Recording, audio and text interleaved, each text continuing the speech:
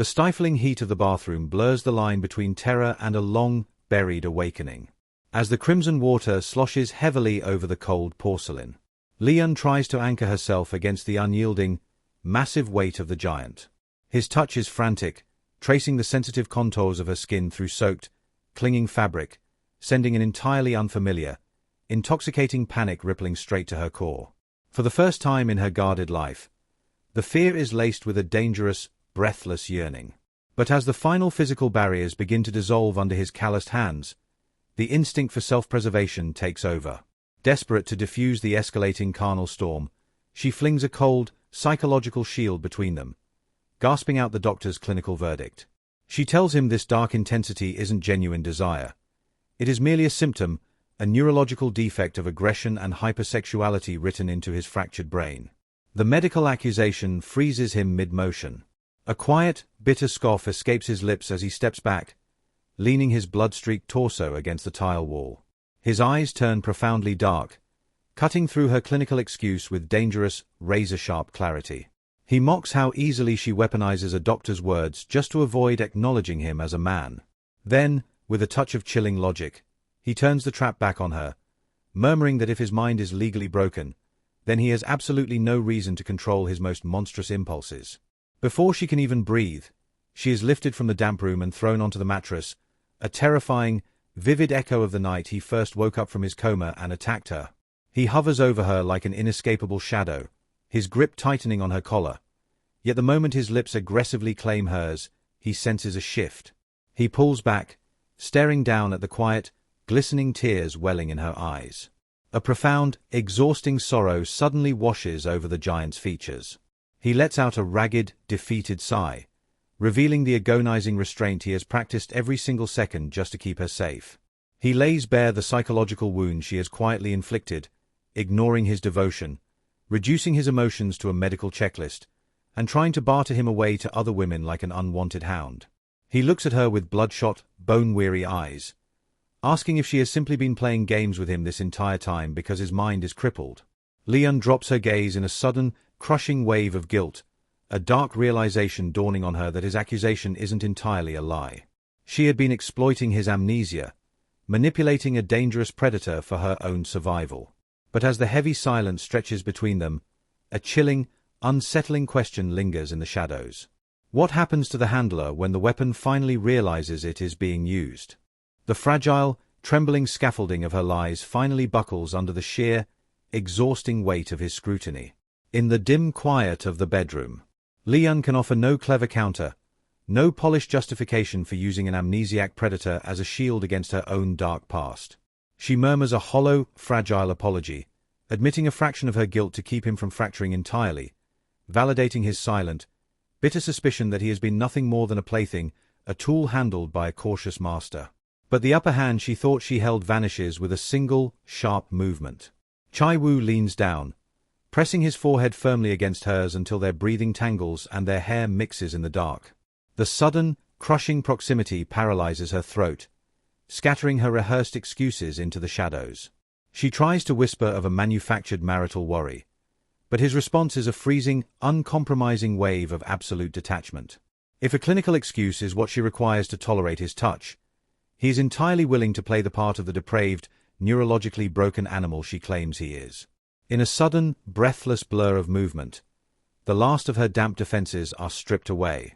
The shocking contrast of the room's cool air against her bare skin sends a wave of sensory goosebumps down her spine. But his large, callous palms are already there, claiming her contours with a heavy, unyielding desperation. Her weak, panicked protests are instantly drowned out as his mouth claims her chest, his teeth grazing her skin with a sharp, possessive intensity that leaves her mind completely blank. He tracks her low, involuntary moans with an unblinking, predatory focus, prying her closed thighs apart with an authority that renders her resistance utterly futile. The damp, suffocating heat of his breath precedes the touch of his lips, burying himself in her most sensitive, swollen vulnerabilities without a trace of hesitation. The room spins as a blinding wave of sensory overload takes over. Her fingers lock frantically into his thick hair as her body arches off the mattress, driven to the absolute edge of sanity by the tenacious, wet friction of his tongue. He drinks her in entirely, leaving her vision blurred with pinpricks of light, and just as the first ripples of clarity threaten to pull her back to reality, he pulls her hips flush against his face, dragging her straight back into the dark, intoxicating void. Then, the heavy, rhythmic vibration of footsteps shatters the carnal spell. Thump, thump, thump. The unmistakable sound of someone ascending the stairs toward the second-floor sanctuary instantly freezes the blood in Lee-yeon's veins. She bolts upward, her heart hammering against her ribs in sheer, clinical terror as she pushes violently against his head, crying out that someone is coming, that the personal doctor has returned. But the giant merely lets out a low, chilling chuckle, completely unbothered by the impending intrusion. Towering over her with lips still glistening from the clear, intimate trace of her body, he refuses to let her hide. He dryly notes that whoever dares to breach a newlywed's bedroom deserves to witness exactly what happens behind closed doors, leaving a horrifying, unspoken question hanging in the humid air. Who is the true monster, the intruder on the stairs, or the husband refusing to let her cover her skin? A cold sweat breaks across her skin, the rhythmic clicking of the electronic door lock downstairs signaling an uninvited arrival. The intruder doesn't just knock, he knows the digital combination, pressing the keys with the practiced ease of someone who considers this sanctuary his own. It is a detail that instantly poisons the air, an unspoken betrayal written in the beeps of a keypad. Yet, instead of drawing back, the giant chooses this exact moment of extreme vulnerability to claim another piece of her. His mouth presses deliberately against the curve of her neck, a mocking, territorial display that sends a jolt of panic through her veins. Her skin turns pale, her whispers a desperate, useless plea for him to stop, but his quiet defiance is absolute. Even as the lock outside sounds a harsh, buzzing alarm, warning that the combination was entered incorrectly, the persistent tapping of fingers against the keypad resumes. Driven to the absolute brink of exposure, she strikes him lightly, a fragile attempt to enforce a boundary that he easily absorbs. He looks down at her, a dark, amused curiosity flickering in his eyes, challenging her to name her price. What will she give him if he chooses to grant her mercy? With the sound of polite, yet increasingly urgent knocks echoing from below, her mind scrambles for an escape, and when his calloused hand drifts back down to reawaken the burning heat between her thighs, she surrenders. She promises him anything, absolute submission, if he will only remove his hands. A slow, triumphant smirk touches his lips, and he steps back, completely letting go. The front door swings open, revealing the clinical figure of the doctor. Before the intruder's eyes can fully process the scene, or focus on the intimate lace garments discarded carelessly across the mattress, Chae-woo moves with lightning speed. He sweeps a heavy blanket over her, cocooning her so completely that not a single strand of hair escapes. Lifting her in a single, effortless motion, he marches downstairs, weaponizing the moment by aggressively lecturing the stunned medical practitioner on basic childhood ethics, leaving the doctor utterly paralyzed by the dark, suffocating tension. Safely back in the isolation of their room, the air inside the heavy blanket grows hot and suffocating. When she finally frees her face, she is met with his deep, brooding scowl. The giant is gritting his teeth, the psychological wound festering out loud. He confesses the agonizing humiliation of his condition. He is her husband, yet he doesn't even know the code to his own home, while another man punches it in like a familiar ghost. He demands to know if the sequence belongs to a wedding anniversary, a birthday, or a phone number, things that should belong exclusively to them. His ignorance makes him desperate, impatient, dangerous. He buries his face into her shoulder, crushing her against him with a raw, heavy devotion that hurts despite the cushioning blanket. He wants to map her entire existence, beginning with the backdoor code, to erase the helpless feeling of being a stranger in his own life. She stays silent, her gaze dropping to the floor, because the truth is a weapon she cannot afford to hand him. He doesn't care about his family, his past, or his old hobbies. His entire fractured world has narrowed down into a strange, obsessive fixation on her. To deflect the interrogation, she reaches for the only leverage she has left, the raw memory of the pleasure they just shared. She whispers that she has never made those sounds for anyone else before, feeling the immediate shift as his intense gaze softens into a blank, stunned silence. She even slides a hand free from the fabric, touching his lips, telling him he needs to heal quickly if he expects more, playfully comparing his rigid physique to the rough, unyielding trees she used to work with. The dark humor hits its mark. A visible blush creeps up his ears, and his Adam's apple moves with a sharp, anxious swallow. He grips her chin, frustrated by how easily she turns him into a fool, yet a slow, breathless hope begins to rewrite his determination. He promises to recover faster, the corner of his mouth twitching with a suppressed, genuine smile. But as Lee-yeon buries her face into her knees, the warmth of his smile only deepens the shadow growing over her own heart. She is successfully pulling the strings of a monster, but the realization of her own manipulative nature leaves a bitter, dark taste in her mouth. How long can a handler keep a predator tamed with lies, before the beast realizes the cage was open the entire time? The night descends in a heavy shroud of gloom, a silent, suffocating routine that Lee-yeon watches from the shadows of their bedroom. Beside her, the man who spent the day as a volatile, dangerous force of nature is now reduced to a whimpering spectre, haunted by nightmares that remain locked behind his fractured consciousness. He is a boy lost in the dark, sobbing in a rhythm of absolute, primal despair. Lee-yeon lingers in the silence, her own heart aching with a heavy, inexplicable weight. Why is this man so profoundly, hauntingly sad? And why does he spend his days alternating between desperate searches for someone and frantic attempts to outrun a past he cannot even recall? Unable to bear the sight of his trembling lips, she steals away to the downstairs office, a space thick with the scent of damp soil and dried herbs. She hunts through the clutter, her fingers finally brushing against the cool, smooth surface of an old compact disc. It is a relic of a time before the lies, a gift from someone she once held dear, inextricably linked to the very first tree she ever tended. Back in the bedroom, she slides the disc into a player, letting the haunting, solitary notes of a Bach cello suite weave through the darkness. The music pours over the room like moonlight, a masterpiece of sorrow that seems to pull the jagged edges of his nightmare into alignment. For the first time, under the watch of the stars, the giant's sobbing begins to fade into a fragile, exhausted slumber. The morning brings a different kind of tension, sharp and unwanted. Kwon Chae-woo is waiting in the living room, brandishing a vinyl garment bag like a weapon of war. There is a grand celebration tonight for a local agricultural titan, and Kwon Chae-woo is determined that Lee-yeon will emerge from her self-imposed exile to grace the event. The dress is a statement of elegance, a deep, forest green mermaid gown that clings to the waist and flows to the calves. It is beautiful, luxurious, and everything Lee-yeon despises, representing a visibility she has spent years trying to erase. She deflects with a cold stare, but Kwon Chae-woo is a veteran of this long-game battle, refusing to retreat. The silence is broken by the heavy, rhythmic sound of boots on the stairs. Kwon Chae-woo descends, and for a heartbeat, Lee-yeon stops breathing. The black suit is not merely clothing on him. It is a second skin, accentuating the lethal line of his shoulders and the raw length of his stride.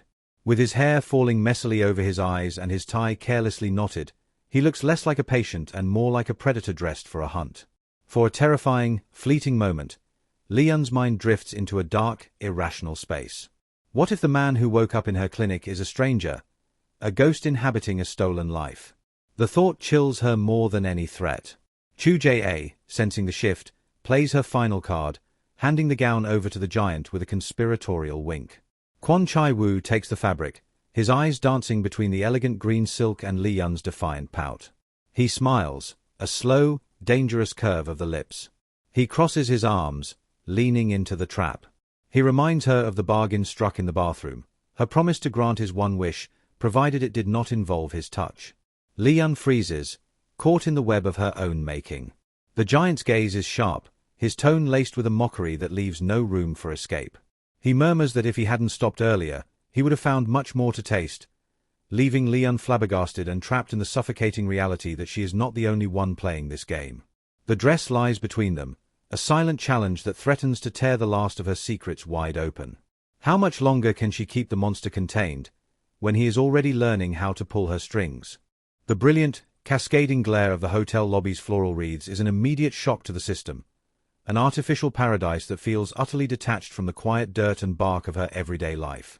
Lee-yeon finds her hand tightening instinctively against the crisp, tailored wool of Chae-woo's sleeve, a desperate anchor in a sea of overwhelming luxury.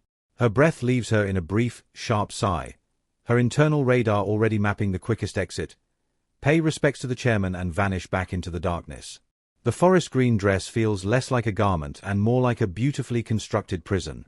The tight nylon of her stockings creates an unfamiliar, suffocating friction with every step, while the stark geometry of the square neckline leaves her collarbones exposed to the cool air and the shifting glances of strangers. She feels entirely alienated from her own body, forced into the slow, calculated rhythm of high heels and visible calves. Beside her, Chae-woo moves with a dangerous, fluid grace. His hair is brushed back just enough to reveal the sharp, intelligent line of his brow, transforming him from a wild mountain creature into an imposing, stable gentleman.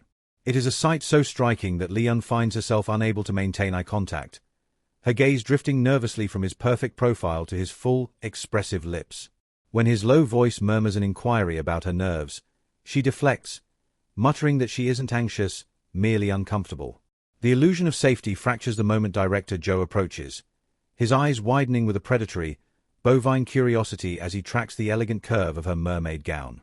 He gushes with a trace of dark amusement, noting how absolutely shocked a certain mutual acquaintance will be to see her looking like a vision. Lee-yeon's response is a freezing, silent dismissal. She glides past him, letting her quiet thorns do the work. For a decade, she has used the sharp scent of fertilizer and the shield of oversized clothes to keep the world at bay, convincing herself that love is a luxury her bloodline cannot afford. Loneliness is her only true sanctuary. Chae-woo's hand suddenly closes over hers, a tight, burning grip as he offers to take her away if the atmosphere is turning her stomach. But the suffocating weight of her pride overrides her panic. She jerks her fingers free, refusing to take a single step backward. Before the tension can boil over, a striking, statuesque figure glides into their space, her black see-through gown accentuating every sharp curve of her silhouette. It takes a heavy, bewildered blink before Lee-yeon recognizes the woman. Gone is the plain, makeup-free face and the heavy canvas jacket of the Wildlife Rescue Center.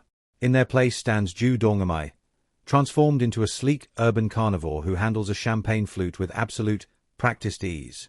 Dong-amai flashes a confident, predatory smile, revealing that the guest of honor, Chairman Lim, is her own uncle. Her gaze quickly shifts, sliding down the length of Chae-woo's immaculate suit with a hunger that makes Lee-yeon's throat go completely dry. Dong-amai reminds him of his silent promise to reveal his name at their next encounter, but the giant remains completely mute, his amber eyes locked tenaciously on Lee-yeon, tracking her shifting expressions with an unreadable, heavy intensity. Sensing the cold wall between them, Dong-amai turns back to Lee-yeon, a sharp, polite edge to her voice as she asks to speak with the handsome employee completely alone. As Lee-yeon prepares to step back, her lips tightening into a forced, polite mask, Chae-woo leans down.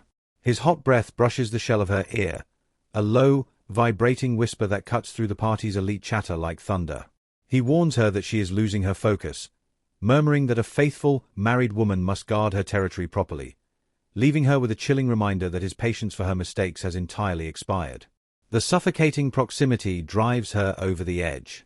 Turning on her heels, she flees the champagne, the glittering lights, and the heavy, possessive weight of his voice, navigating the crowd until the biting, chilly air of the outdoor garden hits her bare skin. The manicured garden offers a brief, deceptive relief, the round, human-sculpted trees standing like silent sentinels in the dark.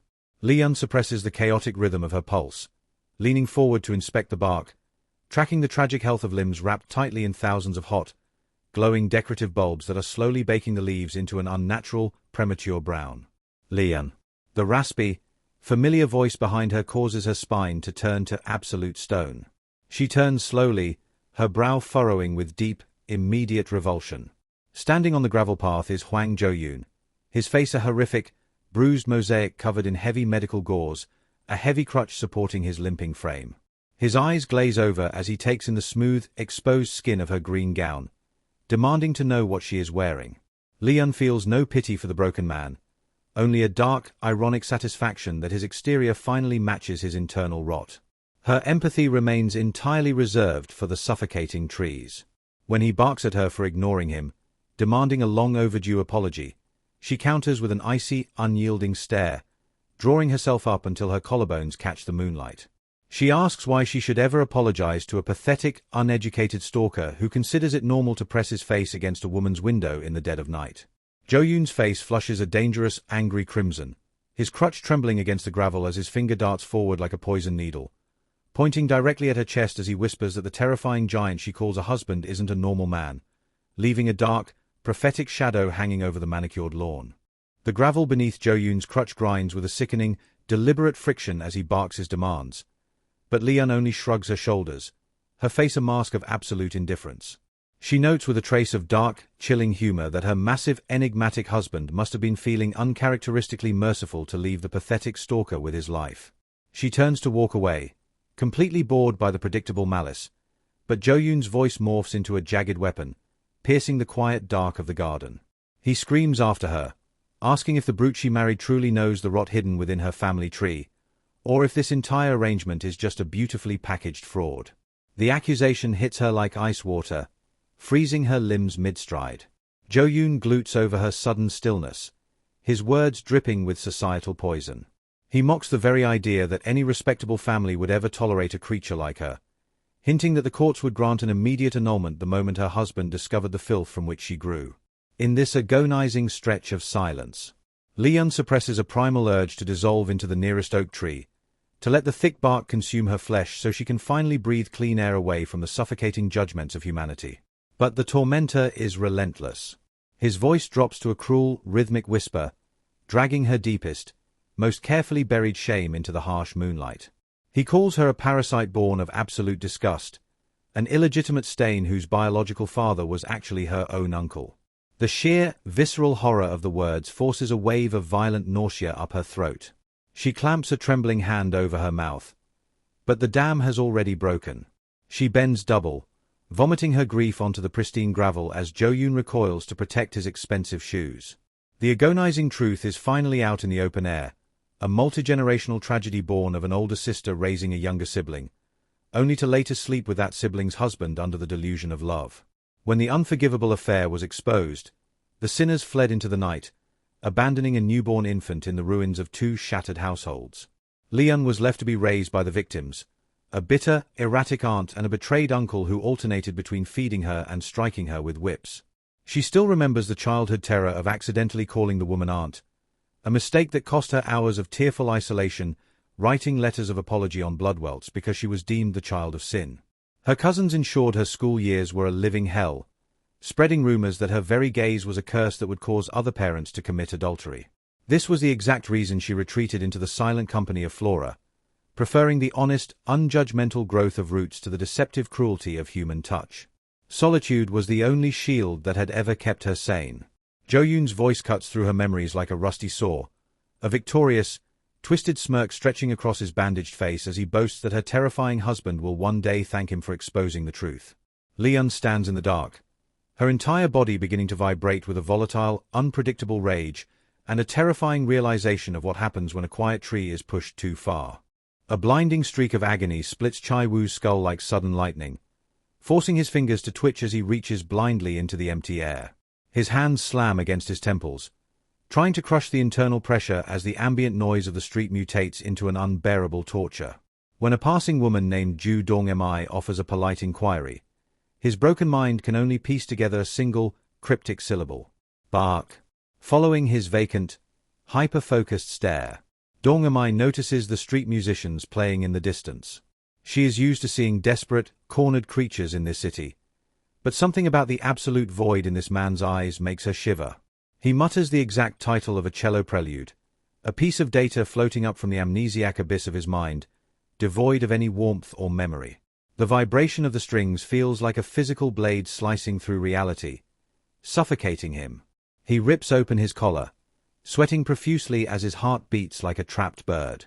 Dong-mi drops a cliché about him looking familiar, but Chae-woo is already gone, mentally retreating to the only anchor left in his fracturing world. Lee-yeon. An eerie, distorted memory flashes behind his eyes, a cozy green garden viewed through seamless glass, and Lee-yeon stumbling, drunk on terror, blocking her mouth. Then, absolute silence. His mind shatters, and he runs, leaving Dong-mi shouting after him into the void. Deep within that very garden, Lee-yeon is currently scooping water from a stone fountain, desperately trying to wash the literal and metaphorical bile from her tongue. Her lungs are failing her, hyperventilation clamping down on her chest like a rusted vice. She drops to the earth behind a massive oak, clawing at the dirt to ground her shaking body against the memory of Jo-yoon's mockery. In her mind, the stalker is still laughing, methodically crushing delicate plants beneath his boots, boasting about his power to preserve or destroy her life just like a patch of grass. She groans as the phantom memory of his hand reaches for her skin. But the memory shifts, fracturing into violence. Before Jo-yoon can defile her, a heavy, sickening thud echoes across the grass. Chae-woo appears like a silent executioner, his face an alpine landscape of pure, unadulterated ice. He hoists Jo-yoon by the throat, offering a soft, chilling whisper to his trembling wife, telling her to simply breathe. With practiced, terrifying precision, Chae-woo rips off the stalker's tie and jams it into his mouth, cutting off his oxygen until Jo-yoon's face turns a dark, suffocating crimson. Lee-yeon watches blankly as her husband casually drags the thrashing man to a tree, binding him with the tight, expert knots of a professional.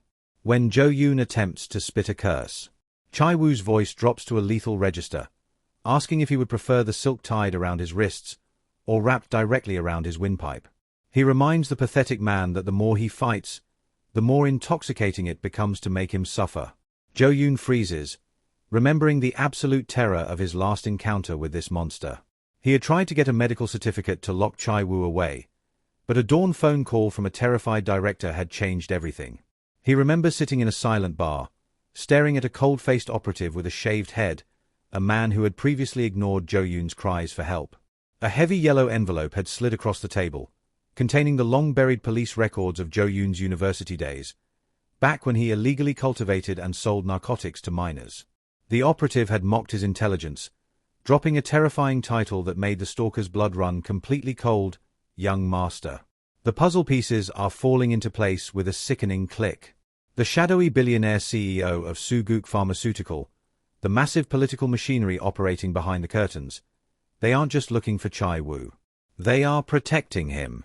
Jo-yoon grates his teeth in the shadows of the garden, realizing with a wave of absolute, paralyzing dread that the man he thought was a mere neighborhood thug is actually the protected crown prince of a lethal empire. The dark, quiet garden suddenly feels like a cage, and the true nightmare is only just beginning. Bound tightly to the rough bark, Jo-yoon thrashes against his silken restraints, his voice a desperate, ugly screech echoing through the leaves. He spits venom, calling her a gold digger, screaming about the ancient, twisted adultery that tore her bloodline apart, trying to shatter the quiet dignity of the woman standing before him. But Chae-woo doesn't even flinch.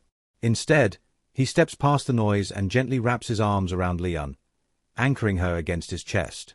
When the stalker gasps in disbelief, demanding to know if he truly understands what kind of fractured woman he married, Chae-woo drops a quiet, devastating lie. He claims he already knows every single secret, because she belongs to him. They walk away, leaving the pathetic screams behind them in the dirt. Even in her state of shock, Lee-yeon glances back at the ancient oak, whispering that the heavy binding might fracture the delicate branches. It is a bizarre, heartbreaking contrast. She is trembling from psychological trauma, yet she is still fiercely protective of her beloved trees. Chae-woo presses a soft, lingering kiss to her forehead, his own amnesiac headache vanishing into thin air. He warns her with a low, dark hum, reminding her that if she ever decides to run away from a ruthless man like him, she had better make sure she doesn't get caught. Back at the tree, the shadows shift. Jo-yoon's breath hitches as the cold-faced operative from the bar suddenly materializes, now impeccably dressed in a server's uniform, blending seamlessly into the high society party. The stalker rages, throwing curses at the unseen billionaire director, mocking the stench of the thugs pulling the strings. He demands to know if Lee-yeon's husband is just another cold-blooded killer. The operative pauses, looking up from a glowing phone screen. His voice is deadly, clinical, stating that the young master is entirely different from the monsters in the dark. He hits send on a text. A cryptic, chilling command for someone to prepare a bucket. Minutes later, the garden is silent. Only a abandoned tie sways gently from a broken branch in the evening breeze. Deeper within the mysterious thickets of the Grand Hotel, the couple finds sanctuary beneath the canopy of a massive tree. The air is thick with unspoken truths. Lee-yeon keeps her eyes glued to the earth, swallowing the lump in her throat as she asks if he truly heard the horrific details of her family's past. Chae-woo gently tucks a stray lock of hair behind her ear, using his memory loss as a shield. He plays along, claiming that if he knew her secrets before the accident, They have simply been locked away in the void of his mind. It is a beautiful, tragic farce. He is making up a reality just to keep her from shattering. Unable to bear the weight of his false comfort, she confesses the truth. She never told him. She deceived him long before his mind broke. A suffocating silence falls over the greenery, and she braces for the inevitable explosion of anger. Instead, Chae-woo bursts into soft, genuine laughter. Leaning back against the bark with his hands behind his head, he looks completely unfazed. He squints into the filtering sunlight, teasingly asking if this sudden confession means she finally finds him reliable. When she desperately tries to explain the gravity of her complicated bloodline, he merely dabs his dry lips, his gaze turning intense, heavy with a dark, possessive romance. He whispers that if it is her, he rather enjoys the feeling of being led directly into the dark. The dark, velvet expanse of the night sky begins to sparkle as the giant's gaze softens, casting a warm, intoxicating light that sends a sudden flush creeping up Lee-yeon's neck. She bites her lip in a frantic effort to anchor her racing pulse, murmuring under her breath that she is no gold digger. A low, teasing rumble leaves his chest as he counters that he wouldn't mind at all if she came after him for his wealth, even if her practical mind reminds him that his pockets are currently entirely empty. She lets out a heavy, conflicted sigh, torn between the protective fortress she built around her heart and a sudden, desperate urge to expose her deepest vulnerabilities to this dangerous man. She confesses that her bloodline was a fractured, chaotic mess, explaining that at home, they never called her by her real name.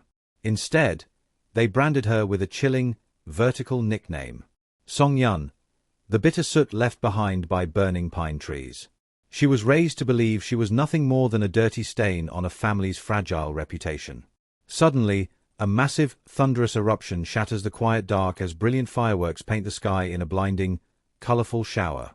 The distant, muffled cheers of the high society crowd fade into white noise as she stares at the dazzling light, wishing with every fiber of her being that the artificial warmth could somehow fill the hollow, frozen void inside her chest.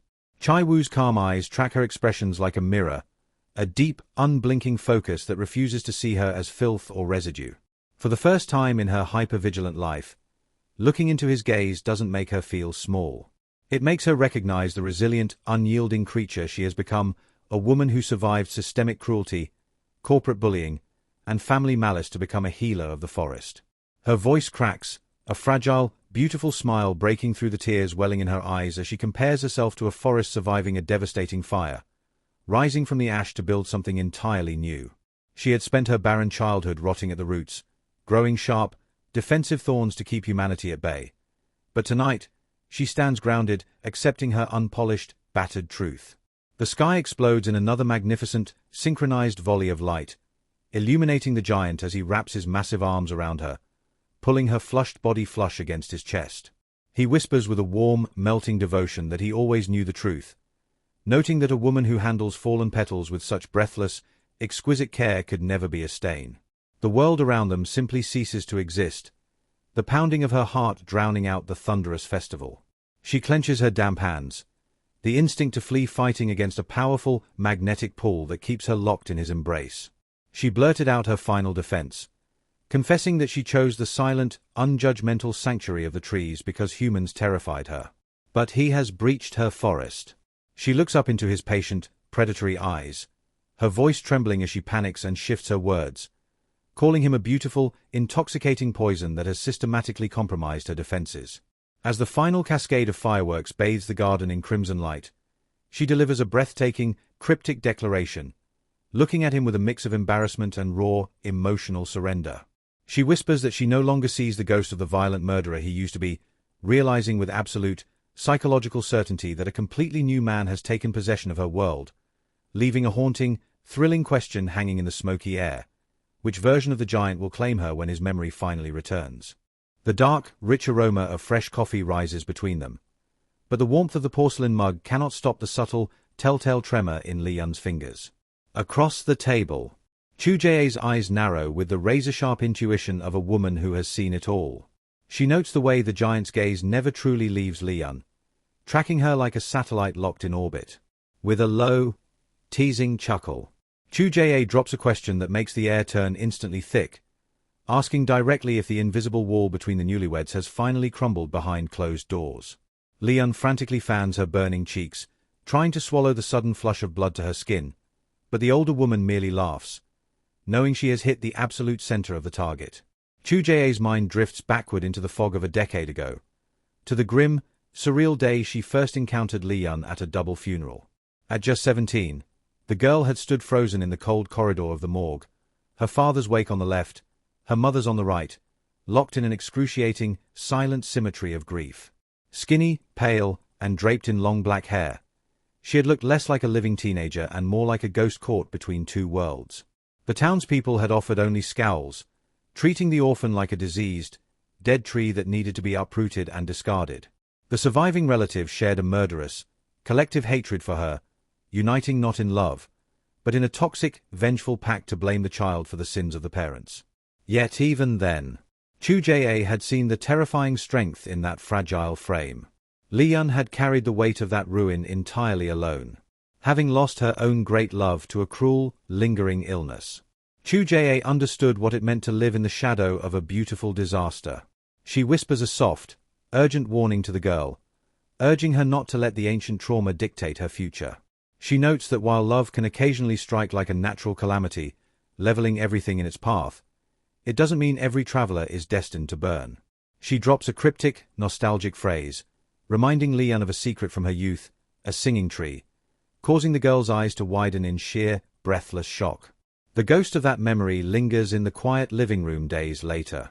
On the television, a news reporter's clinical voice fills the space, detailing a sharp rise in organized, sophisticated poaching rings stripping the nearby mountains of rare, wild ginseng and medicinal herbs.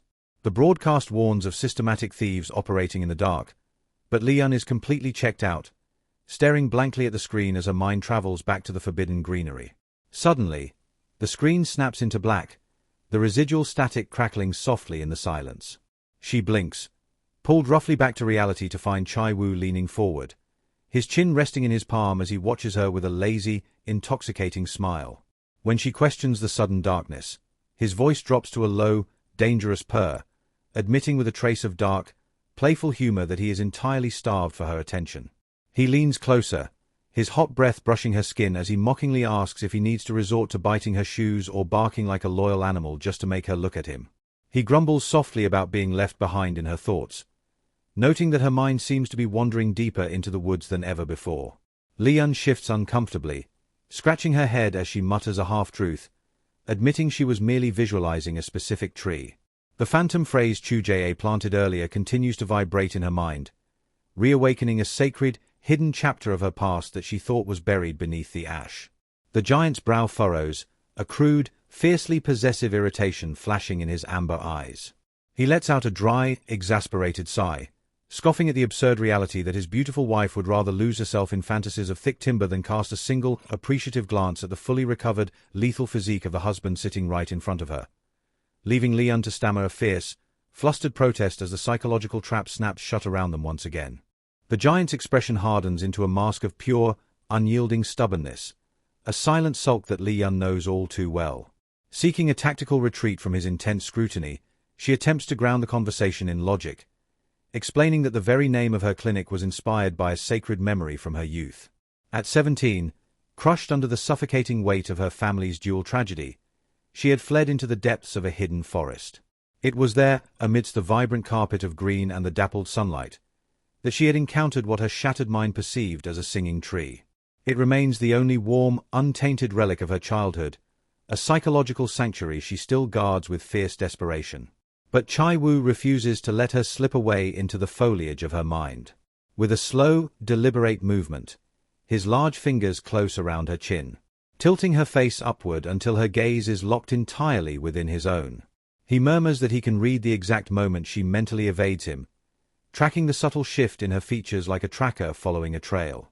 His tone shifts to a low, melancholic vibration, a dark, possessive romance bleeding into his words as he asks if he has become too tedious for her. He notes with bitter irony that she reserves her vast, endless fascination entirely for the trees, leaving nothing but cold crumbs for the husband standing right in front of her. Leaning back into the cushions, he closes his eyes and lets out a heavy, fracturing sigh, muttering a dark, chilling sentiment, that he would rather return to his previous, vegetative state, because only when he was completely helpless did he truly possess her undivided attention. The raw, emotional gravity of his words strikes her like a physical blow, leaving her paralyzed in the suffocating silence of the room. Each tick of the clock stretches into an eternity, a tense standstill surrounded by the quiet, unblinking presence of her potted ferns. Suddenly, a violent, buzzing vibration shatters the fragile atmosphere. Lee-yeon's face turns instantly pale as she stares at the glowing screen of her phone. Without a word, she bolts from the sofa, her trembling fingers instantly rejecting the incoming call. She drops her hands, gripping the plastic casing like a lifeline, but the persistent, demanding ring matches the chaotic rhythm of her own pulse. Before she can react, Chae-woo leans across the space, his massive hand snatching the device clean out of her grasp. She lunges forward with a frantic, breathless cry, but the giant merely tilts his shoulder, his sharp brows knitting together as he deciphers the name blinking on the glass. Kwon Chae-woo. With a clinical, dangerous calm, Chae-woo answers the call, flipping the speaker on and placing the phone between them like a live grenade. A cold, mocking voice bleeds through the speaker, smooth and treacherous, carrying the undeniable hiss of a venomous snake. When Chae-woo demands to know who is on the other line, the voice chuckles, identifying himself simply as the giant's brother. Lee-yeon's breath catches in her throat. She offers a tiny, desperate nod of confirmation, her body locking up as the voice addresses her directly, fake pleasantries dripping from the speaker. She closes her eyes, bracing for the inevitable avalanche that will bury her alive. One single, calculated sentence from this man, and the beautiful, fragile illusion she constructed to tame her predatory husband will shatter into 1,000 jagged pieces. The voice grows heavier, noting that he heard the news of the young master's fractured, abnormal mental state, before pivoting to a low, intimidating purr. He muses on how reckless Lee-yeon has been, calling her actions a massive, dangerous mistake. The room grows entirely devoid of oxygen. The phantom memories of the bloody slaughterhouse and the absolute terror of hanging from the cliff edge flash behind her eyelids. She is on the verge of collapsing into her own hands when she feels a sudden, grounding warmth. Chae-woo's large palm closes over her shaking fingers, offering a steady, silent anchor. Looking down at the phone, the giant barks a chilling, absolute dismissal. He tells the voice that he doesn't care about his lineage, stating that because he cannot remember his brother's face, the man's words are nothing but white noise. He declares with absolute, flat finality that he has zero curiosity regarding the family he left behind. A sharp, bewildered pause echoes from the speaker. Lee-yeon holds her breath, waiting for the final, vindictive blow. But when the voice speaks again, the tone shifts completely, morphing into an oddly cordial, corporate register. He steers the conversation entirely toward the upcoming medical bidding project, warning her that the screening process will be a ruthless, uphill battle designed to crush an independent director like her. He notes that the committee will never hand a massive, prestigious contract to a small, rural clinic unless she delivers something truly formidable. Lee-yeon's hands drop to her sides, her mind spinning in a vortex of intense confusion and immense, dizzying relief. The trap didn't snap shut. Chae-woo withheld the lethal truth, choosing instead to play a completely different, cryptic game, leaving her to wonder what dark, calculating strategy the billionaire brother is truly cultivating from the safety of his ivory tower. The smooth calculations of the billionaire brother bleed through the speaker with the chilling chill of a winter frost. Chae-woo lays out the cold terms of their original pact, reminding Lee-yeon that she possesses his absolute backing. He notes with a trace of dark, arrogant mockery that he cares nothing for his brother's current role, whether she treats the amnesiac giant as a clinical employee, a domesticated housekeeper, or a mere toy. His single, unyielding directive is to keep the beast contained within the safe borders of Hwaido Island while she tracks down the shadow who truly orchestrated his fall. Lee-yeon's face turns an ash-pale shade of stone as she whispers her compliance, her fingers freezing against the plastic casing. Beside her, Chae-woo's protective instincts spark into a sudden, volatile flame. He snatches the phone, his low voice cutting through the elite chatter like a saw as he barks a warning to the brother, telling him to never call again with such pathetic, patronizing garbage. On the other end, a sinister, satisfied smirk stretches across Chae-woo's lips. The transformation is utterly fascinating. The youngest son of Korea's most feared underground syndicate, a man who once preferred to draw lines in blood and refuse every ounce of ancestral luxury, now sounds like a fiercely protective, domesticated animal. Deep within a sprawling estate composed of ancient, interlocking hanok houses, the air is always thick with a suffocating, dynastic pressure. The black roof tiles curve over the compound like frozen waves, masking a history written entirely in predatory greed. This is the lair of the Kwon family, a shadow empire that built its trillions by fueling the post-war corporate boom from the absolute dark, transforming an 80-year-old loan shark syndicate into the invisible backbone of the state's highest political offices. Inside, Director Jo stands with his spine curved in an absolute, submissive bow before Ki-suk. He quickly sacrifices his former favorite student, Hwang Jo-yoon, dismissing him as a failed, reckless experiment.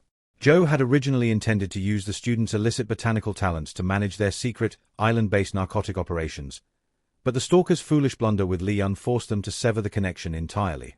Ki-suk locks his eyes onto the director, asking if the production of their prized, hyper-rare medicinal flora is proceeding on schedule.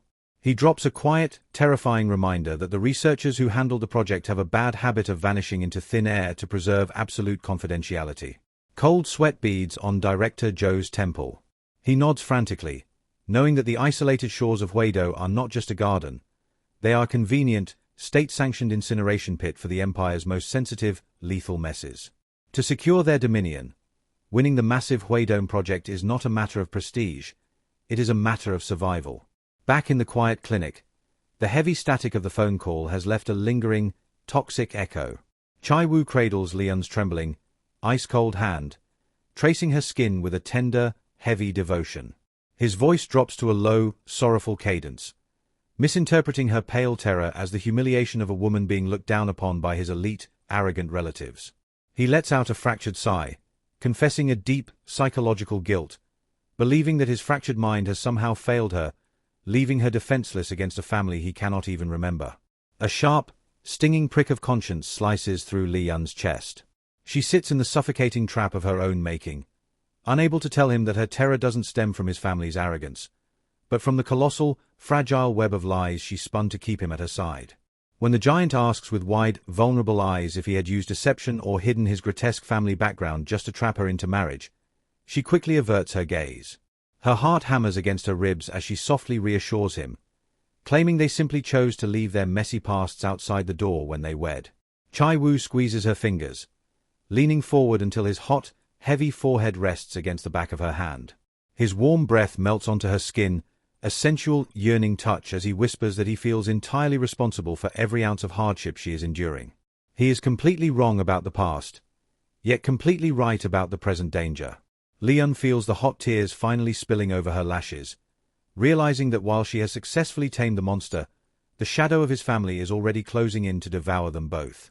The giant looks down at her, his golden eyes swimming with an intense, raw vulnerability that she has never witnessed in another human being. He asks what he can possibly do to mend her broken world, to fix the invisible fractures between them. Lee-yeon closes her eyes, drawing the cool evening air deep into her lungs, shivering at the realization that this dangerous creature is offering her a level of devotion she has been denied since birth. She begs him to simply remain still, to suppress the volatile, predatory rage that sleeps just beneath his skin, whispering that her only true desire is for his fractured mind to heal. Chae-woo's jaw tightens with a silent, mounting frustration. Her stubbornness is an iron wall, but looking at her pale, delicate face, he silently vows to dismantle every single brick she has placed between them. The heavy silence of the clinic is broken the next afternoon by a bizarre, petty psychological warfare playing out in the sun-drenched parlor. Ju-baek, the strangely brilliant, cynical child from down the road, sits across from the giant, flipping through a massive encyclopedia with an arrogant smirk. He casually mocks Chae-woo, claiming the giant has absolutely zero societal worth, boasting that only a young, vibrant creature like himself has any future. Chae-woo rests his scarred chin on his palms, his face an unblinking mask of dark humor as he reminds the boy that human society has very little tolerance for penniless, immature children who have never tasted the harsh realities of survival. He counts the child's flaws on his fingers, mocking his lack of savings and complete absence of responsibility. But the boy snaps back with a lethal, childish precision, pointing out that Chae-woo is completely unemployed, a massive, terrifying dependent who lounges around the house all day while his fragile wife works herself to the bone. Ju-baek drops a chilling, hilarious comparison, equating the amnesiac young master to a beetle larva, a parasite whose existence is reduced to eating, sleeping, and repeating the cycle. The insult hits Chae-woo like a physical blow, leaving him sputtering in silent, dark fury while the boy buries his face back into the pages with a victorious grin. The tension breaks when a high-priority email notification chimes on Lee-yeon's desk, detailing the brutal parameters of the upcoming second tournament.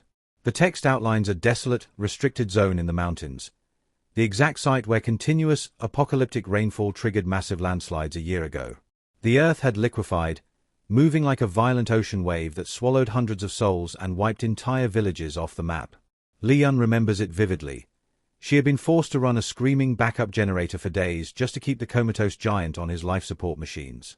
The Forest Service is temporarily unlocking the dead zone, challenging the contestants to a grueling, 24-hour marathon of forest restoration. They are tasked with breathing life back into the bleeding hillsides, allowed to bring only a single companion. Lee-yeon feels the phantom exhaustion deep in her bones just reading the conditions. Suddenly, the door clicks open. Chae-woo steps into the office, a domestic apron tied over his massive frame as he loosely holds a cooking ladle, reminding her of a 5 o'clock patient appointment. Lee-yeon lets out a panicked shriek, bolting from her chair as she realizes she is entirely late. She frantically gathers her things, telling him to eat dinner without her. But the giant bars her path with his arm, his gaze turning intensely serious, heavy with a dark, yearning romance as he demands to accompany her.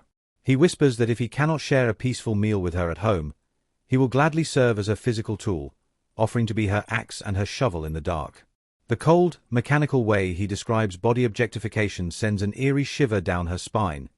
After all, the very first time she encountered this man, he was methodically burying a human being alive in the mountain mud. She breathlessly rejects the offer, telling him she prefers him domesticated, cooking, cleaning, and meditating with flowers, anything to keep his inner monster asleep. Chae-woo's expression darkens, a sinister, quiet current running through his voice as he asks if she truly desires a submissive, neutered husband, a pretty, ornamental flower locked inside a glass cage. Lee-yeon flinches but holds her ground, looking directly into his opaque, unreadable eyes as she delivers a sharp, honest truth. Yes, she wants him safe, which means she wants him contained. A heavy, suffocating darkness hovers over the desk as they lock gazes. For the first time, Chae-woo offers a cold, flat compliance, not out of genuine acceptance, but out of a cynical, dark amusement. He smiles a beautiful, terrifying smile, agreeing to play her domestic game for now, quietly packing her a traveling meal while hiding the predatory beast that was born to hunt. Hours later, deep within an ancient, shadowed cemetery, Lee-yeon kneels in the damp dirt before a dying ancestral tree, its protective bark peeling away where a swarm of caterpillars has systematically feasted on its flesh. She strips off her latex gloves, her voice cutting sharply through the humid air before the wealthy client standing behind her can even open his mouth. She bluntly states that her clinic does not execute trees, addressing the superstitious, human greed that demands ancient roots be severed out of fear that they will wrap around ancestral coffins and bring bad luck to the living. Fixing her straw hat, she looks out over the lonely, pristine tomb, dropping a biting piece of dark commentary.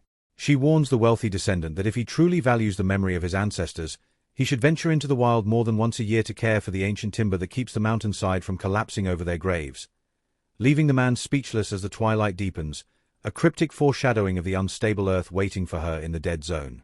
The melting crimson of a dying sunset bleeds through the ancient canopy, painting the forest floor in shades of bruised violet.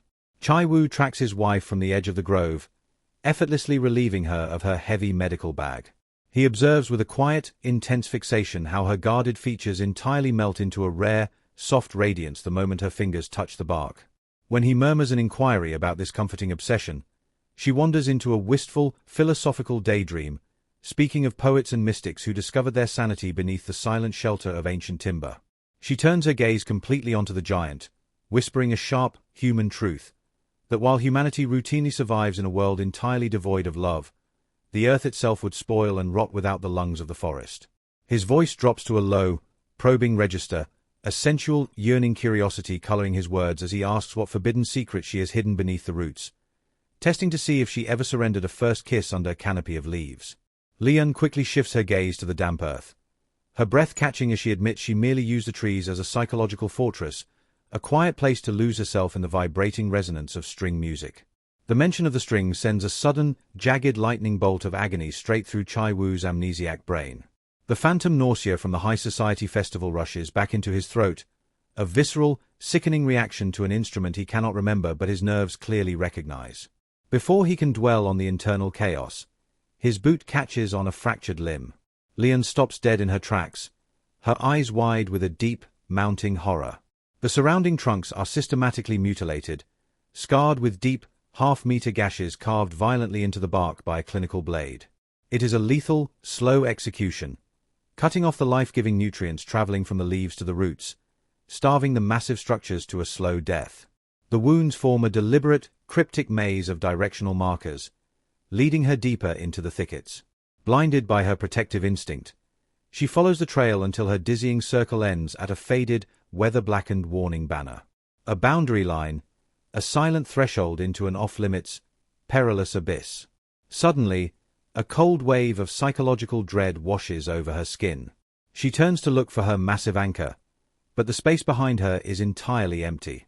In her frantic pursuit of the bleeding timber, she has completely lost her husband in an unfamiliar, darkening labyrinth. Panic clawing at her throat, she prepares to retrace her steps when the shadows shift, revealing 6 rough-looking figures emerging from the brush with heavy, filled garbage bags.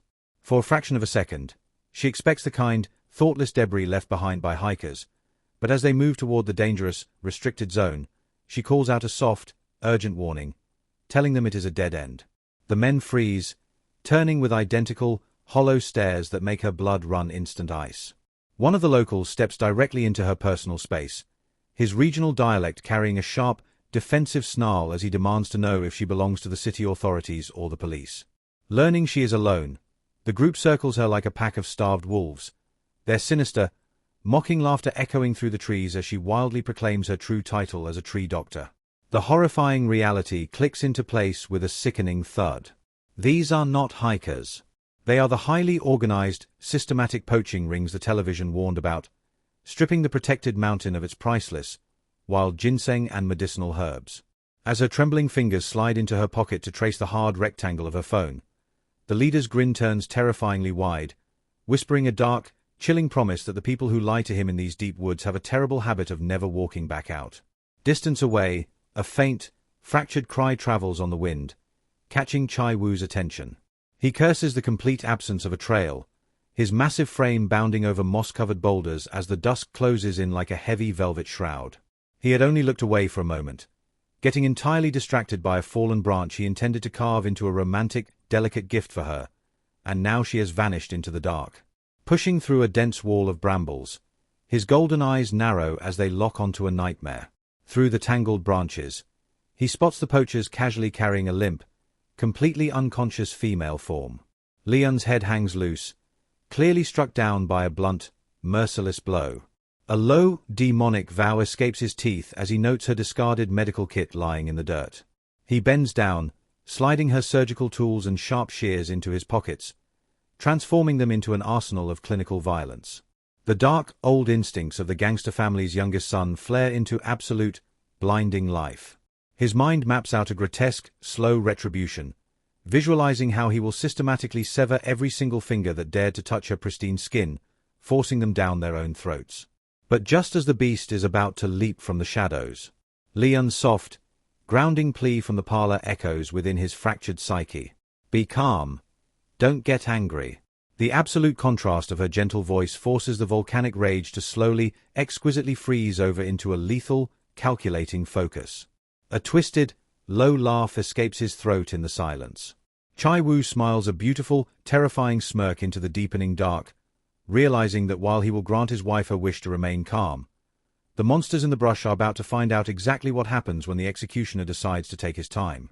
The internal architecture of a killer cannot be rewritten by a few gentle words in a sunlit parlor. Chae-woo knows he was never molded to be a saint. To his fractured, clinical mind, the execution of violence is as effortless and natural as a civilized man lifting a silver utensil at a dinner table.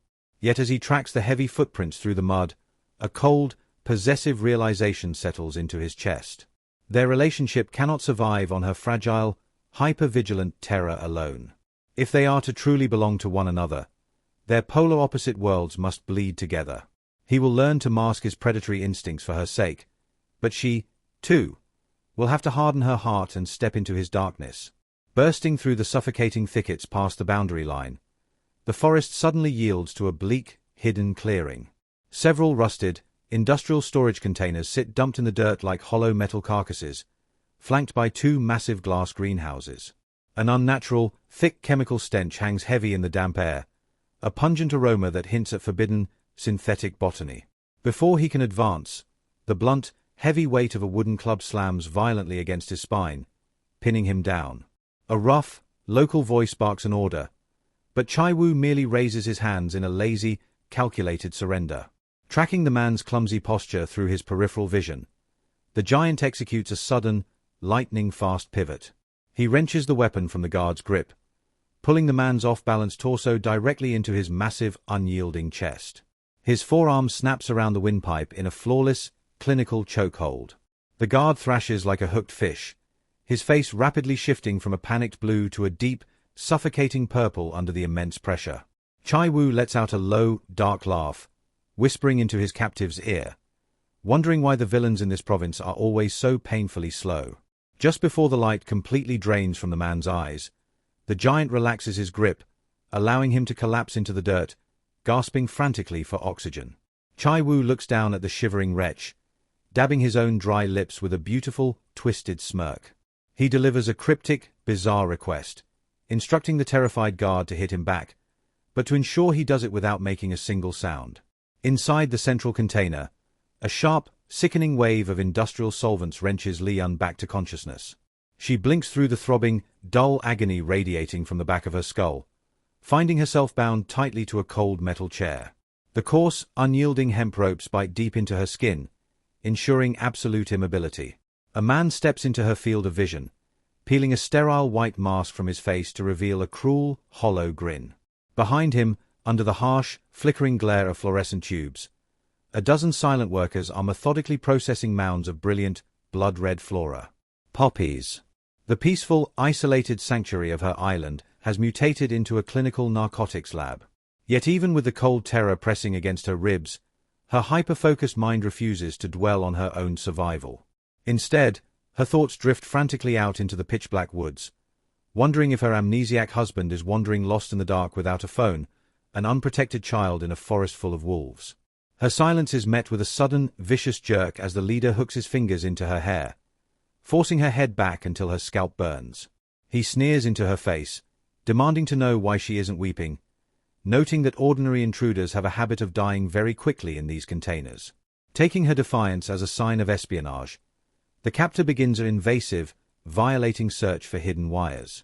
His rough hands map her body, sliding over her clothes and lingering entirely too long on her private, intimate contours with a disgusting, heavy touch. Lee-yeon clenches her jaw, locking the air inside her lungs and refusing to grant him the satisfaction of a single tear. Suddenly, a violent, resounding thud shakes the metal door. The entire factory freezes, the low hum of processing machinery the only sound left as the heavy steel portal swings open. Standing in the threshold is a short, nervous poacher, holding a jagged dagger flush against the throat of his bleeding hostage. Lee-yeon's carefully maintained composure shatters into raw, emotional chaos. The battered figure staring back at her through the haze is Chae-woo. Blood pours freely from his nostrils, staining his lips a dark crimson, and his pristine cheeks are severely swollen and bruised. He stumbles heavily into the room, his equilibrium seemingly destroyed as his captor shoves him forward into the light. A suffocating cocktail of anger, immense relief, and sharp, protective agony floods Lee-yeon's chest. Through the swelling and the blood, Chae-woo's amber eyes lock onto hers. He croaks her name, his gaze tracking the placement of every exit, every weapon, and every throat in the room, leaving a heavy, terrifying question hanging in the chemical air. Did the poachers truly capture the young master, or have they simply locked themselves inside a cage with an executioner who is meticulously calculating how they will die? The battered giant drops his head, his face a dark, grotesque canvas of bruised purples and raw crimsons from the recent, brutal beating. Yet behind his staggered stance, something shifts. Chae-woo's heavy movements suddenly fluidize, his muscles locking into a clinical, predatory grace as if his physical body has finally reconnected with his ruthless mind. He rasps a defiant, dark piece of commentary into the humid room, complaining that this tiny, miserable island makes it entirely impossible to enjoy a simple romantic picnic with his wife without encountering low-life scum. He turns his swollen face toward the trembling young poacher holding the blade to his throat, casually asking if the man doesn't agree that this province is far too dangerous to raise children. The young captor stands entirely frozen, his fingers shaking against the hilt. In truth, the guard is far more terrified of his hostage than the hostage is of the weapon. Working in an underground narcotics lab, he has witnessed the absolute ruin of human rationality, seeing men reduced to primordial, feral beasts under the influence of their synthetic poppies. But he has never seen a psychological monster like Kwon Chae-woo. When the young man had caught the giant spying in the thickets, Chae-woo had calmly, systematically ordered the guard to beat him black and blue. When the poacher's clumsy punches proved too weak, the giant had simply taken over, relentlessly smashing his own fists into his nose and lips without a single flicker of regret or pain. He had even grabbed a jagged rock, fracturing his own flesh to ensure he looked utterly pathetic, all while whispering a twisted, chilling truth, that his beautiful wife has a deep, maternal weakness for things that are sick and broken. After smearing dirt across his clothes and tossing the knife to the horrified guard, Chae-woo had commanded the man to drag him in as a prisoner. The poacher had wanted nothing to do with him, sensing with absolute, psychological certainty that even though his syndicate had slaughtered countless intruders, this particular entity could never be killed. Now, inside the metal container, the giant steps away from his captor, dropping heavily to his knees right beside Lee-yeon's bound chair. He gazes up at her with a soft, heart-breaking devotion, whispering an apology for letting her slip away into the dark. Lee-yeon's heart hammers violently against her ribs as she looks at the ruin of his face, a suffocating wave of guilt and sharp, protective agony washing over her skin. The gang of drug dealers slowly closes the distance, their hands gripping heavy steel pipes, their eyes reflecting a cold, murderous intent. Yet Chae-woo behaves as if they are entirely invisible, lazily resting his bruised chin right against her thigh, a sensual, bizarrely romantic gesture in the middle of a slaughterhouse. He murmurs a dark, surreal question, asking if she is hungry and suggesting they simply unpack their picnic blankets right here on the concrete. Lee-yeon stares at him, wondering if his fractured psyche has finally shattered into absolute madness. She barks a sharp, desperate warning, trying to drag him back from his fantasy, reminding him that they are in extreme danger. The giant merely nods, then turns his head and casually spits a thick glob of crimson blood right at the feet of the advancing syndicate. He notes the chemical setup, flatly asking if they are growing illicit crops. The men exchange bewildered, unnerved glances, muttering about the absolute lunacy of the giant. Chae-woo turns his intense, unblinking focus back onto his wife, whispering that they must pack their things and move off the island tomorrow. He states that he will never allow her to wander into these dangerous mountains alone again, especially since she refuses to let him accompany her as an executioner. The mention of leaving triggers a sudden, terrifying memory in Lee-yeon's mind.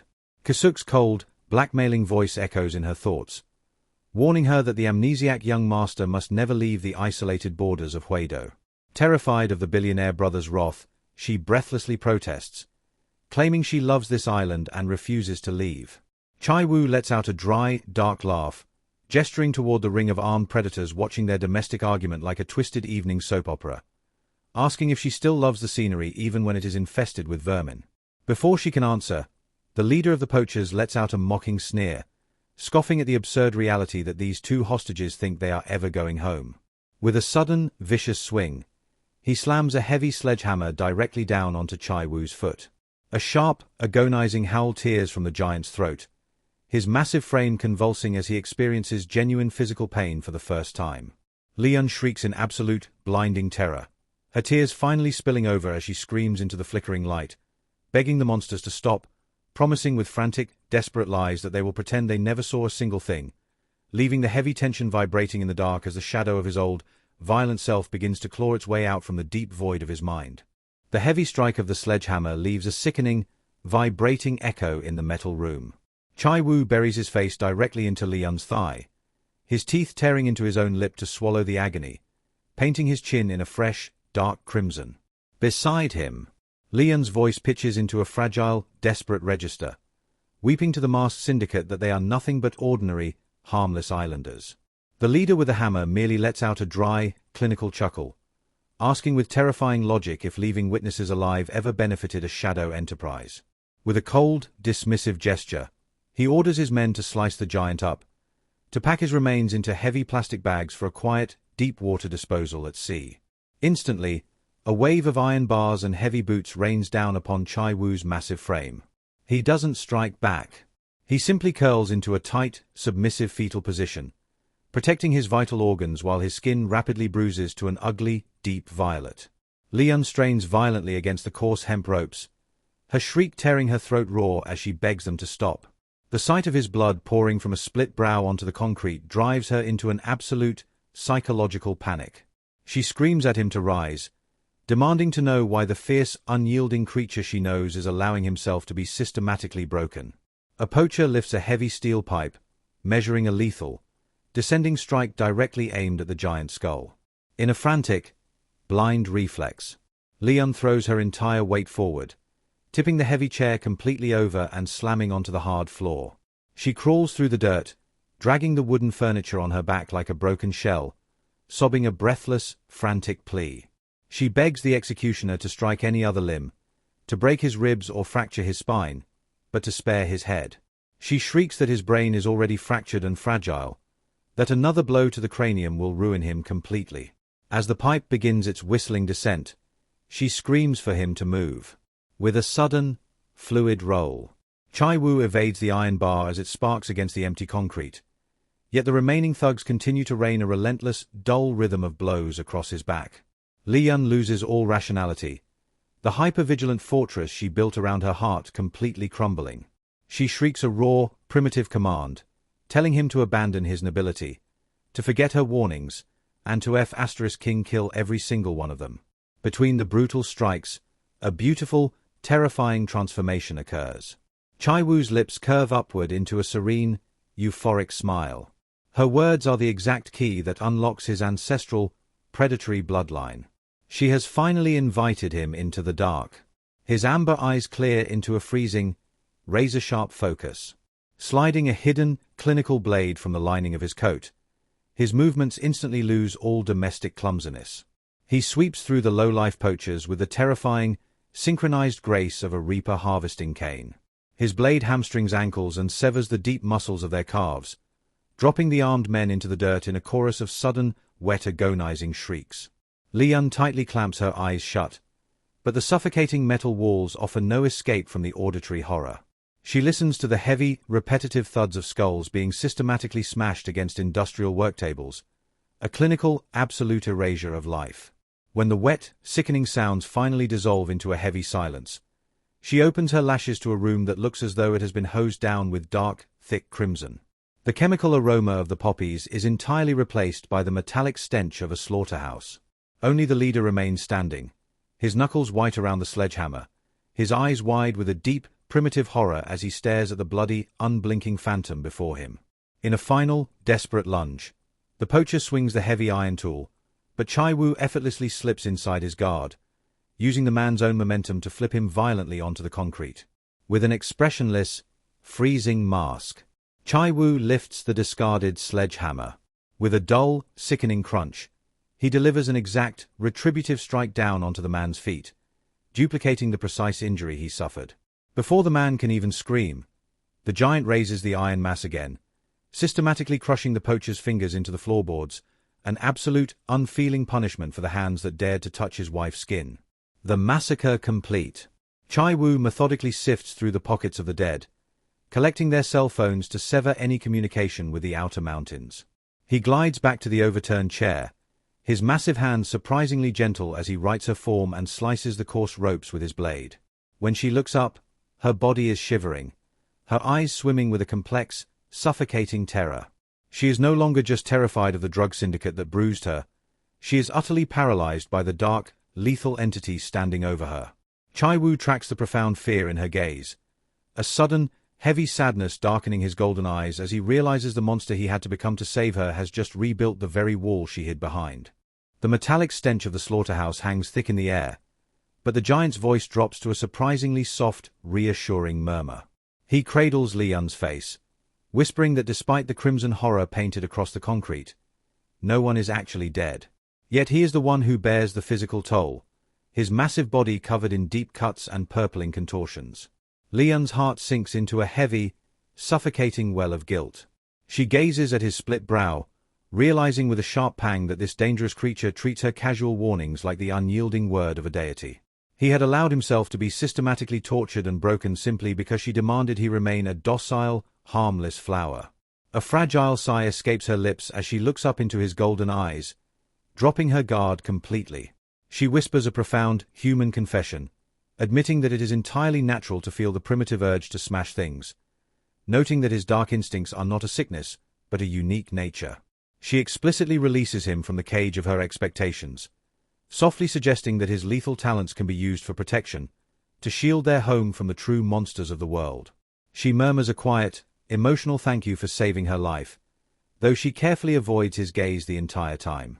A sweet, deeply touched smile spreads across Chae-woo's battered lips. The physical throbbing of his wounds vanishes, replaced by a warm, intoxicating tingle in his chest. He gently suggests it is time to return to their sanctuary, but before they flee, he asks her to gather photographic evidence of the illicit botanical lab.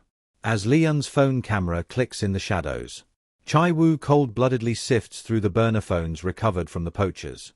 A dark, cynical smirk touches his lips as he scans the encrypted text logs. Suddenly, a sharp, electronic ringtone tears through the freezing night air. Lee-yeon freezes, her breath catching as her eyes lock onto the glowing caller ID. Jo Kyung-chun, the very director tangled in his family's shadow empire. She reaches out to grab the device, but a massive hand abruptly halts her wrist. She lets out a startled shriek as the giant materializes behind her, his face now completely concealed beneath a thin, eerie black cloth. His muffled voice carries a joyful, deeply unsettling hum as he asks if she would care to go boating with him, leaving her entirely paralyzed by his sudden, cryptic shift in mood. The landscape blurs past the windows of a rattling, dilapidated van, moving from the jagged mountain ridges toward the dark, undulating waters of the fishing wharf. Lee-yeon presses her palms tightly together, her nerves fraying with every violent bump in the road. She looks over at the driver's seat, her voice trembling with a mix of dark humor and sheer exasperation as she asks if he has completely lost his mind. Chae-woo sits behind the wheel, still draped in the faceless black cloth, his wrists loosely bound with hemp rope. To any outsider, he looks exactly like a captured hostage heading toward a brutal execution, the fabric suctioning against his lips with every heavy breath. He murmurs through the cloth, throwing her own words back at her, stating that since she gave him permission to destroy things, he intends to be useful, declaring with absolute, flat intensity that he wants to become a proud husband who deserves a medal. Lee-yeon stares at the surreal spectacle, her mind locked in a tense, psychological deadlock, wondering if she should risk calling his billionaire brother or just dial the police directly.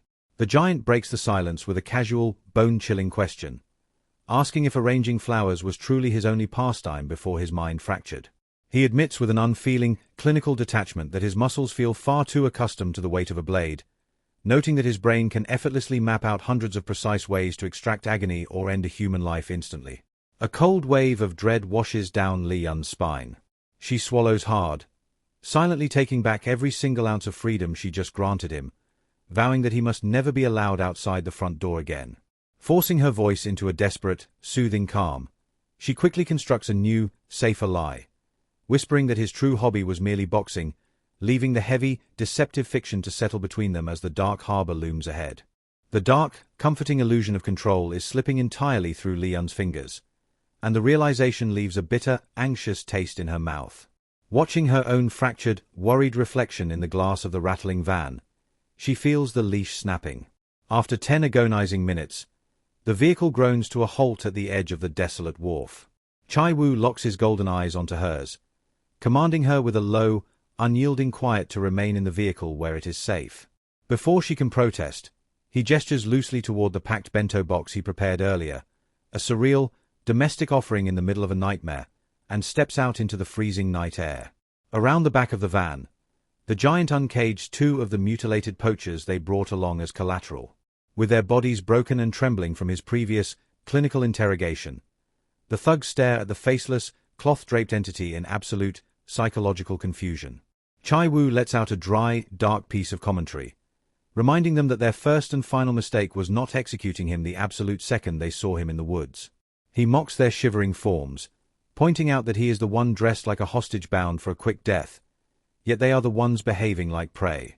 The sheer, psychotic confidence radiating from the cloth-covered giant causes one of the younger thugs to falter, his teeth clattering as he asks if Chae-woo is actually an undercover manager from the higher ranks, testing their operation. Beneath the black veil, a hidden, chilling smile touches the giant's lips. The rhythmic chugging of an old boat motor begins to fade, dissolving into the vast, black expanse of the sea. Lee-yeon steps out of the van, the chilly maritime breeze biting through her clothes as she paces the dark, lonely dock. The ocean has swallowed Chae-woo without a single trace, leaving only a distant, flickering deck light that resembles a dying star on the water. Her mind maps out the horrific truths the giant had extracted before they left the clearing. They cultivate the bleeding petals in the high mountains, but they process the venom out on the open waves. Chae-woo had isolated the thugs, sending Lee-yeon out of the container to protect her ears from what was to come.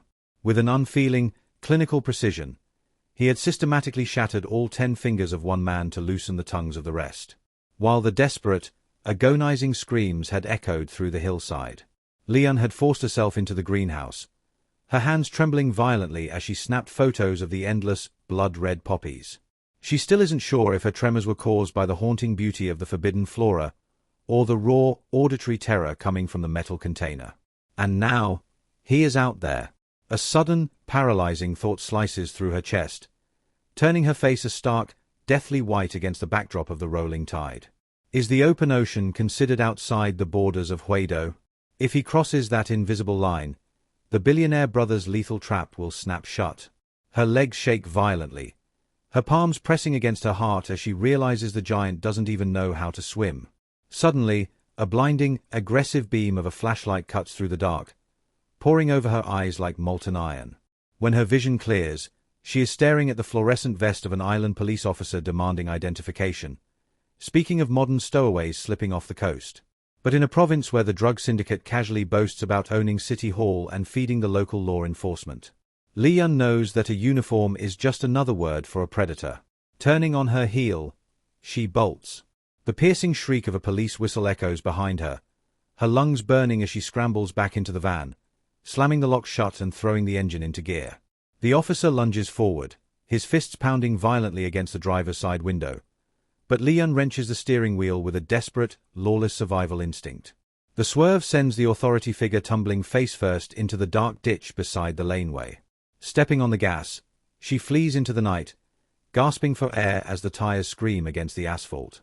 On the passenger seat, the burner phone she recovered from the slaughterhouse begins to vibrate, its electronic ringtone cutting through her panic. Glancing at the rearview mirror to ensure the shadows aren't chasing her, she reaches out a trembling hand and presses the answer button, leaving the conversation suspended over the abyss. The sudden, chilling rasp of a familiar voice through the receiver forces Lee-yeon to slam her foot against the brake. The violent jolt sends her teeth sinking sharply into her own tongue, leaving the copper taste of blood in her mouth as she suppresses a curse. On the other end of the line, the billionaire brother delivers a calculated, unyielding threat. Kwon Chae-woo does not ask, he commands, demanding to know the exact whereabouts of his fractured sibling. A heavy bead of sweat traces down Lee-yeon's temple, cold and suffocating. She realizes with a wave of absolute, psychological defeat that the Shadow Empire never truly lost sight of them. The invisible shackles around her lungs tighten as the billionaire warns her that mercy is a luxury she has officially exhausted, predicting catastrophic consequences if the original contract is broken. Panic clawing at her chest, she violently wrenches the steering wheel, spinning the van around to race back toward the dark waters of the pier. Out on the open tide, the heavy air inside the fishing vessel's cabin is a nauseating blend of synthetic narcotics and rotting fish. On the slick deck, a seasoned smuggler with a jagged scar stretching across his cheek nudges a motionless, cloth-draped figure with the toe of his grimy boot. He remarks with a trace of dark, arrogant mockery that their latest captive is unusually quiet, wondering if City Hall sent another useless bureaucrat to spy on their operation. Ordinarily, the victims brought to these floating slaughterhouses weep and beg for their lives, but this guest offers no entertainment at all. With a cold, casual nod, the scarred man orders a younger poacher to fetch the weapon, intending to end the mystery with a bullet to the skull. As he raises his hand, the deck lights abruptly snap off, plunging the vessel and the surrounding fleet into an absolute ink-black void. A heavy, eerie silence settles over the ocean, masking the sin about to be committed in the deep. When the younger dealer paralyzes under the pressure, refusing to move, the leader delivers a sharp, vicious slap across his face. But through the dark, the boy whispers a frantic, breathless warning, telling his boss that they have walked directly into a trap. Before the scarred man can comprehend the words, the black veil is already gone. Chae-woo stands directly behind him in the shadows. With a clinical, terrifying speed, the giant drives his blade into the leader 3 times before tossing his gasping frame over the railing with a heavy, wet splash. The remaining crew freezes as if staring at a phantom. A split second of psychological shock paralyzes the deck before a desperate shriek shatters the silence. 10 armed mercenaries surge out from the central cabin, igniting a lawless, chaotic massacre. Amidst the flashing steel of blades arriving from every direction, Chae-woo's hands move with a fluid, ancestral precision. He blocks and disarms the attackers as if their lethal weapons are nothing but children's toys. His heart hammers violently, pumping hot, predatory adrenaline through his veins. Entirely incapable of mounting a successful defense, the syndicate members are systematically broken and dropped into the freezing ocean one by one. In a matter of minutes, the giant's face and knuckles are completely painted in thick, fresh crimson, the madness gleaming in his amber eyes turning entirely absolute. Suddenly, a loud explosion tears through the dark. A stray bullet clips Chae-woo's thigh, lodging itself into the wooden deck. The young poacher stands a few paces away, his hand shaking uncontrollably as he aims a smoking pistol at the giant's chest, screaming a desperate, fragile threat. Chae-woo slowly turns his head. His bloodthirsty, unblinking gaze drains the remaining color straight from the boy's face. Instead of retreating, the giant advances with a slow, deliberate stride, calmly pressing his own forehead flush against the cold steel of the gun barrel. His voice drops to an unwavering, chillingly serene register, daring the youth to pull the trigger, noting with a touch of dark, human pity that the boy can't be a day over 20. The young dealer is entirely paralyzed by the sheer psychological weight of the monster before him. Gently, almost sensually, Chae-woo repositions the boy's trembling fingers around the grip, instructing him exactly how to hold the weapon and execute the shot. When the boy freezes in absolute terror, the giant delivers a swift, crushing fist directly into his windpipe, dropping him to the deck to gasp blue for air. Wrenching the pistol from his hand, Chae-woo steps over the body and kicks open the cabin door. Inside, the pungent chemical stench of the processing room hits his senses. Sitting calmly around a long table, a group of frail, skeletal elderly workers and young children keep their spines curved, their fingers moving non-stop to blend and package the illicit white powder. They remain completely oblivious to the horrific violence outside, surrounded by scattered flasks, purification tubes, and plastic wrappers. Chae-woo stands momentarily speechless at the sheer, grotesque exploitation before him. Suddenly, a rain of sniper fire erupts from the surrounding fleet, shattering the cabin windows into a million glittering shards. Chae-woo drops his massive frame to the floorboards, pressing his back tight against the vibrating metal wall. One of the elderly packagers is struck instantly, slumping lifelessly over the table. Yet the remaining slaves continue their robotic, terrified sorting, entirely desensitized to the bullets ricocheting around them. Checking the remaining rounds in the stolen clip, Chae-woo carefully lifts his eyes past the jagged edge of a broken window.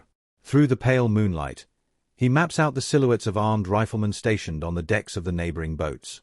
Raising his arm, he begins to pick off the snipers one by one with a cold, mechanical accuracy. The remaining shooters panic, firing blindly into the dark as their numbers dwindle. Last one, Chae-woo thinks, squeezing the curved metal trigger. A dry, hollow click echoes through the chamber. The clip is completely empty.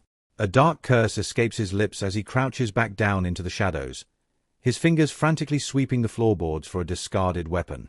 Suddenly, a colossal, roaring explosion shakes the entire vessel, a violent collision that threatens to tip the ship into the Black Sea. The gunfire ceases instantly.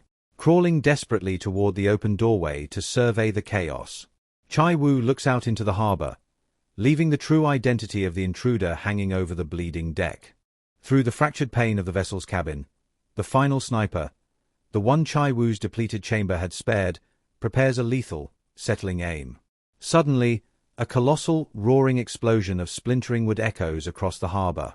A dilapidated, rattling fishing boat plows directly into the assassin's hull, sending the shooter tumbling helplessly into the dark, rolling tide. A blinding string of deck lights flares from the newly arrived vessel, forcing the giant to shield his blood-spattered brow. He blinks against the burning glare, his chest tightening in absolute, psychological disbelief as the silhouette at the wooden wheel materializes into focus. It is Lee-yeon. The woman he believed to be the most gentle, fragile soul on the island has just executed a high-seas collision. She reverses her makeshift weapon, maneuvering the rocking craft flush against his bleeding deck, and extends her trembling arms to him. Chae-woo reaches down, his massive arms instantly hoisting her onto the slaughterhouse deck. He wraps his frame entirely around her, taking in her clean, domestic warmth like a dying man. The freezing, predatory ice running through his veins begins to melt, allowing his human heart to pump hot, pulsing life back into his chest. He buries his bruised face deep into the crook of her neck, whispering a low, desperate scolding, reminding her that this place is a den of wolves. But Lee-yeon's heart hammers so violently against her ribs she can barely process his words. She looks at the fresh crimson staining his skin, yet her only true concern is the hollow, half-dead vacancy lingering in his amber eyes. The giant croaks a vulnerable, broken confession, admitting he feels entirely undone and simply wants to go home. In a soft, soothing whisper, she promises that is the exact reason she breached the boundary, to retrieve him, to pull him back from the dark. As her words settle, a terrifying, fluid transformation takes place beneath her fingers. The unfeeling, cold-blooded executioner completely dissolves, replaced instantly by the yearning, domestic husband. Watching these two polar opposite entities coexist within the exact same flesh sends an exquisite, chilling shiver straight down Lee-yeon's spine, an eerie realization that her husband's sanity hangs by a microscopic thread. As the stolen vessel glides out of the black waves toward the pier, the flashing crimson and blue neon of police cruisers paints the shoreline, flanked by the heavy shadow of a Coast Guard cutter cutting through the surf. Lee-yeon's hands shake violently against the steering wheel, her voice dropping to a heavy, mournful register as she notes that the law enforcement has arrived to lock her away. Chae-woo frowns through his exhaustion, flatly reminding her that if anyone belongs in chains, it is the monster who just cleared the decks. But she offers a breathless, darkly humorous correction, whispering that she just committed grand theft maritime. For the first time since his mind fractured, the giant is rendered utterly speechless. He stares at his delicate, tree-doctor wife, a sudden, intoxicating wave of absolute pride washing over his chest. He desperately needs that small drop of happiness. After all, he has spent the last hour letting his ancestral demons run completely amok, a mechanical killing machine that felt zero guilt as body after body dropped into the deep. The recollection forces a dark, paranoid shadow back into his eyes. He grunts out a fragile, terrified question, begging her to tell him if his face still looks human, wondering if the beast has completely swallowed the man. Lee-yeon shares the profound weight of his guilt. Gently lifting a sterile towel, she begins to methodically wipe the thick, dried blood from his jawline. In the rhythmic, flashing glare of the authority lights, she offers a beautiful, reassuring smile, telling him he is still entirely human. When he trembles, questioning what will happen if the dark side wins, she softly reminds him of their origin, whispering that he was once a frozen, vegetative shell, and she was the physician who mapped his nerves and brought him back to life. The moment their boots hit the wooden planks of the dock, a swarm of local officers overwhelms them, immediately attempting to pin Lee-yeon for the unauthorized theft of the fishing craft. But the authorities find it entirely impossible to separate the pair. Chae-woo locks his massive arms around her waist like an iron vice, defiantly shouting at the police to bring a double set of handcuffs, demanding that if they shackle her, they must connect her wrist directly to his. The local guards hesitate, entirely unnerved by the giant's volatile, protective aura. Before the standoff can escalate, a frantic shout from the deck draws the lieutenant's focus away. The interior of the vessel they abandoned is a horrific, literal nightmare, riddled with bullet holes and drenched in a thick, industrial coat of human crimson. A hush falls over the dock as the officers begin leading the trembling, skeletal elderly workers and silent children from the lower hold, the true magnitude of the narcotics operation laying bare under the moonlight. Standing at the edge of the perimeter, disguised in a standard police uniform, the family enforcer. Jang Beam stares at the bullet-torn hull with a heavy, psychological dread. He watches his amnesiac master shield the tree doctor from the flashing lights, letting out a low, anxious moan into the midnight air, whispering a cryptic, terrified question to the shadows, wondering what exactly the young master has awakened inside his soul, leaving the fragile piece of Hwaido to fracture completely under the weight of the coming storm. The phantom echo of that midnight sea still refuses to wash away. For 2 agonizing weeks, Lee-yeon has been trapped inside a looping nightmare of her own making, the desperate theft of a fishing boat, the sickening crunch of wood splintering against hull, and the terrifying contrast of being hoisted into an embrace that smelled of cold sea water and fresh human iron. It feels precisely like a person terrified of the deep standing at the edge of the surf, flinching violently each time a new crest crashes against their ankles. Desperate to anchor herself back to sanity, she approaches Kwon Chae-woo in the clinic, her voice trembling slightly under the weight of an absurd, human request. She begs her assistant to introduce her to a normal man, an ordinary, plain, unremarkable civilian.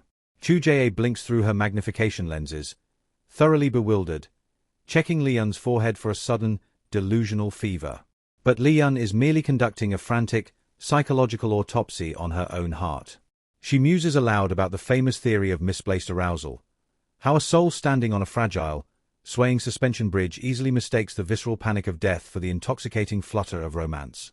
Every single time her heart skips a beat for her giant, they are drowning in a sea of blood or danger. She needs to know if what she feels is a genuine, enduring devotion, or merely the addictive rush of surviving a slaughterhouse. Clutching her friend's arms with an expression of pure existential dread, she demands a catalogue of ordinary suitors, as many as the island can provide. The reality of what occurred 2 weeks ago on that blood-soaked dock still makes her skin turn cold. While the local authorities had swarmed the pier, demanding they separate, Lee-yeon's mind had been executing a frantic, deceptive calculations. Chae-woo possessed no legal identification, no paper trail. If the state took his fingerprints, the database would unleash a terrifying, predatory criminal history, exposing the hollow lie of their marriage. As his heavy, unyielding chest crushed her cheek in a protective vice, she had muffled a desperate suggestion, telling him they must summon his billionaire brother. The mention of Kisuk acted like a chemical kill switch. The giant's immense strength evaporated instantly, his massive frame collapsing forward like a felled timber. Lee-yeon strained beneath his dead weight, catching his upper body as he clawed at his fractured cranium, whispering her name before the darkness swallowed him whole. Using his sudden unconsciousness as a medical shield, she had bargained with the startled officers, redirecting their arrest into a frantic escort to the nearest hospital. The clinical evaluation was a grim, somatic map of the violence he had endured. The bullet had merely grazed the thick muscle of his thigh, but the true damage was the absolute exhaustion of his nervous system. His face was a bruised, swollen ruin of violet flesh and split lips, looking like a prizefighter who had survived a lawless, back-alley brawl. With his pulse and blood pressure bottoming out, the physician insisted on an induced, deep chemical sleep to allow the flesh to heal, predicting a multi-day twilight. To protect his shadow from the state, Lee-yeon had surrendered herself to the station alone, presenting the photos of the hidden poppy farm and cooperating fully with the investigators. By shielding the giant behind a mountain of evidence, she walked away with nothing but a steep fine for maritime vandalism, completely erasing his name from the ledger. But the silence of their isolated house proved to be a different kind of torture. Returning to the empty rooms, she found it entirely impossible to close her eyes. Even with the heavy summer heat permeating the floorboards, a persistent, ghostly chill seemed to leak from the corners. She drifted from the sofa to the bed, then up to the dark second floor, her veins still singing with the residual adrenaline of a killer's accomplice. Unable to endure the suffocating quiet, she curled into a tight ball on the couch and dialed Kwon Chae-woo's number at 3 in the morning. Her friend's groggy, half-asleep complaints did nothing to dissolve the eerie stillness. Everywhere she looked, Chae-woo's primitive, domestic traces haunted her vision. The ceramic cup he left by the sink, the heavy iron dumbbells resting on the rug, the cushion still holding the impression of his broad shoulders. Everything about his lingering absence was an exquisite, irritating provocation. Chewing on her nails while hugging her knees to her chest, she confessed a dark, vulnerable truth to the receiver. She admitted that tomorrow, she has the medical authority to let him sleep, that there is zero logical reason to disturb his chemical rest, Yet a deep, yearning instinct keeps clawing at her mind, whispering a constant, terrifying urge to walk into that white room and wake the monster up, leaving the fragile boundaries of her control to dissolve completely in the dark. The last fraying memory of the previous night was curling into a tight, protective posture beside Chae-woo's hospital bed, modeling the stance of a creature hiding from the world. Lee-yeon groans as the aggressive morning sunlight breaks through the glass, but a sudden shadow blocks the blinding heat. Chae-woo's low, rumbled inquiry about the glare pulls her instantly into a sharp, hyper-vigilant alertness. She blinks open her lashes to find his battered, swollen face leaning over her with a faint, hauntingly sweet smile. The dried, silver tracks of tears stain his bruised cheeks. In that quiet, clinical morning, she finally decodes the terrifying instinct that had urged her to cut his chemical slumber. He wasn't just resting. He was trapped alone inside the pitch-black maze of his own violent ancestry. Without a word, she pulls her cotton sleeve down, gently wiping the moisture from his eyelids. The giant lets out a fragile, breathy whisper, murmuring that she is always the absolute end of his nightmares. The pure, unadulterated hope gleaming in his amber eyes sends a profound, existential horror straight through her chest. A silent, dark warning system activates in the back of her mind, screaming that their entire foundation is fundamentally warped. She watches the cinematic reel of their history replay in her thoughts, their initial eerie meeting in the thickets, the suffocating intimacy of her bedroom, the raw violence of the wild boar, and the crimson slaughterhouse out on the rolling tide. A magnetic, terrifying power radiates from this man, dragging her out of her civilized skin. He exists in a continuous, atmospheric horror, and by staying near his warmth, she is slowly absorbing the venom, becoming desensitized to the dark. Shaking violently, she forces herself to sit up on the mattress. Chae-woo tracks her sudden retreat, his intense, golden gaze mapping the lines of her body with a heavy, possessive weight. The sheer psychological gravity of his look silences her tongue, tearing her conscience into bleeding pieces. Today is the day she is supposed to slip away, to let Kwon Chae-woo introduce her to a selection of plain, ordinary suitors. She desperately needs a baseline, a plain human mirror to prove if her racing pulse is born of genuine romance, or simply the chemical addiction of survival. The giant delivers a quiet, territorial question, asking if she is heading back to the dangerous slopes of the mountain alone. When she murmurs a soft denial, his focus sharpens, demanding to know who commands her time. Her voice drops to a fragile, defensive whisper, claiming she is merely meeting a friend. Chae-woo's head tilts with a dark, clinical curiosity, flatly asking if she truly possesses friends. A sudden blush burns her cheeks, the question hanging like a quiet insult, but the giant quickly masks his intensity, explaining through a soft, melancholy sigh that because no one ever visits their lonely house, he simply assumed they were two shipwrecked souls relying exclusively on each other. The raw, emotional weight of his words hooks into her chest like a harpoon. Before she can answer, the predatory sharpness evaporates from his features, and he sinks back into the white pillows, reminding her that his release forms are signed for the afternoon. He promises a quiet, domestic dinner will be waiting on the table, ordering her with a faint smile to return to their sanctuary early.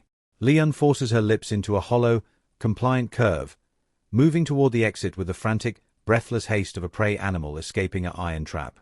Just as her fingers grip the brass handle, his voice glides across the distance, low and chillingly smooth, remarking that she looks exceptionally beautiful today. Her spine freezes as she glimpses his reflection in the glass, his eyes cold and ancient, accented by a twisted, knowing grin. Behind a tinted windshield, the family enforcer listens to the systematic, bureaucratic restructuring of the province. 3 unyielding lieutenants have been replaced, 8 local officers erased from the payroll. The floating narcotics enterprise, shattered by the clinical fury of the youngest master, has been cleanly swept into the dark. The blood-drenched vessel, the incriminating photographs of the poppy greenhouse, and the foreign laborers have all been processed by a complicit state. The media outlet handles the rest, publishing a carefully tailored narrative of border smugglers to satisfy public outrage, creating perfect, disposable scapegoats to shield the true, corporate mastermind sitting in luxury boardrooms. Inside the central estate, Director Kwon sighs over the files, his cold eyes fixed on his brother's name. The enforcer's jaw hardens as the billionaire sibling muses over the financial disruption, flatly stating that their elite clientele has been profoundly offended by the young master's violent crusade, declaring it his absolute, fraternal duty to ensure Chae-woo is properly disciplined for breaking the syndicate's peace. Back in the quiet living room, Chae-woo stands motionless by the pane, his unblinking gaze tracking Lee-yeon's light blue blouse and denim form until the summer heat swallows her silhouette completely. The moment she vanishes, a total, psychological paralysis settles over his massive frame. He drops onto the sofa, his hands resting flat against his knees, freezing entirely as if a master switch inside his skull has been abruptly flipped to off. Only the slow, rhythmic blink of his amber eyes confirms life. Time simply ceases to function in her absence. To exist in a space stripped of her scent feels unnatural, heavy with an artificial gravity. Inside the hollow void of his amnesia, his mind begins to churn out a fast, toxic rhythm of unspoken inquiries. Where are you going without my shadow? Who is tasting your smile? Is it a man? How did he earn your gaze? His knuckles turn a sharp, bloodless white as his fists clench. He despises the immature, frantic nature of his own jealousy, but the primordial fire in his chest refuses to be contained. He remembers the frantic, beautiful way she dressed to leave, the sudden urge he felt to wrap his fingers around her wrist and chain her to the floorboards. He runs a heavy hand through his dark hair, collapsing back against the cushions. Without her, his reality loses all tangible mass. He possesses no memories, no ancestral history to anchor his identity. He is an empty, glass vessel, and so Lee-yeon is the only substance that makes him feel real. He is, by his own definition, nothing more than her husband. That is his sole market value. Occasionally, a cold, cryptic doubt whispers that she is keeping secrets, testing the limits of his fractured patience, but he routinely crushes the suspicion. As long as she returns to his side, he is perfectly willing to let the world burn. Rising slowly from the cushions, the giant moves toward the kitchen, his expression freezing into a cold, mechanical determination. He needs to clear his head, leaving the dark, simmering tension of his possessiveness to boil silently beneath the domestic quiet of the house. The first candidate on Chu Jae's list of normal men is an older, gentle soul who owns a quiet neighborhood bookstore. Lee-yeon studies him across the small cafe table, consciously forcing herself to appear detached, relaxed, civilized. The bookseller maintains a soft, permanent smile throughout their conversation, his eyes locked onto hers with the polite, hyper-focused attention usually reserved for a highly valued customer. He strikes her as deeply thoughtful, a man possessing a high level of emotional intelligence, especially when he softly inquires about her favorite type of tree. For a fraction of a second, a cold pang of recognition hits her chest. This is exactly the kind of patient, benevolent creature she had desperately tried to mold Chae-woo into. Someone kind, predictable, safe. No. She violently shakes her head internally, demanding that her own mind halt the obsession.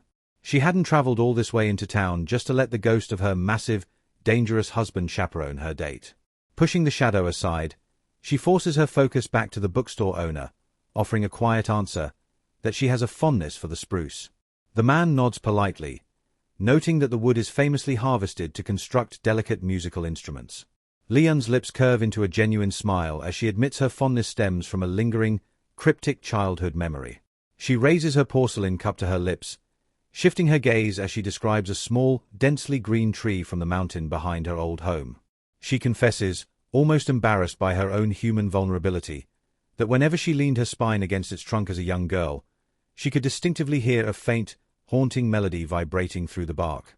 The bookseller lets out a soft, dismissive chuckle, suggesting she was merely trapped in a vivid daydream. It is the exact same clinical skepticism Chu Jae had offered years ago, yet Lee-yeon remembers the truth. She had returned to that mountain slope day after day, and the song had always returned, a secret symphony that only performed when she was entirely alone. When the man asks if that childhood refuge was a spruce, she shakes her head, her voice dropping to a dull, wistful register. She admits the original forest has long since been completely cleared for commercial redevelopment, leaving her with nothing but a profound, sensory yearning for a place that no longer exists. She had simply learned later in life that some cultures refer to the spruce as the tree that sings alone, and so she adopted the name. The bookseller smiles, calling it a beautiful fairy tale. Suddenly, the violent, low vibration of his phone shatters the fragile atmosphere. The moment his eyes track the caller ID, his polite, serene mask instantly deteriorates. He offers a rushed apology and answers, his voice losing all its previous, clinical calm as he utters a woman's name.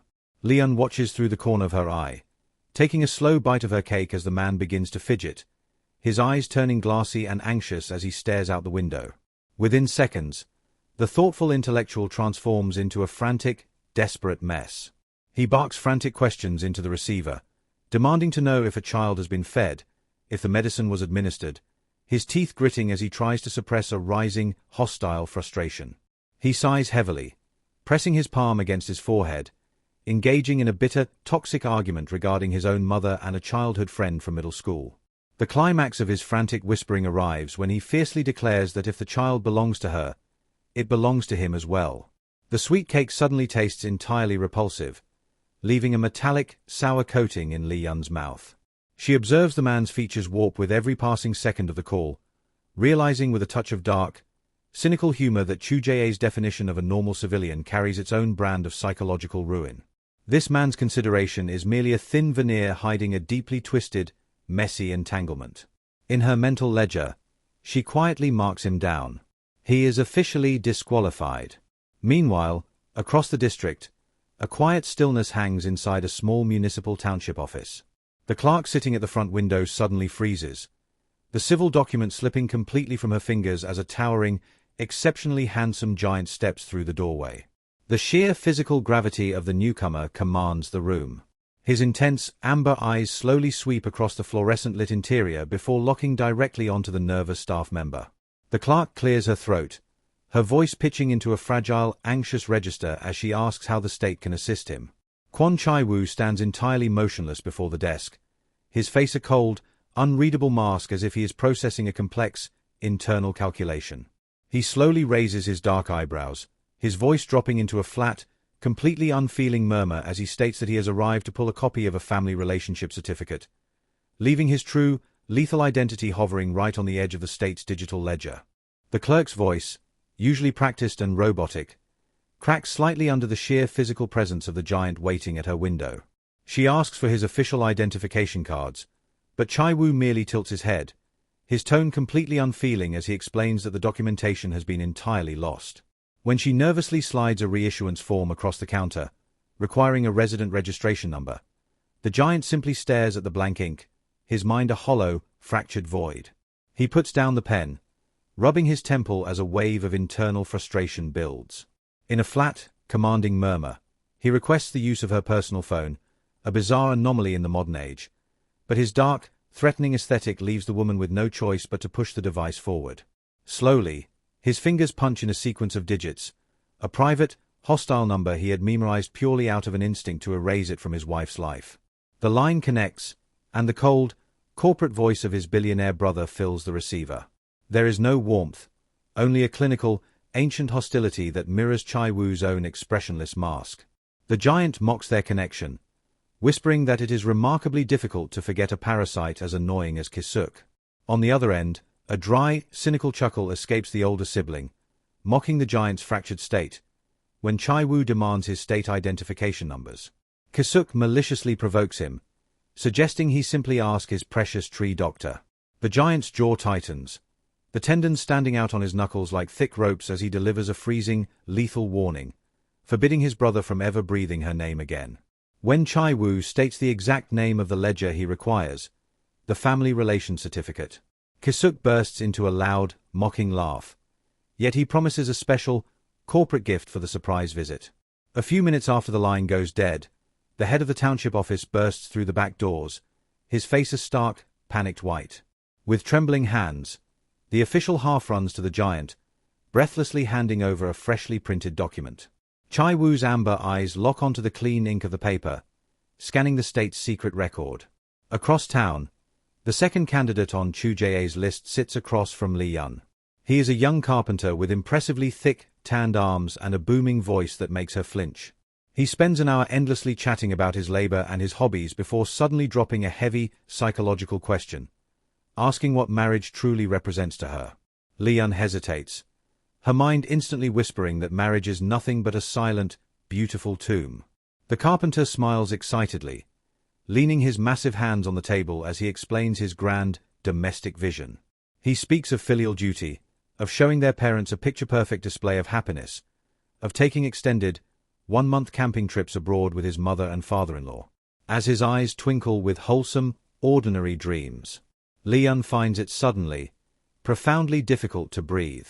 The simple, healthy weight of his expectations suffocates her skin. The face of her violent, possessive husband drifts into her thoughts, and she quickly shakes her head to shatter the image. Forcing a fragile, hollow smile, she drops a cold, human truth into the conversation, admitting flatly that she does not love her family. The carpenter's smile instantly vanishes, a brief, judgmental frown twisting his features. A sinking, nauseating sensation settles deep in Lee-yeon's stomach. The absolute, crushing realization hits her that she does not belong in this civilized, ordinary world.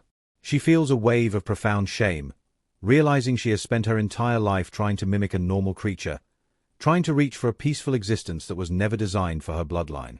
Throughout the day, she had endured 5 different ordinary men.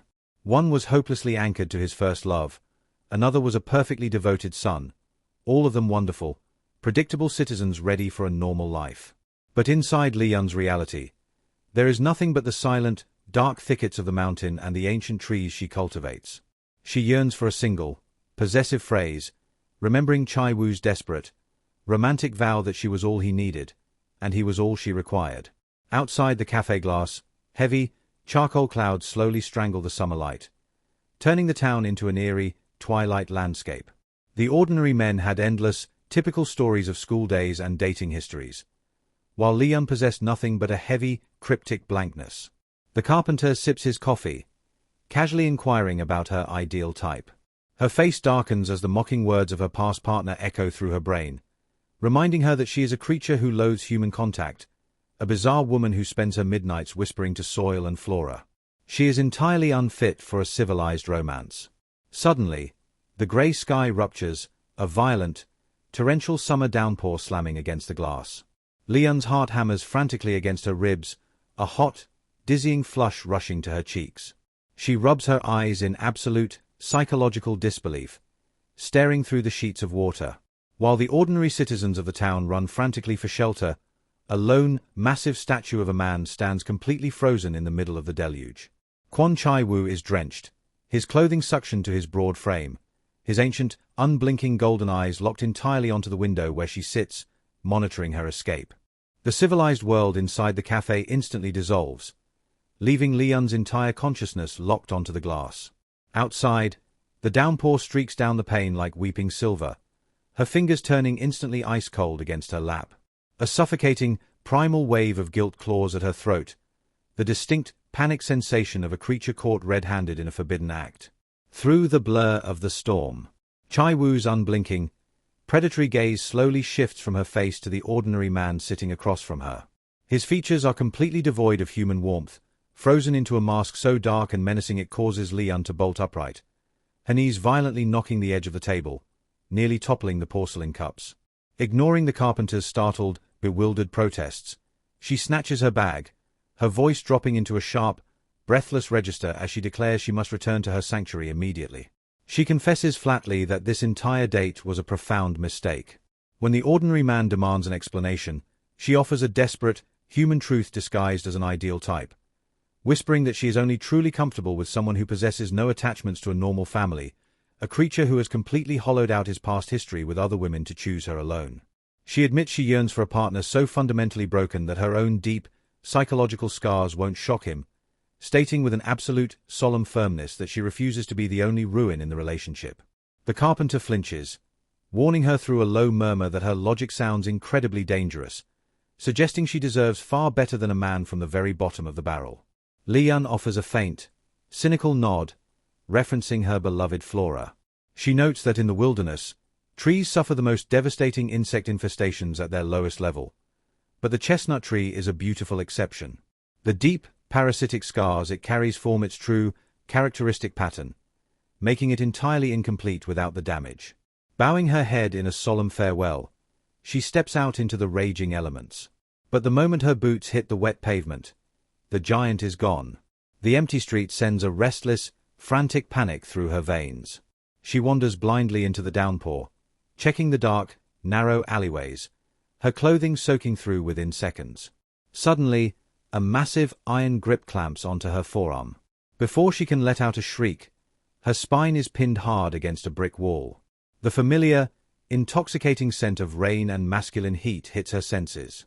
Chae-woo presses his frame flush against hers, his white shirt suctioned to the heavy, structural contour of his chest, his dark hair plastered across his forehead as lines of rainwater trace down his jaw. He lowers his head until his lips are breath away, his voice a low, terrifying murmur as he accuses her of trying to discard him, claiming his predatory instincts can smell the betrayal from across the street. Lee-yeon's neck turns rigid, her entire body trembling under his psychological weight, but she clenches her fists, refusing to let his raw, sensual gravity break her resolve this time. Mirroring his own cold, aggressive energy, she glares back, fiercely demanding to know why he is stalking the grid in a deluge, snapping that he never reported his own departure, asking what dark deed he has committed today. The giant responds with a flat, unfeeling indifference, stating he simply went to claim his legal identity from the state. The revelation strikes her like a physical blow, her eyes widening in absolute, frozen shock. Chae-woo tracks the terror on her face, a sharp, dangerous edge bleeding into his voice as he deduces he will never be enough to satisfy her. He asks with a menacing, toxic quiet if she sought out other men because he fails to pleasure her body, reminding her with an eerie sharpness that he is her legal husband, demanding to know if she expects him to claim her by primitive force because she refuses to open up. Lee-yeon stands utterly stunned, her breath completely trapped in her lungs. Suddenly, the giant's furious posture deflates. A heavy, defeated sigh escapes his lips as he drops his massive forehead onto her soaked shoulder, surrendering to his own psychological torment. He whispers a desperate, pleading question, asking if he is truly such an unbearable monster in her eyes, wondering why she enjoys driving his mind into absolute madness. When she flinches, a dry, cynical laugh escapes him. He murmurs that he already knows the truth, that he knows he was a savage beast in the past, the exact version of Kwon Chae-woo she is trying so frantically to erase from existence. He challenges the beautiful, deceptive fictions she has fed his fractured mind. Lee-yeon can barely swallow, a cold wave of dread freezing her veins as she wonders if his ancestral memory has finally ruptured, if he remembers the crimson horror of that original night. She stammers, begging him to speak clearly. Chae-woo lifts his head, his golden eyes locking onto hers with a bitter, absolute certainty. He tells her to stop the elaborate games, declaring flatly that he knows she harbors nothing but hatred for him, noting that it is entirely natural for a woman to want to dispose of a broken, abusive wretch who likely struck his own wife and possesses no civilized way to protect her. Lee-yeon blinks in absolute, psychological whiplash, the absurd, defensive lie she had woven turning dark humorously against her as she repeats his words in sheer bewilderment. The rain continues to slash against the brick alleyway, stinging her skin like tiny, silver needles. Chae-woo grits his teeth, a low, dangerous vibration shaking his chest as he delivers a bitter, psychological confession.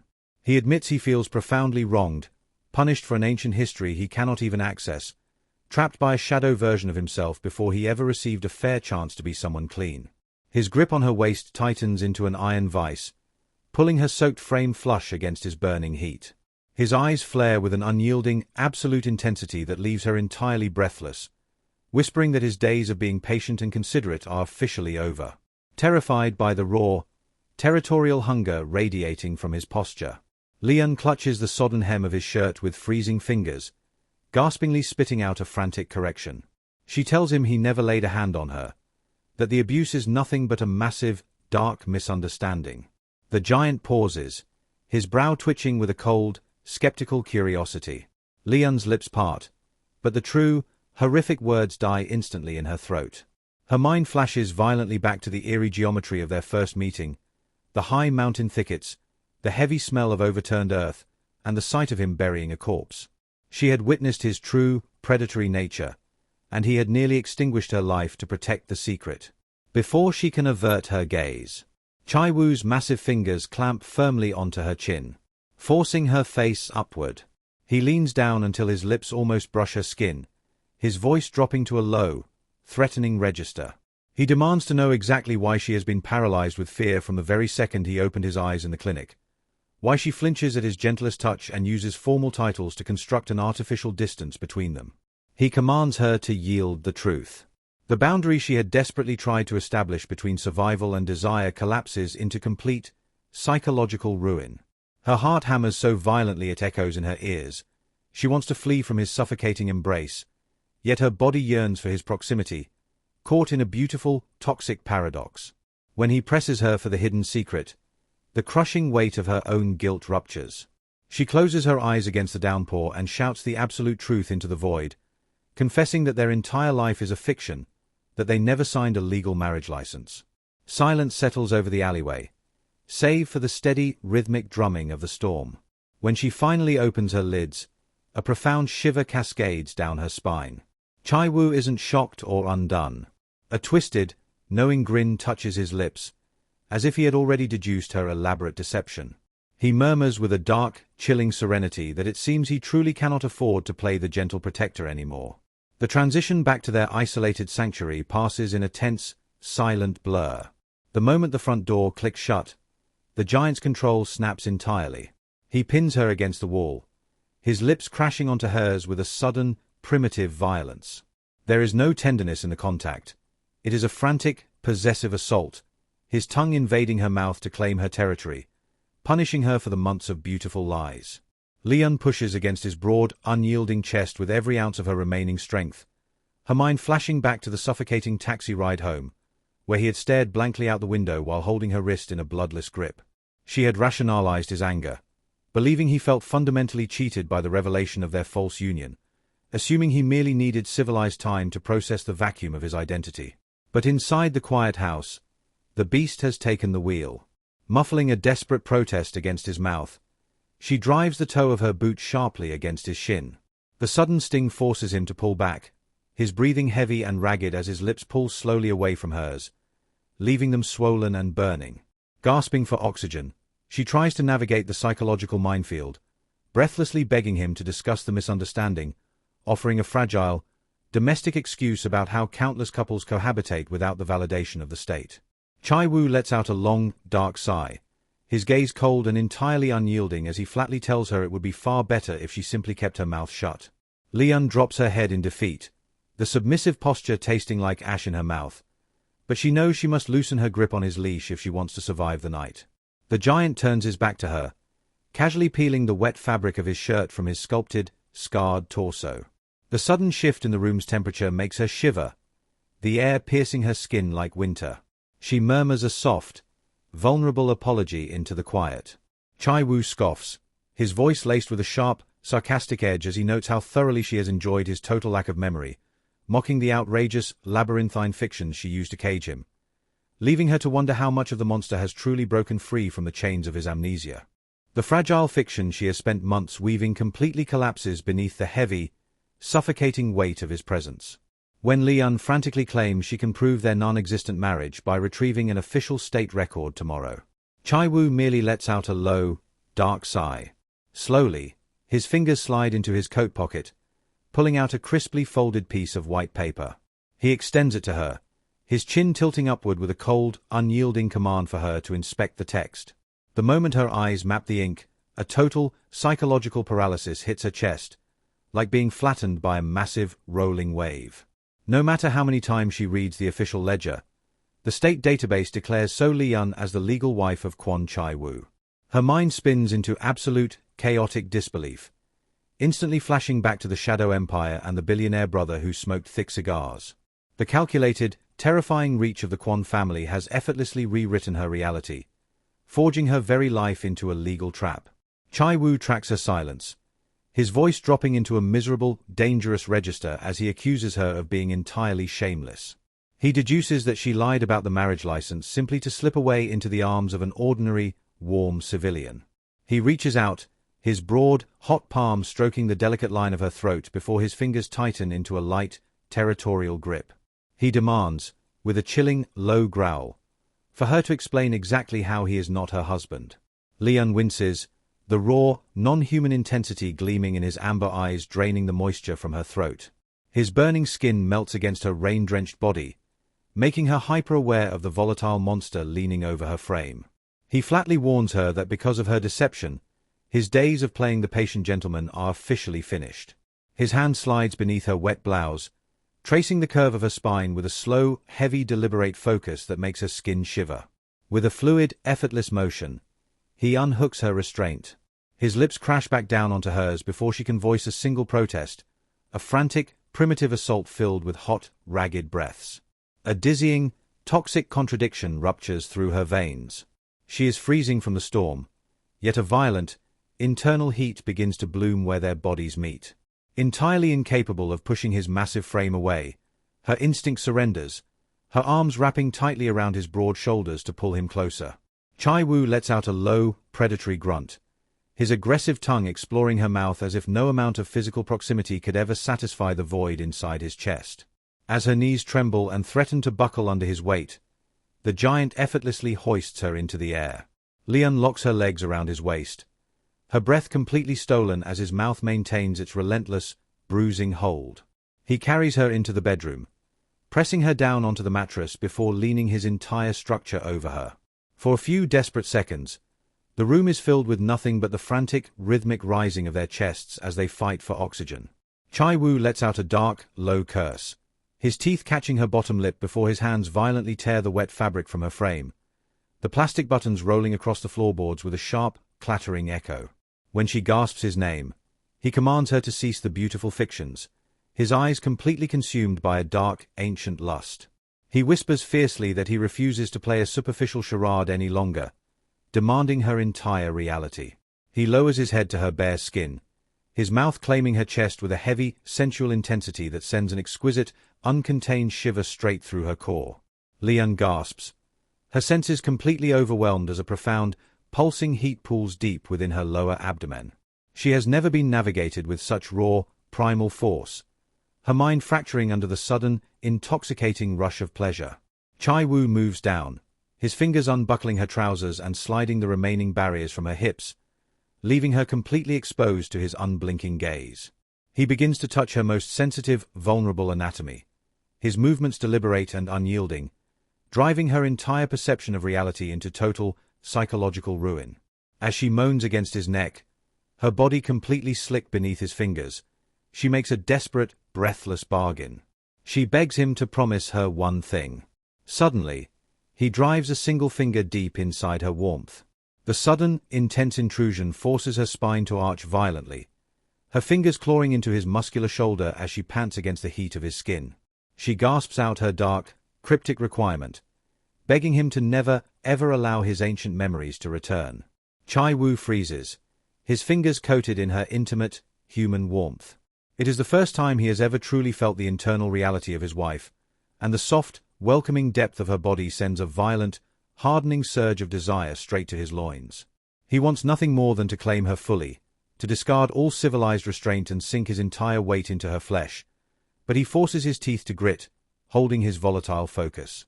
Looking deep into her glassy, unraveling eyes, he asks in a hoarse, breathless whisper if his past is truly the most important variable in this moment. Lee-yeon lets out a soft, trembling sigh of pleasure, confirming the truth. The giant hovers over her, his voice laced with a heavy, cryptic solemnity as he asks if it will truly be easier for her soul to accept his touch if the monster from her past remains locked forever in the dark, and as her eyes offer a shaky, vulnerable surrender, the final boundary between them dissolves completely into the shadows. The bargain is struck in the dark, sealed by a slow, deliberate depth of touch that leaves no room for hesitation. Chae-woo nods, his hand moving with a predatory, unyielding rhythm that shatters her remaining defenses. When she gasps, breathlessly murmuring that a human cannot simply control the resurrection of their own severed past, the giant silences her with an absolute, fierce conviction. He promises that if his ancient history is the sole barrier keeping her from his warmth, he will gladly bury the ghost himself. It is a remarkably simple choice for him, to trade a void of missing memories for the intoxicating, immediate reality of her raw surrender. But the beast demands a toll for his compliance. With every heavy, possessive movement of his fingers, he extracts a matching vow, commanding her to remember precisely whose territory she belongs to. The clinical, rhythmic sound of their proximity fills the quiet bedroom, turning Lee-yeon's ears a burning, brilliant crimson. She bites her lip to suppress a sob as her internal muscles expand and contract around his touch, sweating profusely beneath his massive, anchoring frame. Every time her waist buckles in fear or pleasure, his movements turn sharper, more primitive. He delivers a low, bruising kiss against her mouth, whispering a dark, protective warning, promising that if she ever weaves another fiction or seeks out an ordinary man behind his back, his punishment will lack all civilized mercy. He shoves another finger deep inside her warmth, forcing her thighs to part entirely, sending a sensation so foreign through her chest she wants to laugh and cry simultaneously. The giant strains against his own garments, his veins throbbing with a violent, desperate restraint. He admits the sheer terror of imagining a life stripped of her presence, but he refuses to let her off the hook. He begs her, in a hoarse, vulnerable murmur, to like him just a fraction, even when his ancient nature turns cruel, reminding her that she is the only soul on earth designed to cradle his broken shell. Slowly, he strips away the final barriers, releasing his own unyielding, fully aroused structure into the dim light. The sheer, massive physical reality of his frame leaves Lee-yeon momentarily paralyzed, her features freezing in absolute, human shock. When Chae-woo lets out a dark, amused chuckle, asking why she stares at her own husband as if encountering a naked man for the first time, her mind completely fractures. She stammers a hollow, clumsy excuse about it simply being a long time, silently swallowing the terrifying truth that she has never witnessed a man in this raw, carnal state before. The giant accepts her fiction, murmuring softly about his long, vegetative slumber. But he shifts the psychological trap, crawling directly over her exposed frame. He notes with a dangerous, teasing glint in his amber eyes that since his memory is a clean slate, he is effectively a virgin to this experience. He commands her to guide his path, using her supposed marital expertise to dictate the encounter. He begins a slow, intoxicating descent, trailing lines of burning kisses from the sensitive skin behind her ears, down the arch of her collarbone, past her chest, and directly across her navel. With a fluid, heavy movement, he spreads her thighs wide, his breath hitting her most vulnerable, intimate anatomy. Lee-yeon's spine arches in frantic anticipation. His tongue claims her with the unbridled, primal hunger of a predator at a feast. He presses relentlessly against her core, driving her perception straight to the razor-thin edge of consciousness. His massive hands crush the soft flesh of her hips, anchoring her to the mattress until a sudden, violent climax rips through her entire body. Chae-woo drinks down her slick, intimate fluids, letting out a low, satisfied grunt as she trembles in total, somatic exhaustion. But the twilight is short-lived. The giant poises his heavy, throbbing tip directly at her entrance, the cords in his neck popping like iron bands as he fights the urge to simply conquer her. He can endure the vacuum no longer. With a tight, white-knuckled grip on the cotton sheets, Lee-yeon swallows a piercing scream as his full, scorching mass drives deep inside her.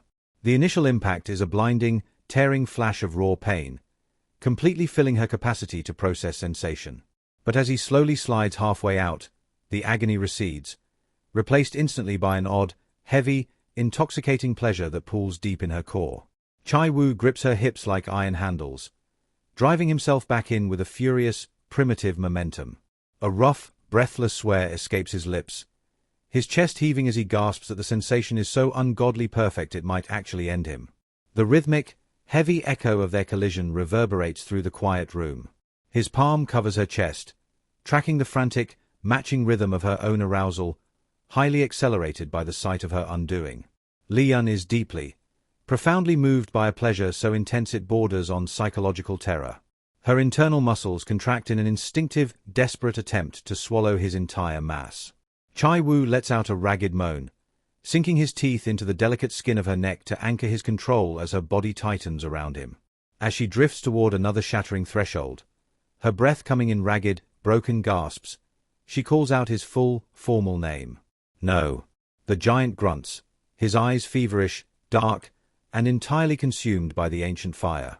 He hoists one of her slender legs high over his muscular shoulder, opening her anatomy to its absolute, unprotected limit before driving home with a final, crushing thrust. He grunts out a low, territorial command, ordering her to strip away the distance, to call him nothing but Chae-woo. The unyielding force of his structure drives even deeper, piercing the innermost sanctuary of her flesh until all civilized restraint is utterly incinerated. The sheer, sensory overload fractures her reality, leaving her completely incapable of controlling the low, desperate cries escaping her throat. Chae-woo lets out a dark, guttural groan, his teeth tightly gritting as his amber eyes track the flush rising along her neck. The primal, territorial urge to claim her entirely threatens to shatter his hard-fought control, breaking his rhythm into a frantic, punishing sequence. Lee-yeon clutches the pillow with white-knuckled desperation, her breath stolen by a speed and depth that feels terrifyingly animalistic. Every heavy, resonant impact makes her feel as though her soul is momentarily dissolving in the heat. Suddenly, the giant slows his momentum, his breathing ragged and hoarse against her ear. He whispers a cryptic, deeply confused observation, asking why her body reacts with the absolute, pristine tightness of a virgin. His golden gaze maps her trembling, flustered expression, noting how her hands helplessly hover instead of pulling him close, completely unversed in the physical geometry of desire. He mutters that the math is entirely wrong, that a long-standing marriage shouldn't yield such timid, unpracticed innocence. Lee-yeon bites her lip until it bleeds, averting her eyes to hide the chaotic truth as another wave of pleasure completely empties her mind. Through the haze of their collision, Chae-woo's jealousy begins to churn out toxic, speculative theories. He demands to know if his shadow self failed to touch her with this level of intensity, his grip on her thighs tightening as he drives himself home to the absolute hilt. The friction causes her intimate warmth to overflow, but for the beast, it is still not enough.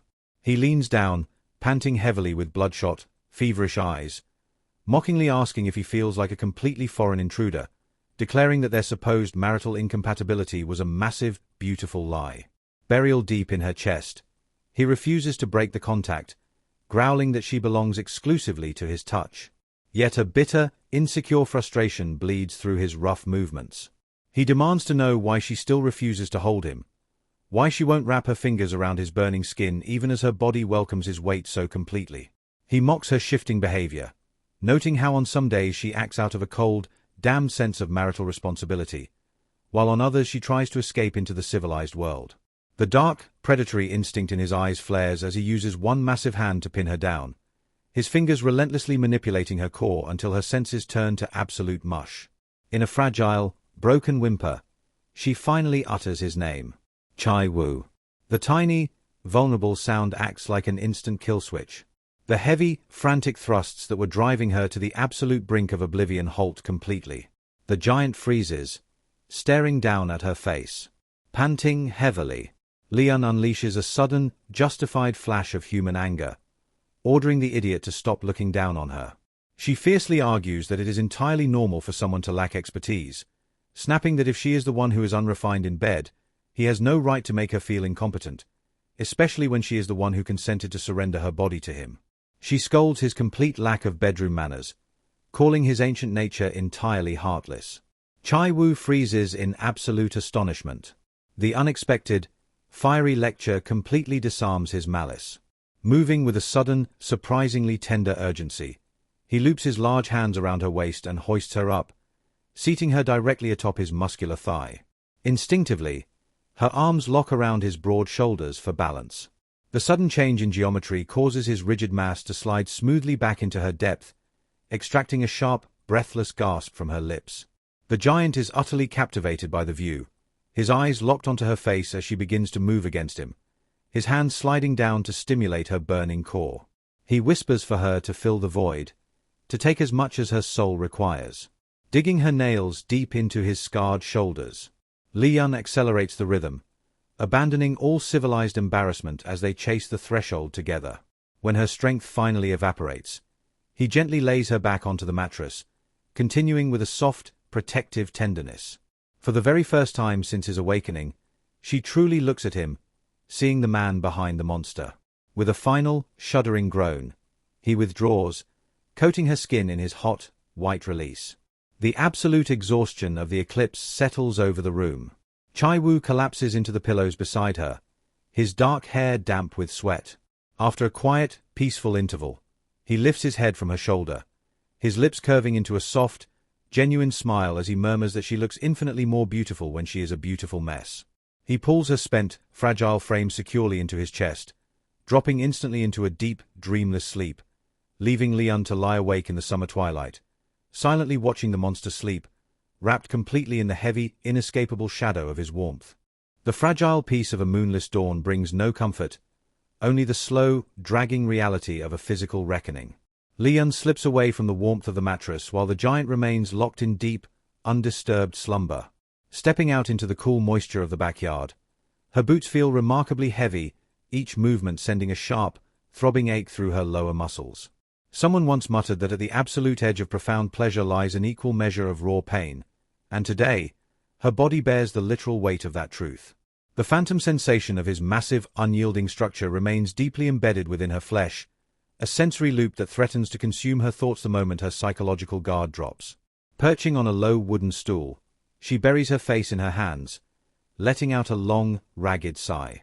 A heavy, sickening realization settles over her chest. She has made an absolute, catastrophic error. She has dug her own beautiful, toxic grave. The sudden, harsh vibration of her phone shatters the quiet, bringing a cold scowl to her lips as the screen illuminates a single, hated name. Kwon Chae-woo.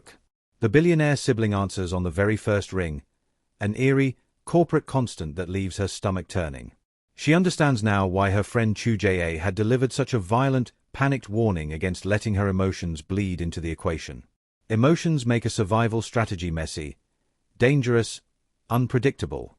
Her mind replays the desperate, feverish bargain she struck against the giant's shoulder, begging him to keep his ancient memory forever locked in the dark, and his smooth, chilling compliance. With a twisted, absolute determination, Lee-yeon unfolds a plain white handkerchief, revealing a thin, grey string hidden 2 years ago. It is the exact metallic, elastic wire Chae-woo had wrapped around her throat in the thickets of the mountain, the instrument he used in his primitive attempt to extinguish her breath. Flicking open a plastic lighter, she watches the flame catch the grey fibre, blackening her history into ash. She vows to perform the exact same execution on her own memory, burying the charred residue deep into the dirt, letting go of the horror to survive the man he is today. The sensory landscape shifts abruptly with the arrival of morning, filled with the rich, deep aroma of fresh coffee. A rough, surprisingly gentle palm brushes the stray hairs from her face, coaxing her back to reality. Lee-yeon blinks her heavy lashes open to find a beautifully prepared breakfast tray, alongside a man offering a radiant, shockingly domestic smile. As the aggressive summer sunlight pierces the curtains and floods the room, a burning, brilliant crimson flush engulfs her features. Overwhelmed by an intense, human embarrassment, she snatches the duvet, burying her entire form beneath the fabric. Chae-woo tracks her retreat with a faint, amused irritation, understanding the instinctive urge to hide. Her mind flashes back to Kwon Chae-woo's cynical, worldly advice, that a woman's initial intimate experience is mostly overhyped fiction, men promising a symphony and delivering nothing but noise. But Lee-yeon knows the terrifying truth. The giant's raw, animalistic force had nearly driven her to complete, somatic blackout. There was no disappointment, only total, unadulterated undoing. Peeking out from the blanket, she notices the room has been meticulously, clinically restored. Her ruined, torn garments have vanished, the stained linen replaced with fresh, clean sheets, and her own body has been gently washed and dressed in fresh pajamas while she slept. The domestic perfection makes her blush deepen, a sharp contrast to the dull, throbbing ache lingering between her thighs. Chae-woo leans his broad frame over the bed, smoothly pulling the barrier away to reveal her messy, tangled hair. Before he can speak, she blurt out a formal, ridiculously polite thank you, stiffly appreciating his hospitalities as if addressing a stranger. The giant bursts into a low, rich laugh, entirely amused by her absolute panic. He teases her, murmuring that her rigid etiquette makes him feel like a passing traveler being handed a few dollars for a taxi fare home. He smirks, his voice dropping to a low, hoarse register as he admits he only pushed her so hard because she refused to touch him, admitting he is thoroughly glad she appreciated his unique brand of hospitality. When she opens her mouth to deliver a defensive retort, Chae-woo smoothly shifts the trap, bringing up her elaborate deceptions from the previous afternoon. Lee-yeon drops her chin in genuine, suffocating shame. The legal weight of the document he holds makes her feel like a fraudulent creature, mimicking the unfaithful behavior she despised in her own lineage. The giant reaches out, his voice firm and unyielding as he reminds her that no matter what game she plays, she will never possess the strength to escape his shadow. But as his fingers close in, she flinches, covering her face in a desperate, breathless surrender. In a trembling, fractured whisper, she confesses her true intent. She admits she wasn't seeking another romance, but was simply driven by a frantic, psychological curiosity. She needed to know if an ordinary, safe civilian could make her pulse race the way it violently accelerates whenever his massive frame enters a room. She needed a baseline to prove if her heart was experiencing true love, or simply the chemical addiction of terror. She confesses, through hot, suppressed breaths, how profoundly terrifying his ancient identity remains to her soul. She whispers that when he behaved like a submissive, devoted beast, it was infinitely easier to survive his proximity, noting with a soft, aching vulnerability that she has spent every single night watching him sleep. Chae-woo's dark eyebrows twitch upward, a complex, unreadable expression washing over his features. Lee-yeon continues her soft, breathless tirade, murmuring that his very existence is a constant, irritating disruption to her isolated world, completely unaware that her own ears have turned a brilliant, telltale shade of pink, leaving the giant to wonder what beautiful, hidden truth is currently blooming beneath her defenses. The morning sun sharpens the geometry of the bedroom, turning the domestic space into a psychological battlefield of intimacy. Chae-woo sets the breakfast tray onto the side table with a slow, deliberate click. He leans his massive frame over her, his large hands gently pulling her fingers away from her face, but Lee-yeon stubbornly twists her neck, desperately avoiding his unblinking gaze. She murmurs breathlessly that she never anticipated getting caught, admitting that she never intended for her social experiment to rupture into this overwhelming reality. She attempts to worm her upper torso back into the safety of the duvet, but the giant's fingers wrap around her trembling wrist like soft iron, commanding her to look at him. When she refuses, he pulls the linen back and drops a soft, burning kiss onto the skin of her hand, leaving her flinching from the intense contrast of his touch. He whispers with a trace of dark humor that if she truly intends to hide from him, a blanket will never be an adequate barrier. Hoisting her frame against his bare, muscular chest, he anchors her in a tight embrace, bringing a strange, suffocating comfort to her senses. He inquires patiently about the results of her comparison, demanding to know exactly how the ordinary civilians measured up to his raw, possessive gravity. Lee-yeon squirms against his skin, finally confessing through a muffled whisper that her mind went entirely blank the second she spotted his silhouette standing frozen through the cafe glass, trapped in the pouring rain. She admits that in that exact moment, her only psychological impulse was to escape the civilized world and run back to their isolated sanctuary, with him. Chae-woo's grip tightens at the admission, his voice dropping into a low, intense register as he asks why she continues to push him away if their desires align. He commands her to track his features, asking if she detects any structural change in his disposition. Lee-yeon shifts her gaze, but looking at his lips only triggers a vivid, somatic replay of the previous midnight. The frantic, unbridled mechanics of his tongue and the absolute, unadulterated pleasure that had torn down her walls. A hot, dizzying flush floods her face, leaving her wondering with a touch of naive bewilderment if the rest of humanity engages in such obscene, intense acts behind closed doors. Staring at his face, she notices the predatory, beastly gleam from the storm has completely vanished, replaced by a clean, neatly buttoned presentation. Yet the memory of his raw, naked force remains deeply scorched into her mind. Clearing her throat nervously, she offers a clumsy, flustered compliment, stammering that he looks perhaps a bit more handsome. Chae-woo smirks, his golden eyes flaring with an intensity that promises a repeat of the night. Promptly shifting her words, she hazards that his skin appears remarkably clear. The giant smiles, lowering his head to press a slow, melting kiss against her mouth that leaves her thoughts turning to cream. He softly thanks her for the observation, but notes with a cryptic, knowing serenity that his face was perfectly clean when he first woke. He whispers the true difference, noting that this morning, there is no trace of weeping. The psychological truth hits her like a quiet wave. She realizes with total surprise that during her secret dawn retreat into the backyard, the house had remained entirely quiet.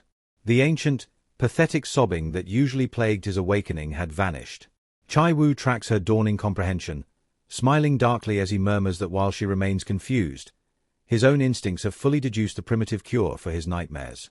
The aftermath of their union forces Lee-yeon into a 2-hour self-imposed exile inside her private office. Through the thick wood of the door, the rhythmic, domestic sounds of him washing the porcelain and vacuuming the floorboards drift into her ears. She feels a sharp, curious urge to observe the monster engaging in mundane house chores, but her raw, psychological embarrassment prevents her from stepping into his line of sight. She scratches her head, a cynical, silent commentary crossing her mind that perhaps carnal satisfaction is the ultimate sedative for a fractured psyche.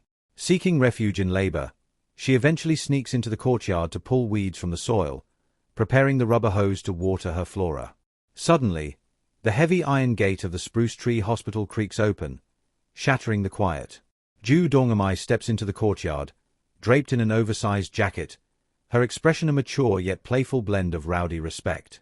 She hollers a loud greeting, her sharp eyes instantly scanning the perimeter as if searching for a specific specimen. Lee-yeon's face darkens as Dong-amai eagerly inquires if the exceptionally handsome new employee has arrived for his shift yet. Clenching the rubber hose until her knuckles turn white, Lee-yeon flatly states he is inside, asking why the woman has crossed her boundary. Dong-amai smiles radiantly, scratching her head as she confesses with a direct, human honesty that she has developed a profound attraction to the giant, bluntly asking for permission to go inside and state her intentions to him. Lee-yeon's features instantly freeze into a rigid, protective mask. Dropping the hose to the dirt, she wipes her palms against her trousers, her heart hammering against her ribs. For her entire life, she had only practiced the art of deletion and deception, hiding the grim truths of her lineage, her birth, and her isolation. She had never interacted with the civilized world enough to voice an honest, territorial claim. But today, a fierce, human determination settles into her stomach. She refuses to let a stranger harvest what she has painfully cultivated, refusing to let this woman mimic her greedy cousins who endlessly stripped away her belongings. Stepping forward, she interrupts Dong-amai with a stiff, authoritative tone, declaring that the man is not an employee here, but rather, her. Before she can utter the word husband, Dong-amai's eyes widen to the size of saucers. Stepping directly into Lee-yeon's personal space with terrifying enthusiasm, she cuts her off, eagerly guessing if the giant is her private boy toy. Lee-yeon stands utterly stunned, her brain short-circuiting as she gasps out a frantic denial, but the rowdy visitor is already entirely sold on the idea.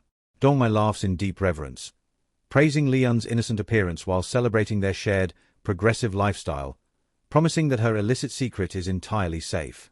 Dong-amai thrusts her hand forward for a firm handshake, leaving the tree doctor to return the gesture in a complete, hypnotic daze, internally wondering if this woman is simply a miniature, unchecked version of Chu Jae. Before Lee-yeon can recalibrate her thoughts, Dong-amai delivers a piece of sage advice, muttering that committing to a marriage is a total waste of a woman's youth, suggesting it is infinitely better to keep a spectacular specimen confined strictly to the boundary of one's pants. Lee-yeon nods blankly, trapped in the most bizarre, surreal conversation of her adult life. Dong-amai shifts the interrogation, asking if she consumes alcohol, and when Lee-yeon answers in the negative, the woman's eyes flare with absolute, unadulterated awe. She deduces that Lee-yeon engages in such intense, primal relations while entirely sober, declaring it an act of supreme confidence.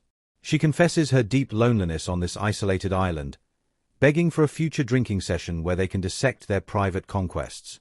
But before Lee-yeon can navigate the sudden intimacy, Dong-amai drops a sharp, psychological anchor into the conversation, her tone shifting into a playful, yet fiercely annoying whine as she asks if she can simply borrow the giant, looking at the director with pleading eyes, begging her to hand him over for a taste, leaving the boundary of their new alliance hovering on a razor-thin edge.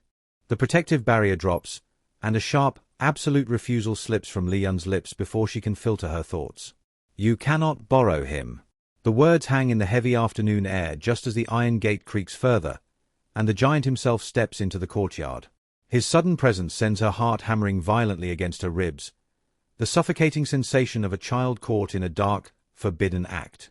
Chae-woo tracks her posture with an unblinking, hyper-focused intensity, entirely ignoring the visitor. But for Ju Dong-amai, the arrival of the apex predator only makes her eyes ignite with the thrill of the hunt. She hollers a bright, enthusiastic greeting, declaring she has crossed the threshold to demand an answer from him.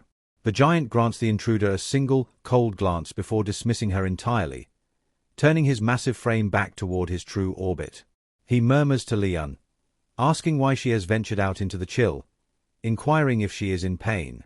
When the tree doctor remains frozen, overwhelmed by the psychological weight of the morning, Chae-woo slides his own thick cardigan off his broad shoulders, gently draping it over her smaller frame. His hot, callous palm brushes against the nape of her neck, an intimate, heavy touch that serves as a silent, somatic reminder of the raw, unbridled physical acts they had traded just hours prior.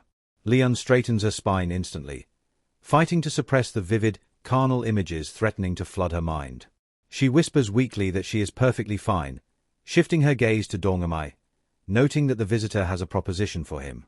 Grinning like a seasoned hunter, Dong-amai fishes a sleek business card from her leather bag, extending it toward the unmoving giant. She introduces herself as a specialist from the Wildlife Rescue Center, her voice dripping with professional confidence as she announces her intention to scout him, to harvest his potential. Kwon Chae-woo remains entirely static, staring blankly at the falling leaves as if she were a ghost. Lee-yeon nudges his side, silently urging him to acknowledge the gesture. Dong-amai lets out a sharp, human laugh to mask the rejection, recalling how this exact specimen had completely ignored her at the island party. On that night, his golden eyes had been so fiercely, obsessively glued to Lee-yeon that it seemed as though he was trying to count the individual lashes on the doctor's eyelids. It was an intense, territorial display that had irritated Dong-amai more than she cared to admit. Shaking off the memory, the wildlife scout presses forward, declaring that she desires his physical stamina, his lethal reflexes, and his raw creativity. She wants it all. Her primal instincts, the very radar that made her the youngest professional in her department at 24, tell her that this man possesses a rare, dangerous utility. Hwaido Island is a rugged landscape of dense mountains and wild predators, a place suffering from a desperate, critical lack of young, powerful manpower. An unemployed, physically flawless giant living in isolation is a premium commodity that cannot be wasted. While her colleagues search for recruits through standard, sluggish channels, Dong-amai prefers a predatory, aggressive approach. She smiles smoothly, murmuring that while the position typically requires formal certification, she is more than willing to act as his senior, guiding him through the wilderness while he carries the heavy iron stakes and the axes. Sensing the giant's utter, chilling indifference, Dong-amai shifts her strategy, targeting the psychological dynamic between the pair. She turns to Lee-yeon, casually inquiring what traits she finds most alluring in a partner, code-wording her trap with talk of modern, responsible family men who contribute to society through legal, legitimate means. Lee-yeon nods blankly, falling right into the conversational snare, until Dong-amai delivers the ultimate, manipulative pitch, suggesting that a man who handles responsibility during the day earns a woman's true, lasting respect, far more than a man who is simply spectacular behind closed doors. The underlying insinuation hangs thick and mocking in the air. Chae-woo's gaze shifts, locking onto Dong-amai with a sudden, razor-sharp intensity that causes the bold scout to instantly stiffen.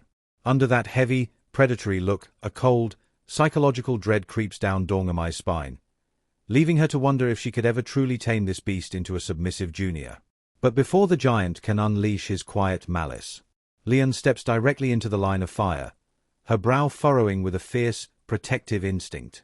She flatly interjects that Chae-woo is deeply unwell, declaring that forcing his body to endure such brutal, heavy labor in the wild mountains would be catastrophic. She turns her face up to the giant, her voice laced with a desperate, yearning gravity as she publicly claims his vulnerability, vowing that if he runs into the dark woods, he will never, ever recover. Leaving the aggressive scout standing stranded in the dirt, while the silent, domestic monster realizes his fragile keeper will fight to keep him caged.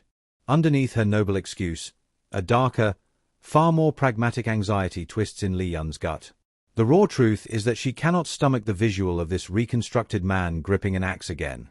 The ghost of his bloody, original identity still lingers in the shadows, and she sees no reason to invite the devil back into his hands when they have finally tasted a fragile, domesticated peace.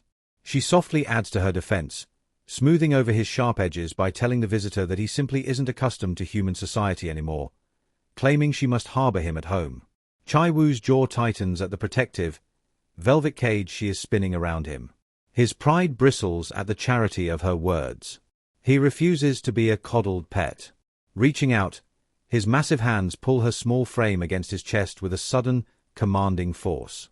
He murmurs directly into her ear, his voice laced with a dark, masculine gravity, reminding her that she cannot expect absolute nothingness from a man of his constitution. He demands her unbridled attention, not her maternal protection. Turning his chilling, unblinking gaze back onto Dong-amai, the giant delivers a calculated, dismissive strike. He states flatly that he will review the rescue center's proposal only after discussing the details with his wife, purely intending to flush the intruder out of their territory. Dong-amai blinks, her hyper-confident facade instantly fracturing into pure, human bewilderment. She looks between the delicate doctor and the towering apex predator, her brain violently short-circuiting as she repeats the word, husband. The realization hits her like a cold splash of water. She had operated under the assumption that tame, civilized spirits belong together. But this pairing feels entirely unnatural, completely dangerous. Unable to maintain her rowdy composure, and having absolutely no suicidal desire to dismantle their union, Dong-mei turns sharply on her heel and retreats through the gate, leaving the quiet garden behind. A heavy, suffocating silence descends upon the courtyard, broken only by the rustle of dead leaves. Chae-woo looks down at her, his voice dropping into a sharp, psychological register as he asks if she is secretly ashamed of him. He invites her to confess it, to tell him directly if his lack of legal status, his empty hands, and his jobless existence embarrass her, or if the rot goes even deeper. He tracks her shifting, guilty eyes, realizing his deepest suspicions have been validated. Despite the heat they shared at midnight, her core still harbors a profound, lingering distrust. His large palm slides up to grip the nape of her neck, forcing her face upward, anchoring her gaze to his own. He murmurs cryptically that he doesn't care if she locks him away from the sun to keep him exclusively for herself, but that imprisonment must strictly be an act of desperate, burning love. Not because she lives in terror that he will transform back into a beast the moment he leaves her sight, and not because she views him as a ticking bomb. He reminds her of the solemn midnight vow he made to bury his original, predatory instincts in the dirt, asking if she truly believed his submission was a joke. Lee-yeon's chest heaves, her eyes flashing with a sudden, desperate honesty as she chokes out that her panic isn't born from fear, but from a raw, green wave of jealousy. Chae-woo's expression darkens, his golden eyes filling with an volatile mix of frustration and profound sadness. He asks if she intends to live her entire life under the shadow of that paranoia, warning her that she fails to grasp the psychological weight of her own words. He spits bitterly that even if his original, monstrous nature were to fully resurface, nothing could ever alter the fatal, chemical obsession he has for her. He is entirely consumed by her presence. So why does she still tremble? Tears threaten to spill as Lee-yeon breaks, sobbing out an apology, admitting the unfairness of her mind, confessing that her emotions have completely slipped from her control. Inside the quiet house, the emotional contrast shifts into something agonizingly tender. Lee-yeon finally surrenders the ultimate truth, whispering that while his labor doesn't offend her, she cannot endure the psychological torture of him working alongside another woman.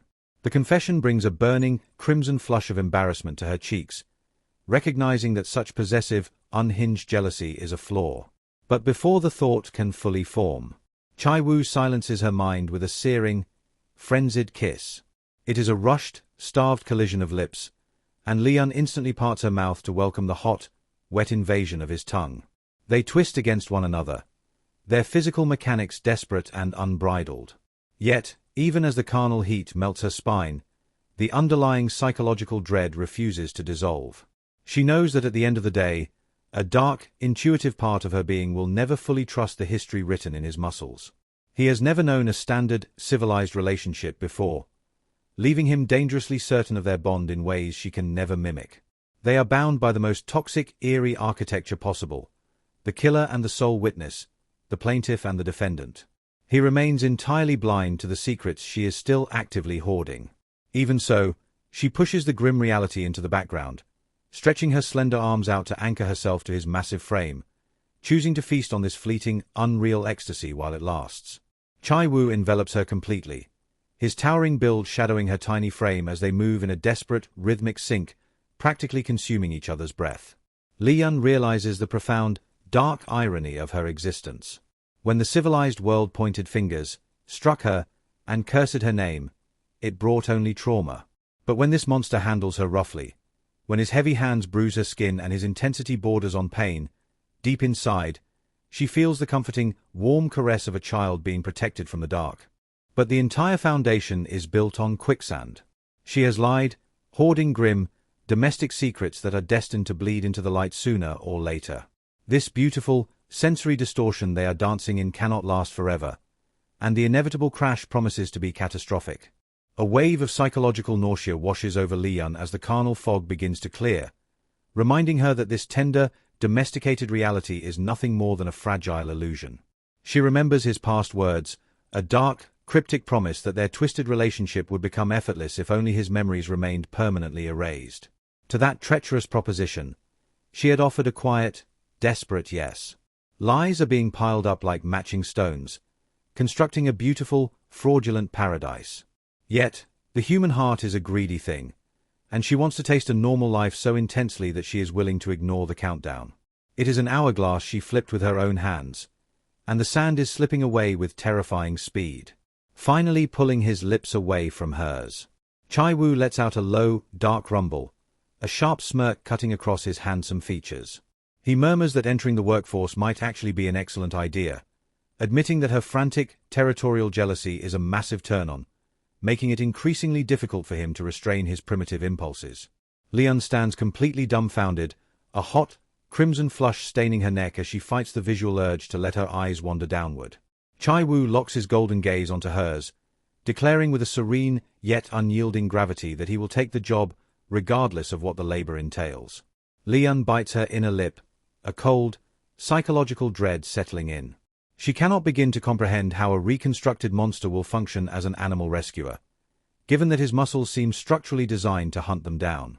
Meanwhile, outside the heavy iron perimeter, the echo of the closing gate leaves Ju Dongmai alone with her thoughts. A rare flash of self-reproach crosses her mind, hoping the delicate tree doctor can forgive her aggressive, rowdy behavior. Meddling in the private ecosystem of another family, much less making an overt play for a married man in front of his wife, is a line she shouldn't have crossed. She turns the corner scratching her head, feeling thoroughly ridiculous, when a sudden, striking silhouette catches her attention, leaning heavily against the stone wall of the estate. The sheer, imposing physics of his frame instantly reels her in. A specimen of this caliber is a statistical anomaly on Hwaido Island, especially lingering out in the open in the middle of a quiet week. Most of all, an eerie, familiar radar ticks in her brain. She feels an intuitive certainty that she has tracked this face somewhere before. Stepping forward with a bright, confident smile, she throws out a casual greeting. Jang Beam. He flinches instantly, his shoulders tightening beneath his dark coat. He had calculated that she would simply pass by, but now her sharp, investigative eyes are locked onto him. He yanks his cap lower over his brow, but Dongmai is already tilting her head, aggressively trying to map his features. She pitches her voice high, asking if he resides nearby. The man offers nothing but a heavy, suffocating silence, though she watches his throat bob with a nervous, involuntary swallow. Flashing the official emblem on her technical jacket, Dongmai explains her role with the Wildlife Rescue Center, trying to establish a bridge.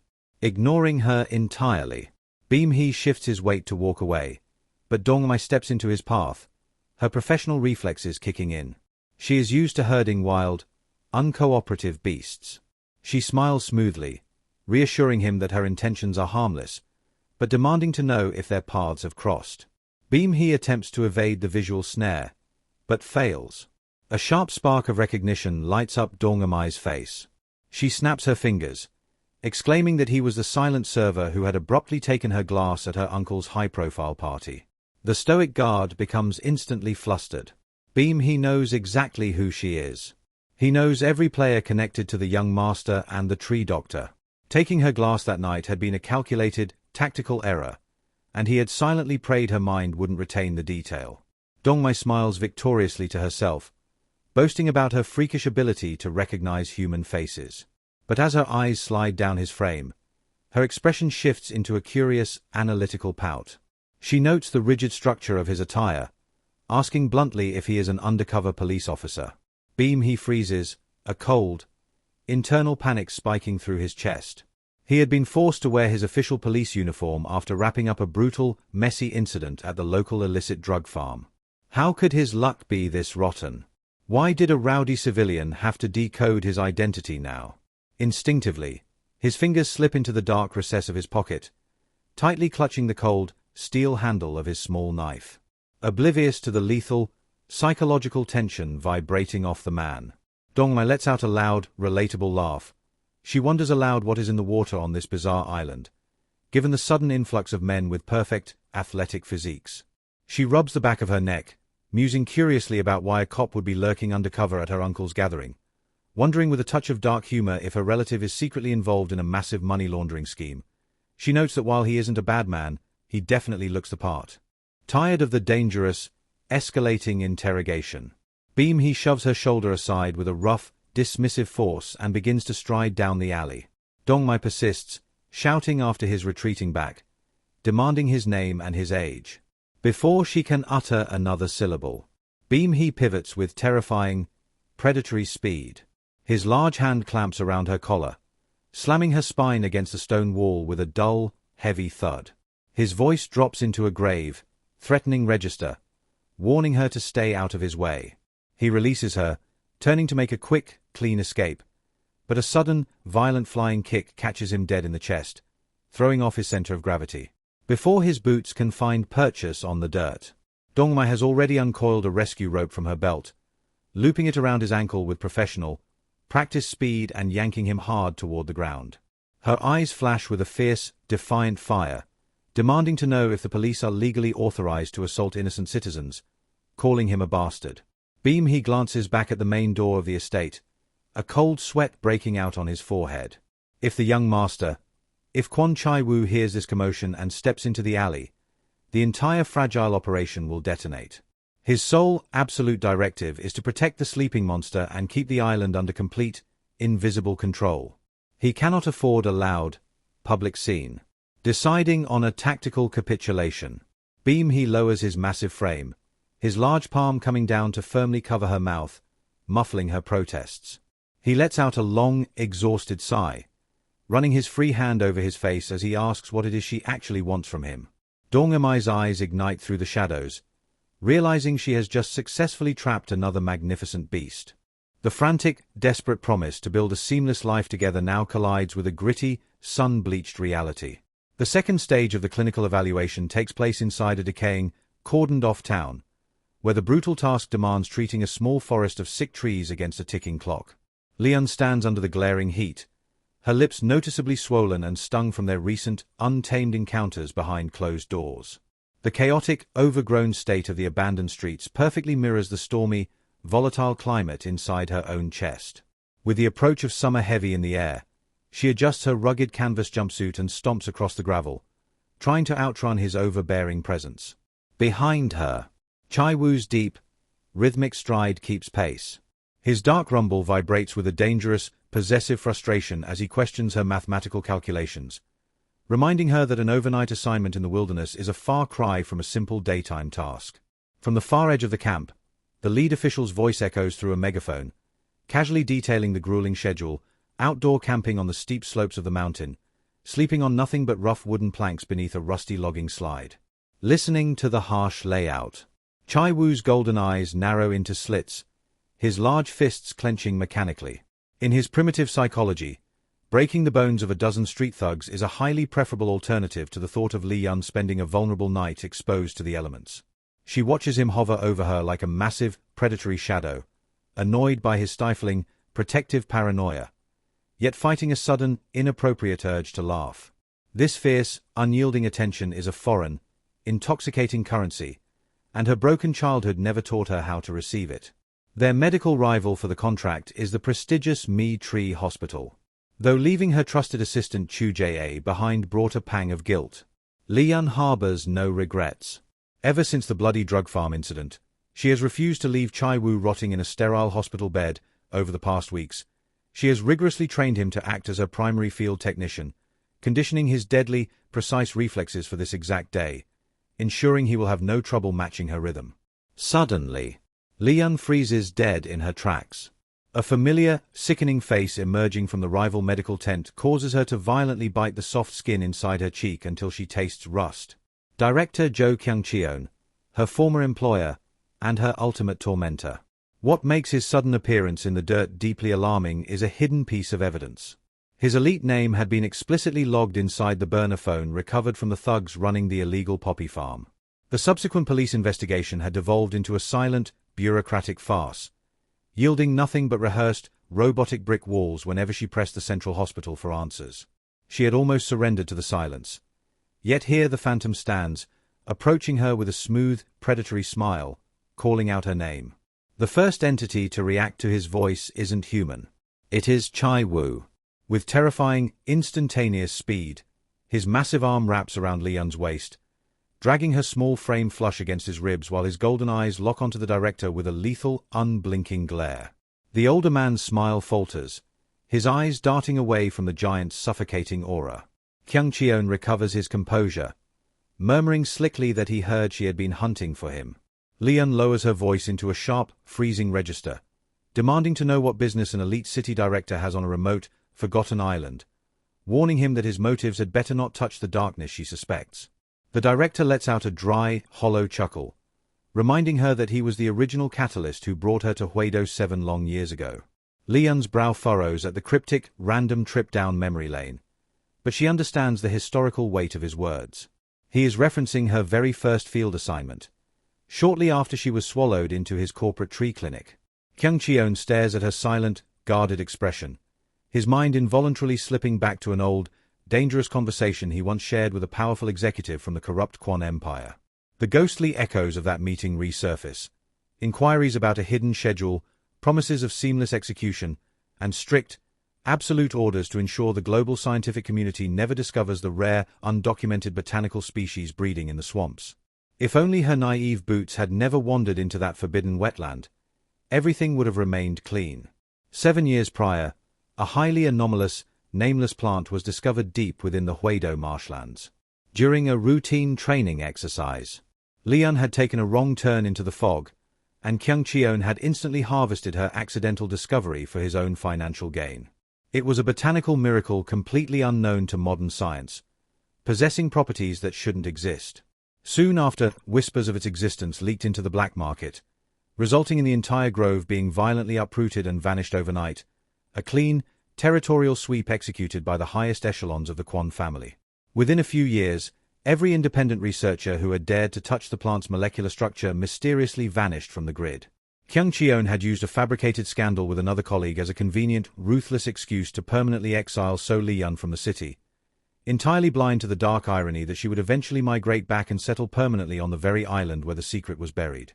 The director takes a heavy step forward, his emotions a volatile mix of greed and deep-seated paranoia, calling her name once more. Stop right there. Chae-woo shifts his massive weight, a single, solid step completely cutting off the director's path. As the two men lock eyes in a silent, psychological duel, Lee-yeon bites her tongue, the sheer, explosive tension in the air threatening to shatter the fragile peace. Seeking to defuse the lethal bomb ticking in Chae-woo's chest, Lee-yeon steps into the light, flatly introducing the giant as her husband. What? Kwon Chae-woo's sophisticated facade completely cracks, pure, human astonishment washing over his features. Having catalogued Lee-yeon as a broken, fundamentally flawed subordinate during her tenure at his clinic, the realization that she has legally wedded a towering, terrifying protector delivers a severe psychological shock. Leaning in with sudden, uncharacteristic desperation, the director boldly asks her to walk away, to abandon the evaluation entirely. Lee-yeon's gaze hardens. She asks him why on earth she should forfeit the contract. Looking at her defiant posture, Kwon Chae-woo realizes a chilling truth. She is entirely blind to the macro-conspiracy swirling around her head. She has no idea who her husband truly is. As he brushes past her shoulder, his lips graze the edge of her ear, whispering a stark, cryptic directive to keep her mouth permanently shut if she has any desire to keep breathing. The venomous threat is delivered so softly that only Lee-yeon should have caught it. But there is absolutely no world where Chae-woo's unnaturally sensitive, predatory ears miss a single vibration. The giant's muscles instantly coil to lunge, his golden eyes flashing with a primal, murderous intent that promises a public slaughter. Panic spiking through her veins, Lee-yeon desperately grabs his sleeve with both hands, tugging his massive frame back with all her weight. She shakes her head frantically, pleading with her eyes. Chae-woo's jaw grinds, a dark, frustrated scowl twisting his features, but he forces his lethal machinery to stand down, centering himself solely on her touch. Lee-yeon stands frozen, staring blankly at the empty space where her former boss had just stood. The icy words echo in her mind, leaving her hopelessly trapped in a psychological maze, unable to decipher if the director had just handed her a malicious threat or a desperate, final warning to run before the real monsters wake up. The weight of the impending trial materializes in the form of two heavy, utilitarian rucksacks, issued by the Forest Service and distributed between the competing medical factions. Inside the canvas packs lies the hardware for survival: sleeping gear packed tight, diagnostic kits, climbing spikes, and a centralized tablet computer. The rules governing this grueling phase are brutally simplistic. Speed is the absolute master. Each fully diagnosed and treated tree must be catalogued via a high-resolution photograph transmitted instantly to the judges. Adjusting the heavy straps over her shoulders, Lee-yeon taps the massive arm of her tech assistant, breaking his absolute fixation on the topographical map. Chae-woo hadn't blinked once, his eyes tracing every minute topographical line and elevation marker with the cold, calculated focus of a military strategist. Above their heads, a small, mechanical drone begins its mechanical buzz, its lenses whirring to life as the countdown clock on the tablet ignites. Shifting her gaze completely away from the rival tent of Mi Tree Hospital, Lee-yeon strikes out in the opposite direction, plunging directly into the damp, suffocating shadows of the dense forest. The landscape offers zero comfort. It is a graveyard of fractured timber. Last year's violent landslides had permanently scarred the mountain, tearing the earth open and leaving a chaotic labyrinth of jagged rock and shattered bark. Within minutes, the thick, murky terrain coats their boots in heavy mud. Walking through the grey, suffocating silence feels like navigating the ruins of an abandoned civilization. Lee-yeon murmurs into the gloom, noting that the mountain has provided them with an overwhelming amount of work. Chae-woo offers no verbal reply, falling entirely silent the moment the canopy swallowed them whole. His features have hardened into something intensely serious, an unnatural, heightened sensitivity vibrating off his frame. The sudden, drastic shift from his usual domestic docility forces Lee-yeon into a state of sharp, psychological alert. Softening her stride, she asks if he is unwell, if the phantom pains in his skull are returning. A dry, humorless smile pulls at the corner of Chae-woo's lips. He observes quietly that her curiosity has always centered heavily on the state of his head. Reminding her of the bloody chaos at the drug farm, he recalls the frantic, adrenaline-fueled words she had gasped out while he was absorbing blows meant to break him. Lee-yeon's memory of that violent afternoon is a blurred, chaotic rush, but Chae-woo remembers every syllable. With an agonizingly tender, playful touch, his large finger nudges her forehead, reminding her that she had desperately begged the attackers never to strike his head. A deep, burning crimson floods Lee-yeon's cheeks, and she drops her gaze instantly to hide her exposure. Forcing her focus back to the immediate task, she kneels into the mud to begin emergency surgical treatment on a weeping trunk. Her small hands move with fluid, frantic efficiency, amputating ruined, rotting limbs to restore the plant's structural equilibrium. She binds the fractured, splintered wood together with heavy steel bands, an architectural equivalent of placing a broken bone into a plaster cast. Once the primary stabilization is complete, she darts to the next sickly specimen like a nimble forest creature. Chae-woo operates as her silent, massive shadow, seamlessly handing her the heavy iron tools before raising the digital tablet to document her surgical success. Looking around the decaying grove, Lee-yeon sighs, pointing out the sheer volume of timber that has already succumbed to the rot, split completely in half by the elements or choked by the stagnant water. She explains the tragic anatomy of a dying tree, noting that while a healthy specimen bursts into brilliant, ephemeral bloom before withering, these traumatized organisms can barely sustain a few pale leaves. Chae-woo's brow furrows deeply as her soft, explanatory voice washes over him. He murmurs that it is a profoundly melancholic narrative, the concept of blooming only to rush toward death. Lee-yeon attempts to keep her tone clinical, stating casually that the season of blossoms is inherently fleeting, but the dark shadow clouding Chae-woo's golden eyes refuses to lift. He looks at her with an intense, yearning gravity, declaring flatly that he will never, under any circumstance, present her with a flower. When she questions his reasoning, his answer drops into a cryptic, protective register. He states that he refuses to offer her a symbol that inherently represents a brief, fragile lifespan. A sharp, emotional prick pierces Lee-yeon's chest. He is beginning to intuitively internalize the language of the forest, yet a deeply human, romantic part of her soul secretly yearns for a blossom from his hand, even if the gesture carries the omen of an early grave. Suppressing the emotional swell, she focuses entirely on her instruments, preparing to thread a bright yellow rubber nutrient tube deep into the boring holes of a sickly trunk, when suddenly, the atmosphere shifts. The compliance in Chae-woo's face vanishes instantly, replaced by a lethal, ancient stillness. Lee-yeon recognizes that specific, predatory mask all too well. Lowering her voice to an absolute whisper, she stops her movements, asking if another wild boar is encroaching on their territory. But Chae-woo's focus is entirely displaced, his unblinking stare anchored to a distant, unseen point in the dense fog. The psychological tension spikes between them.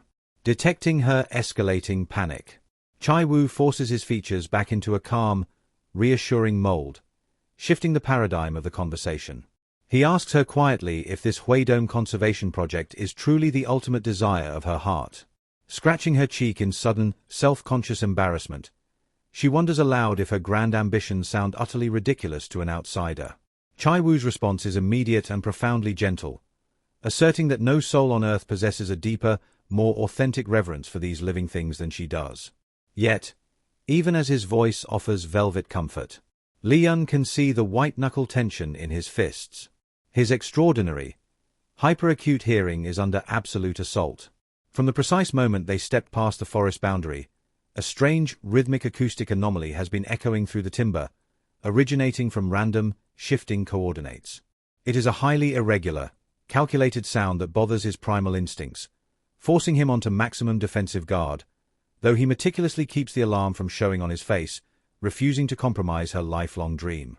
Lee-yeon continues softly, confessing that beyond the corporate contract or the financial security, she felt an overwhelming surge of confidence because she knew his eyes would be watching her perform.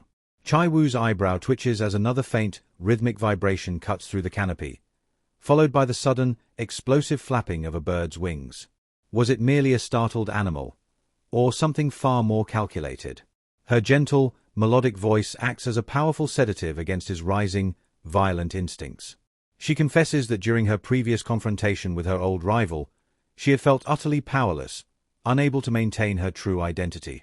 But watching Chae-woo react so fiercely to the world around him had shattered her complacency, forcing her to finally face her history like an adult, utilizing the raw, authentic skills she spent a lifetime mastering. In that precise, breathtaking suspension of time, the entire universe goes completely, agonizingly dead silent inside Chae-woo's mind. The auditory clutter of the forest, the suspicious acoustic anomalies, the distant mechanical drones, all of it dissolves into absolute nothingness. His extraordinary senses collapse onto a single, wholly focal point, drinking in the specific arc of her eyebrows, the curve of her lips, and the fierce, human vulnerability shining in her eyes, completely consumed by her essence. The gentle, shimmering innocence in her eyes holds him completely captive under the heavy forest canopy. Her soft voice drifts through the damp air, admitting her deep, unconditional love for healing these fractured things, promising to shower him with comfort once the prize money is secure, hoping this brutal wilderness might finally offer his fragmented mind a sliver of inner peace. Her radiant smile is his undoing, yielding to a starvation that claws at his very soul. Chae-woo leans down, his mouth crashing onto hers with an ancient, frantic desperation. His fingers, stained dark with mountain soil, crave the electricity of her skin.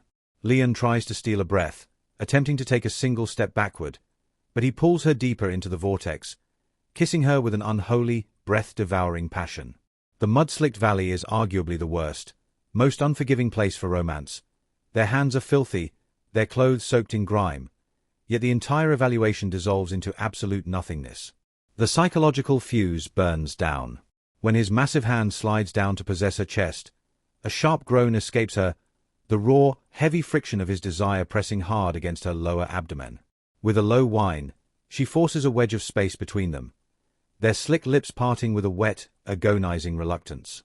The first thing her vision registers is the terrifying sight of Chae-woo's bloodshot eyes, the thick, violent pulse of a vein throbbing wildly against his forehead. Her voice trembles as she whispers that they cannot lose control here, reminding him that they are in the dead center of a high-stakes competition. "I know," he rasps, his chest heaving as they pant heavily into the space between them, eyes helplessly locked onto each other's swollen, stung mouths, forcing her trembling limbs to move. Lee-yeon mutters that she must finish securing the structural wires. She steps away, but the very composition of the air has shifted, turning heavy, electric, and entirely dangerous. A refreshing breeze hits her face, but her lips sting as though punctured by a swarm of bees. She can feel his heavy, unblinking gaze burning into her spine, a physical heat that forces her hands to move faster, desperately trying to outrun the tension.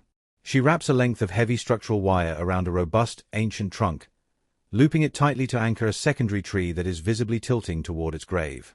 As she wrenches the wire taut, anchoring the dying wood to the living, her features suddenly stiffen with profound melancholy. Feeling her immediate drop in energy, Chae-woo steps forward, gently but firmly pulling her mud-stained hands away from the metal. Her cheeks flush at his intense, suffocating proximity. She looks down, whispering that this particular alignment is going to cause immense, enduring pain. Chae-woo stares at the tragic configuration, a dying organism sustaining its final heartbeat solely because it is bound to another by a steel cord. A dark, enigmatic smile touches his lips. When she questions his amusement, his voice drops into a chillingly romantic, cryptic register. He gestures to the collapsing timber, murmuring that the broken tree is a mirror image of himself. But he wonders aloud why she wastes her pity on the healthy partner. Lee-yeon explains softly, almost defensively, that the healthy tree is now condemned to bear a crushing, permanent burden for the rest of its natural life. The steel wire will dig brutally into its flesh, scarring the bark, swallowing its identity. "Poor thing," he murmurs, his tone carrying a faint, sarcastic edge. Before she can protest his cynicism, Chae-woo points a thick finger at the scarred bark, interpreting the scene through his own skewed, possessive psychology. He claims the wounded tree isn't suffering at all. It is secretly laughing, rejoicing in the dark thrill that it gets to stare directly into the eyes of this beautiful, magnificent savior for the rest of its existence. Lee-yeon is struck utterly silent by the unsettling depth of his words. She stares at the twin trunks bound in steel, unable to bridge the psychological gulf between her clinical empathy and his terrifying, beautiful obsession. Brushing the dirt from her arms, she hurriedly begins packing her surgical tools to escape the weight of the moment. Without a syllable of warning, Chae-woo's hand shoots out, his fingers locking around her wrist like an iron handcuff. A gasp leaves her lips as she loses her balance. But he doesn't catch her, he drags her. Suddenly, he breaks into a full, aggressive sprint, hauling her behind him through the jagged terrain. The sheer, crushing force of his grip sends a flash of pain up her arm as she scrambles wildly to match his terrifying, predatory pace. Her legs burn. Her lungs scream for oxygen. Chae-woo knows she is breaking, yet he refuses to slow down. He doesn't even turn his head. He holds her wrist as if letting go means literal death, her muscles locking into painful cramps as they tear through the brush. She panics, screaming that they are leaving the diagnostic medical bags behind. "Run, as hard as you can." His voice cracks, a raw, primitive boom that causes her heart to plummet into her shoes. Chae-woo has seamlessly hoisted both of their heavy rucksacks onto his own massive shoulders, his face hardened into a mask of pure, survivalistic terror. Then, the primordial forest begins to shake. A low, deep-seated vibration rattles the fillings in her teeth, accompanied by an unfamiliar, apocalyptic roar echoing from the high peaks. Instinctively, she tries to look back. The mountain is actively collapsing. The torrential downpours of the previous days had silently liquefied the upper slopes, and now an absolute wall of liquefied mud, ancient boulders, and shattered timber is roaring down the valley in a monstrous landslide. There is no escape route. The fragile canopy above offers zero sanctuary. The trees are far too weakened by the rot to sustain the impact of a mountain falling down. Memories of the previous year's catastrophe flash through her mind, a disaster that nearly buried the entire town. Lee-yeon lets out a terrified shriek, her legs completely giving out beneath her. In one fluid, explosive motion, Chae-woo scoops her entire frame up, throwing her over his massive shoulder as he pushes his body to the absolute limit. What she sees from her inverted vantage point is a vision of pure, apocalyptic horror. The ancient swamp has breached its banks, a colossal, black wave of mud and water is swallowing the forest whole, racing toward their heels with a terrifying, deliberate hunger, intending to bury them alive in the dark, suffocating belly of the mountain. The absolute breakdown of the mountain unfolds in terrifying, agonizing real time, leaving her voice weak, fractured, and scraping against the back of her throat as a name for him slips into the roaring void. Every ancient trunk in their immediate periphery splinters and loses its structural shape, twisted like damp grass under an invisible, colossal heel. The heavy stone barriers, built years ago to redirect the flow of the mountain, offers zero protection against the primordial horrors breaching the ridge. Chae-woo's chest heaves, his lungs burning under the combined, punishing weight of their heavy rucksack and her small frame. The sheer physical exertion has begun to sap even his unnatural, monstrous vitality. He drops her feet to the shifting ground, his large hands gripping her shoulders with a desperate, unyielding intensity, telling her she must internalize his next words instantly. Her wide, panicked eyes lock onto his face, hanging onto his every ragged breath. He instructs her to look to the left, where the jagged rock face meets the tree line, mapping out a mental blueprint of the terrain he had meticulously memorized from the charts. During the old conflicts, Hwaido had been converted into a strategic military outpost, leaving a hidden, subterranean network of narrow concrete bunkers and stone caves scattered beneath the soil. A loose boulder strikes his boot, nearly shattering his balance, but he repositions his weight with instantaneous, cat-like precision, his large hands sliding intimately, desperately beneath her thighs to secure her against his ribs. He rasps that a narrow crevice lies just ahead, a space only small enough to shield her body. He tells her to wedge herself deep inside the stone, to block the entrance with a heavy canvas rucksack, and simply hold on for dear life. Lee-yeon merely blinks, her cognitive functions stalling in the face of his localized suicide mission. A profound, suffocating dryness coats her tongue, her heart dropping like a stone into a dark well. His underlying meaning begins to bleed through the chaotic noise, and a fierce, primitive terror forces her fingers to knot into his tactical jumpsuit. Around them, the forest continues to scream and snap. She demands to know where his body will be when the earth settles. The giant offers no comfortable lies, his breathing shallow, his golden eyes darting away from her scrutiny. When the absolute reality of his self-sacrifice crystallizes in her mind, her vision blurs with hot, furious tears. She thrashes violently against his chest, her head shaking in frantic, unyielding denial, shouting that she will not step into the darkness alone. Chae-woo's gaze snaps back to hers, the velvet warmth completely vanishing from his features, replaced by a harsh, authoritative roar that violently shocks her into silence. He demands to know if she has a death wish, his tone dripping with a cold, furious realism that strips away all romantic illusions. Lee-yeon freezes, her analytical brain understanding the cold math of his survival strategy, while her heart completely rebels against the transaction. Her grip remains tight enough to leave deep, dark bruises on both of their skins, her face hardening into a defiant, broken mask as she glares back at her protector.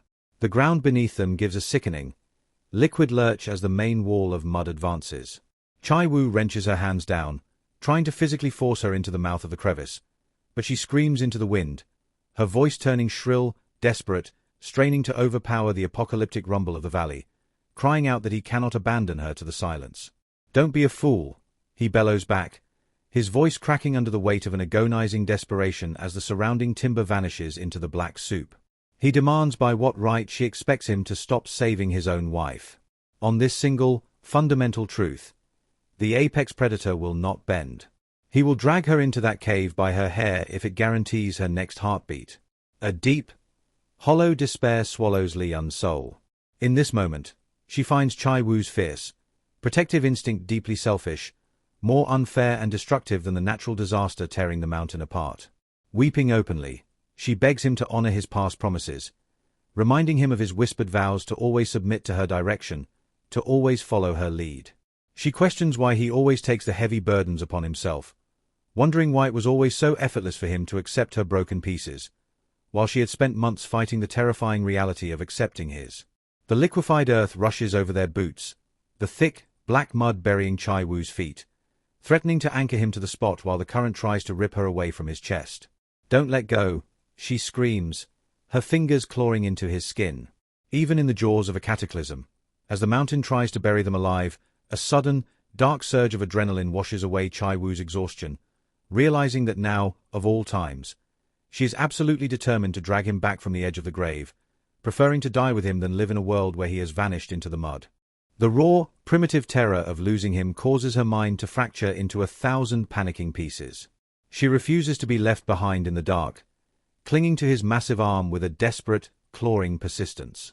Her fingers dig brutally through the grime, scratching his skin in a frantic attempt to anchor him to her side. But the oncoming mountain is a force that cannot be reasoned with. With a rough, heartbreaking exertion of strength. Chae-woo violently wrenches himself from her grasp, effectively throwing her body and the heavy tactical rucksacks into the narrow stone crevice. Ignoring her fierce, tearful protests, he forcefully wedges the thick canvas bags into the opening, creating a makeshift barrier against the cascading earth. His final, booming command echoes through the stone, telling her to hold on with everything she has. Outside the darkness of her tomb, his voice cuts through the roaring chaos one last time, sharp, bitter, and laced with a terrifyingly comforting dark humor. He rasps that they still had so much left to do, threatening that if she dares to die in a place like this, he will personally cross the veil to kill her again. Those are not the words of a man accepting his demise. They are vibrant, stubborn, and fiercely alive.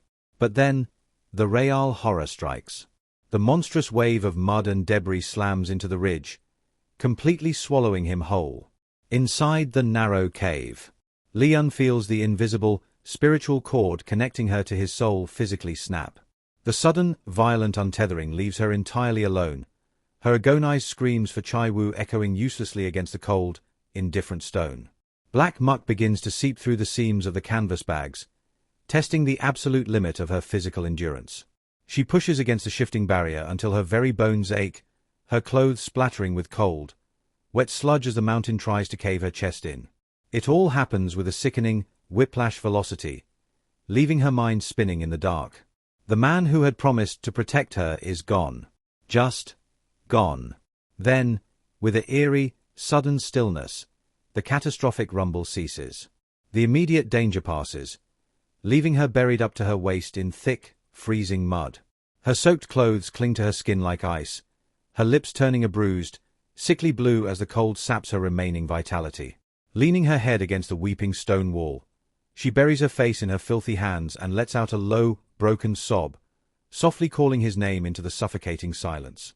No answer returns, only the hollow, mocking quiet of the cavern. Fighting the encroaching numbness, Lee-yeon forces her trembling body to move, her spine aching terribly as she drags herself through the sludge. She reaches into the half-buried backpack, her fingers searching the front pocket until they lock onto the centralized digital tablet. Hurriedly booting up the device, the screen flashes, casting a pale, ghostly glow across her face. There is zero network connectivity, but it is the wallpaper that causes a massive, suffocating lump to form in her throat. It is a candid photograph of her, lost in her element, gently treating the forest trees. A visual testament to his silent, constant adoration, captured by his own hand when she wasn't looking. Fresh tears track through the grime on her cheeks. Remembering his parting threat to kill her if she perished, a bitter, weeping smile touches her face, labeling him a beautiful, selfish bastard. Closing her eyes against the burning grief, she allows the waves of pain to wash over her, and when she opens them, the despair hardens into absolute, ironclad intent. She will find him. In the ruins of this world, she will drag him back. Staying paralyzed in the dark is a slow death sentence. The liquefied earth is still slowly, relentlessly trickling inside, rising from her waist to her ribs, and finally creeping toward her collarbones. She must break free. Even if the external world is a graveyard, she needs to be close to the spot where he fell. Wrenching the heavy bags away, a sudden torrent of muddy water rushes inward, rising straight to her chin. With a startled gasp, she takes one final, deep breath, closes her eyes, and dives directly into the opaque, freezing soup. Small, jagged pieces of debris scrape against her face, her skin stinging as if salt is being rubbed into open wounds. When she finally breaks the surface outside, she looks like a ghost rising from a battlefield, entirely camouflaged in thick, grey mud. But as she surveys the landscape, the blood completely drains from her face. The beautiful, ancient forest has been entirely erased, replaced by a scene of apocalyptic carnage. Every tree she had painstakingly treated has been snapped like toothpicks, twisted and buried under a vast, steaming sea of stone and sludge. She screams his name until her throat feels raw and bloody, but the dead valley offers no echo. He is entirely invisible, swept away or buried beneath tons of shifting earth. Wading through the thick sludge feels like dragging heavy, leaden tires, each step threatening to pull her under. Her physical body is on the absolute verge of collapse, but the excruciating exhaustion is nothing compared to the howling, pitch-black despair threatening to consume her soul. A sharp, blinding fracture of lightning tears through the swollen, iron-grey sky, casting a ghostly illumination over the devastated valley. The sudden, torrential downpour begins to thrash against her skull, but instead of bringing relief, the freezing rain makes her mouth turn entirely dry. A mechanical buzz cuts through the thunder, and looking up, she spots a lone search drone slicing through the mist. She waves her mud-caked arms frantically toward the sky, screaming into the void, desperately trying to anchor their existence to the mechanical eye. The disaster management protocols are clearly moving with calculated, military speed. A rescue team will undoubtedly breach the perimeter soon. Yet, a tight, suffocating knot forms in her throat at the terrifying realization of what that rescue means. If they extract her before she uncovers his body, she will be leaving him to decompose in the dark. She pushes forward with a frantic, animalistic desperation, her boots sliding violently on the liquefied slope. Every step requires a grueling, muscle-tearing effort as her soaked, sludge-heavy garments try to anchor her to the grave. The silent question burns through her mind, torturing her sanity. Where is he? Her lips tremble uncontrollably as a cold wave of hopelessness threatens to break her resolve. She closes her eyes, inhaling the scent of wet copper and rot, fighting the tears because she knows that if she starts weeping now, she will never stop walking. When her eyelids snap open, her gaze catches on an unnatural shape, a heavy mass caught brutally between a tangle of shattered trunks. An electric jolt of adrenaline forces her legs into a desperate sprint, until her depleted body simply gives out, forcing her to drop to her knees. Crying out his name, she drags her frame through the final stretch of mire. His physical state is a mirror image of her own nightmare. His features are completely masked beneath a thick, suffocating layer of grey earth, rendering him almost featureless, a statue mold from the mountain itself. Struggling against the vacuum of the mud, she reaches him, looping a length of emergency cord from her pack around his massive waist to carefully, agonizingly roll him onto his back. Her heart stops completely. His eyes are tightly shut, his massive frame entirely still, a terrifying, absolute vacuum of animation. A jagged, deep laceration across his temple bleeds a dark crimson, a brutal souvenir from a cascading boulder. Trembling violently, she lowers her cheek against his mud-splattered chest, seeking the faintest whisper of life. She speaks to him in a soft, frantic whisper, knowing she is likely just talking to herself, but the alternative silence is too deafening to bear. Pressing her fingers against the cold skin of his throat, she searches for the erratic thrum of a pulse. When a faint, stubborn vibration meets her fingertips, she lets out a ragged gasp, a complicated breath torn between profound relief and a strange, aching resentment. She begs him to stay present, to refuse the darkness. Wrenching his jaw open, she clears the dark soil from his mouth. In this terrifying moment, a bitter, human regret washes over her. She had spent her entire existence learning how to heal and sustain the quiet, stoic lives of trees, and now, she is utterly powerless to fix the one human being who matters. She sets her jaw, determined to fight the cold, but as she reaches into the pack for a thermal blanket, his eyelids suddenly flicker. She throws her weight forward, gathering his heavy frame into her arms as his golden eyes slowly blink open, meeting her gaze. Her vision swims with warm, grateful tears. The raw, primitive terror of his self-sacrifice dissolves into pure, unadulterated gratitude. She knows now, with absolute certainty, that she can never return to the solitary isolation of her past life. Her voice drops to a soft, emotional register as she whispers about the twin trees she had bound together with steel wire. She admits she finally understands their strange, tragic configuration. They weren't suffering. They were simply willing to endure any amount of scarring just to feel each other's proximity. But Chae-woo's features merely twist into a deep, unfamiliar frown. The warmth she expects is completely absent. His gaze is distant, sharp, and utterly estranged, a chilling vacancy that makes her skin crawl. She tries to tell herself it is just the shock, the agonizing pain of his injuries. Then, his voice cuts through the rain, rough, gravelly, and entirely stripped of his usual devotion. He demands to know who she is. Her eyes widen in absolute horror. The giant scans the ruined landscape, dropping a vile, venomous curse into the air. The voice is ice, his focus darting frantically toward the broken forest, completely bypassing her existence. He staggers to his feet, a low hiss escaping his teeth as his hand flies to his fractured shoulder. She rises beside him, her hands reaching out instinctively to check his wounds, but he strikes her arm away with a sharp, violent slap. He tells her to keep her hands off him, his eyes glazed over, looking dangerously unstable. With a sickening, wet crunch, he brutally pops his own shoulder back into its socket without a single flinch. The display of raw, unbothered violence causes her to shrink into herself, watching the terrifying ghost of the man he used to be before the island changed him reassemble itself before her eyes. He looks down at her small, trembling form, clicking his tongue in pure irritation as another spasm of physical pain racks his frame. Before she can process the psychological whiplash, his thick hand shoots out, gripping her arm with a punishing, demanding pressure.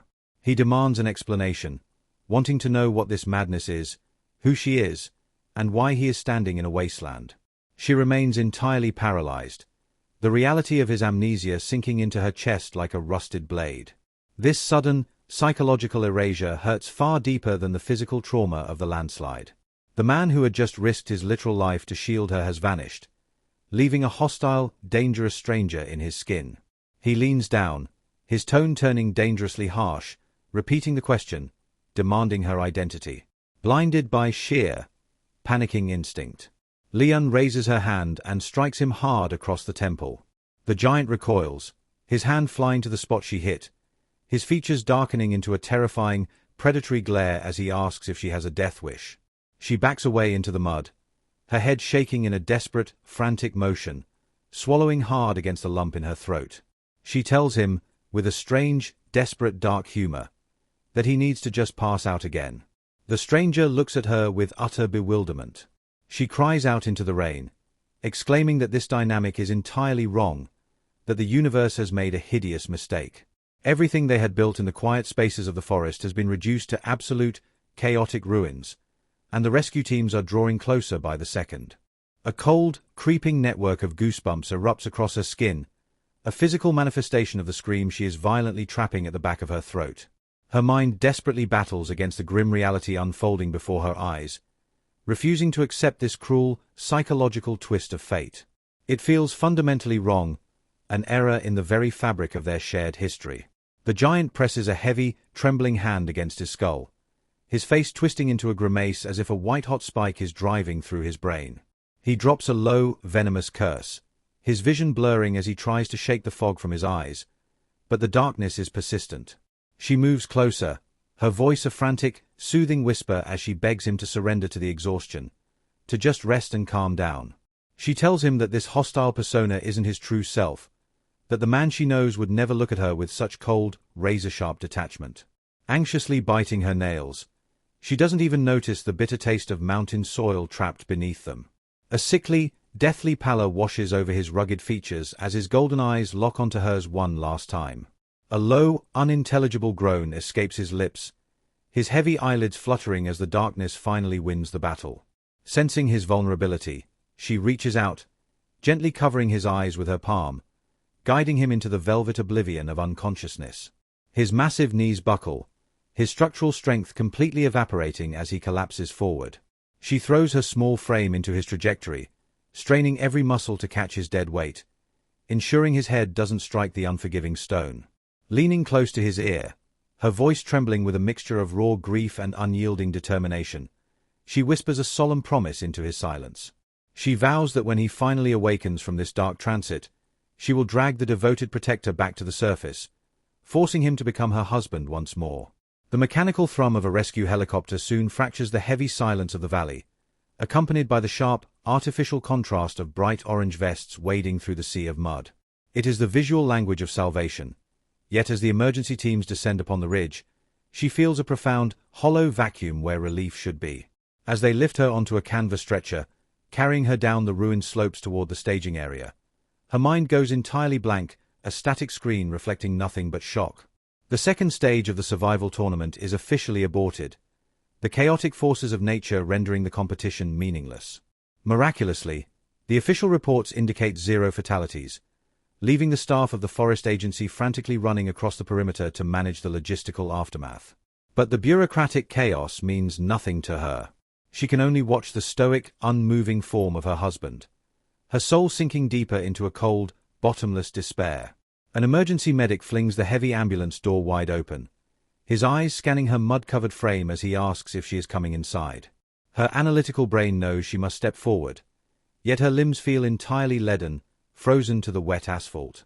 She simply stands there, a spectre caked in dried earth, until the medic approaches with an expression of deep, human concern, softly inquiring if she is coherent. How could she possibly articulate the sudden, terrifying rewrite of her entire reality? Her mind is simultaneously racing at 1,000,000 miles an hour and completely paralyzed, locked in a loop of that single, agonizing moment when he asked who she was. The voice had been a clinical, icy blade, completely stripped of the familiar warmth that had become her sanctuary. The memory of his hostile, indifferent gaze makes her feel as though she is perpetually falling off the edge of a jagged cliff. It is a psychological crushing, far more devastating than any physical trauma the landslide could inflict. He had looked at her as if she were a total stranger, a minor inconvenience in his space, and the terrifying fear of facing that look again is what keeps her feet glued to the ground. Perhaps she had grown dangerously spoiled by the absolute, worshipful nature of his devotion. The sudden, cold reality of his amnesia is a violent splash of ice water to the face of the quiet marriage they had built. The medic's voice cuts through the static of her thoughts, pulling her back to the present. With a faint, apologetic nod, she finally steps into the sterile, fluorescent interior of the vehicle, taking her place beside the unconscious giant. The weight of his safety now rests entirely on her shoulders, a terrifying reversal of roles for which she feels completely unprepared. Yet it is a mantle she accepts with absolute ferocity. She wants him back, not just for the comfort of his love, but to discover all the hidden, unwritten chapters of the man he was before the world broke him. Leaning over his still form, she whispers a soft, yearning plea into the sterile air, begging him to find his way back to her, before the heavy doors slam shut, sealing them in the quiet transit. Inside the stark, clinical atmosphere of the hospital, the physician offers a detached, comforting diagnosis, explaining that the cranial laceration is superficial and his vitals remain stable, promising that consciousness will return once the immediate trauma subsides. She offers a hollow, polite nod of gratitude, watching the door click shut as the doctor leaves her completely alone with the sleeping predator.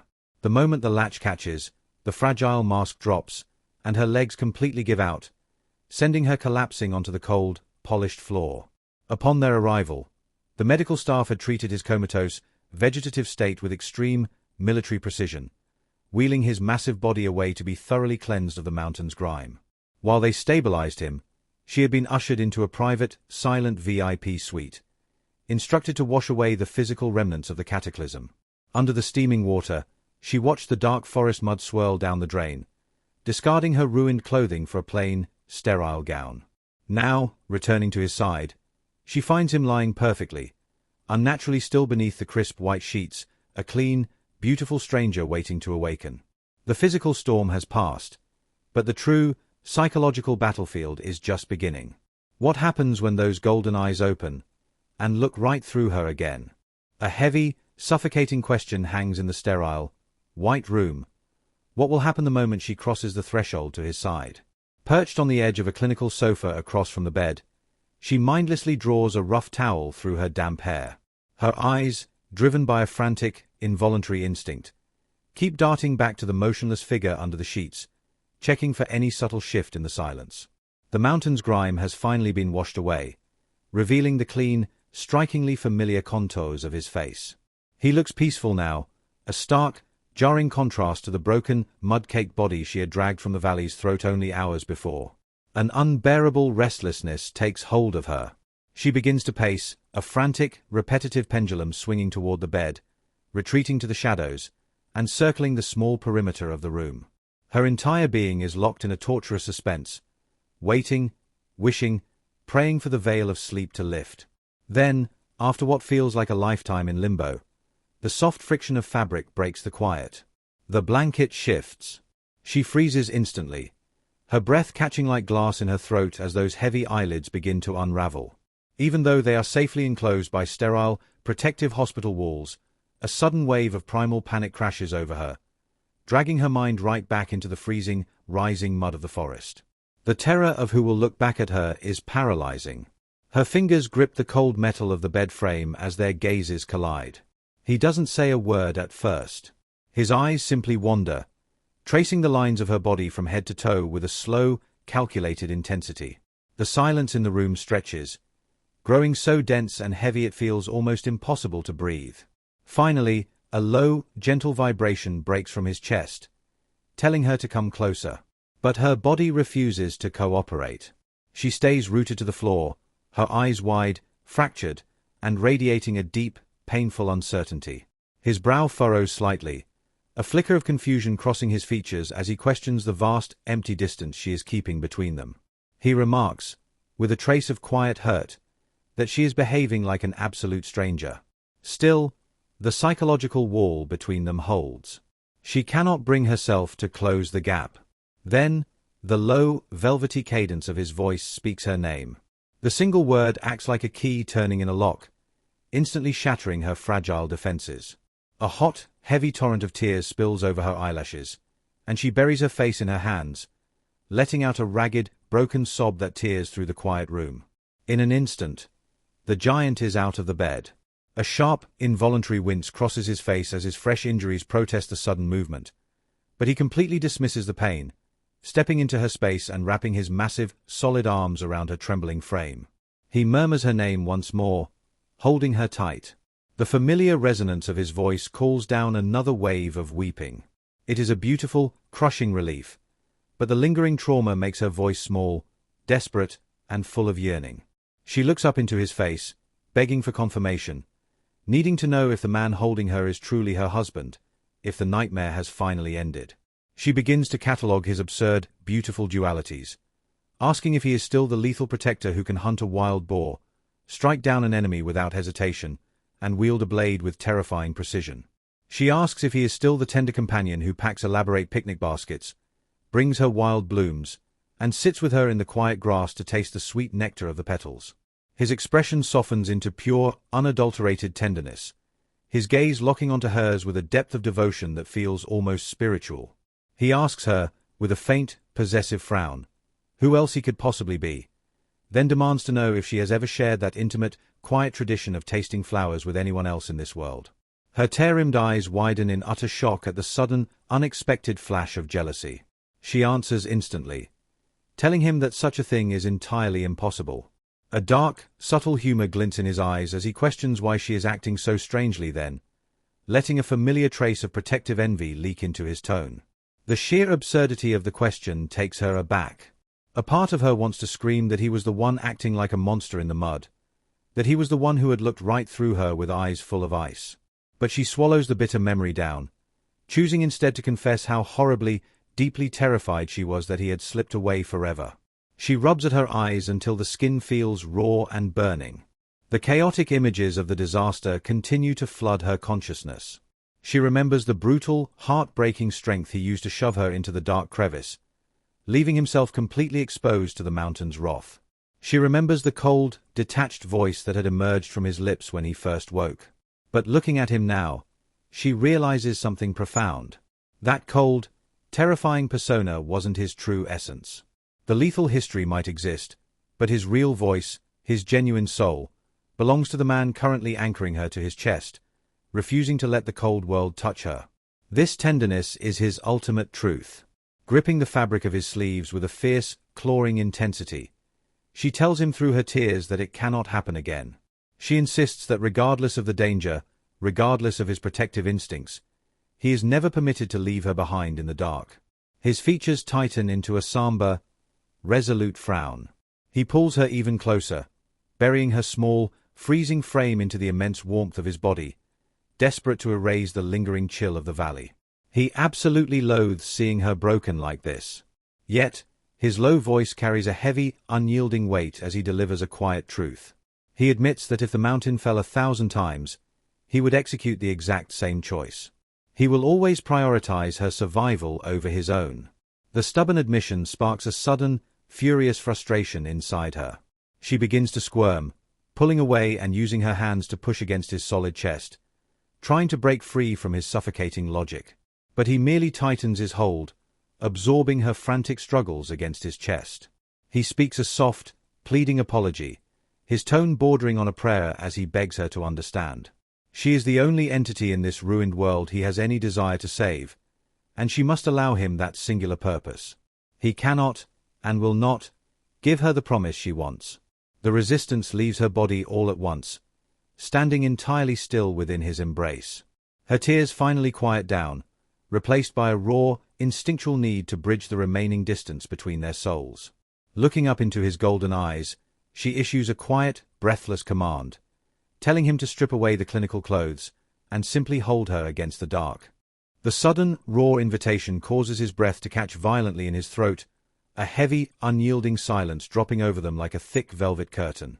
He stares off into the sterile white space, his mind short-circuiting before his tongue instinctively darts out to lick his dry, nervous lips.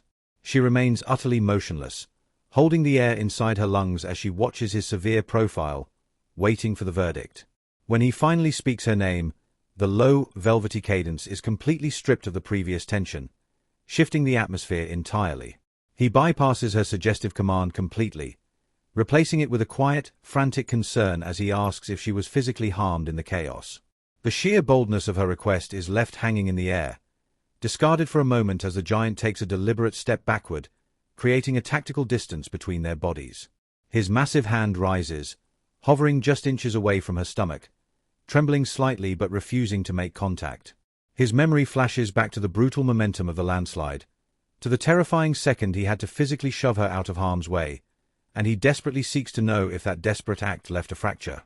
A flash of uncharacteristic defiance flares in her gaze as she tells him she is perfectly intact. It had taken every ounce of her fragile courage to voice that raw, unfiltered desire, and his sudden retreat leaves her feeling exposed, embarrassed, and profoundly challenged. Lowering her voice to a quiet, unwavering frequency, she issues a completely unpredictable mandate, telling him he is never allowed to seek a job. The giant scratches his head in pure bewilderment, utterly thrown off course by the shifting logic of his wife. A faint, incredulous smile touches his features as he questions whether she truly objects to her husband earning a living. She completely ignores the light-hearted defense, her voice tightening with a deep, underlying trauma as she points out that every time he steps into the world, he brutally breaks his own body just to keep her breathing. A low, rumbling chuckle escapes his chest. He retorts that if anyone should be banned from labor, it is her. He admits that while he might not possess the rare, celebrated intellect of a tree doctor, he is more than capable of providing enough to ensure she never knows hunger. Yet, the innocent, fiercely protective motives driving her bizarre demands begin to make him restless. He closes his eyes, lacing his fingers behind his head as a soft, almost silent confession slips from his lips, begging her not to reduce him to an incompetent partner. Calming the static in his mind, he opens those golden eyes and looks directly into her soul, spelling out the hard, practical reality. They have to look at the horizon, and a structured life requires a baseline security to navigate the future. Her brow darkens into a deep, vulnerable frown. Her fingers reach out, weakly catching the edge of his clinical sleeve as she drops her chin, asking if he would maintain that stubborn stance even if she resorted to outright whining. He narrows his eyes, watching her tiny fingers toy with the fabric. She presses further, her voice dropping to a fragile, yearning whisper, asking if he would truly abandon her side to enter the world even if she begged him to stay confined within their private sanctuary. She reminds him that this is only the third deep request she has ever brought to his feet, asking if he intends to deny her the one thing she craves.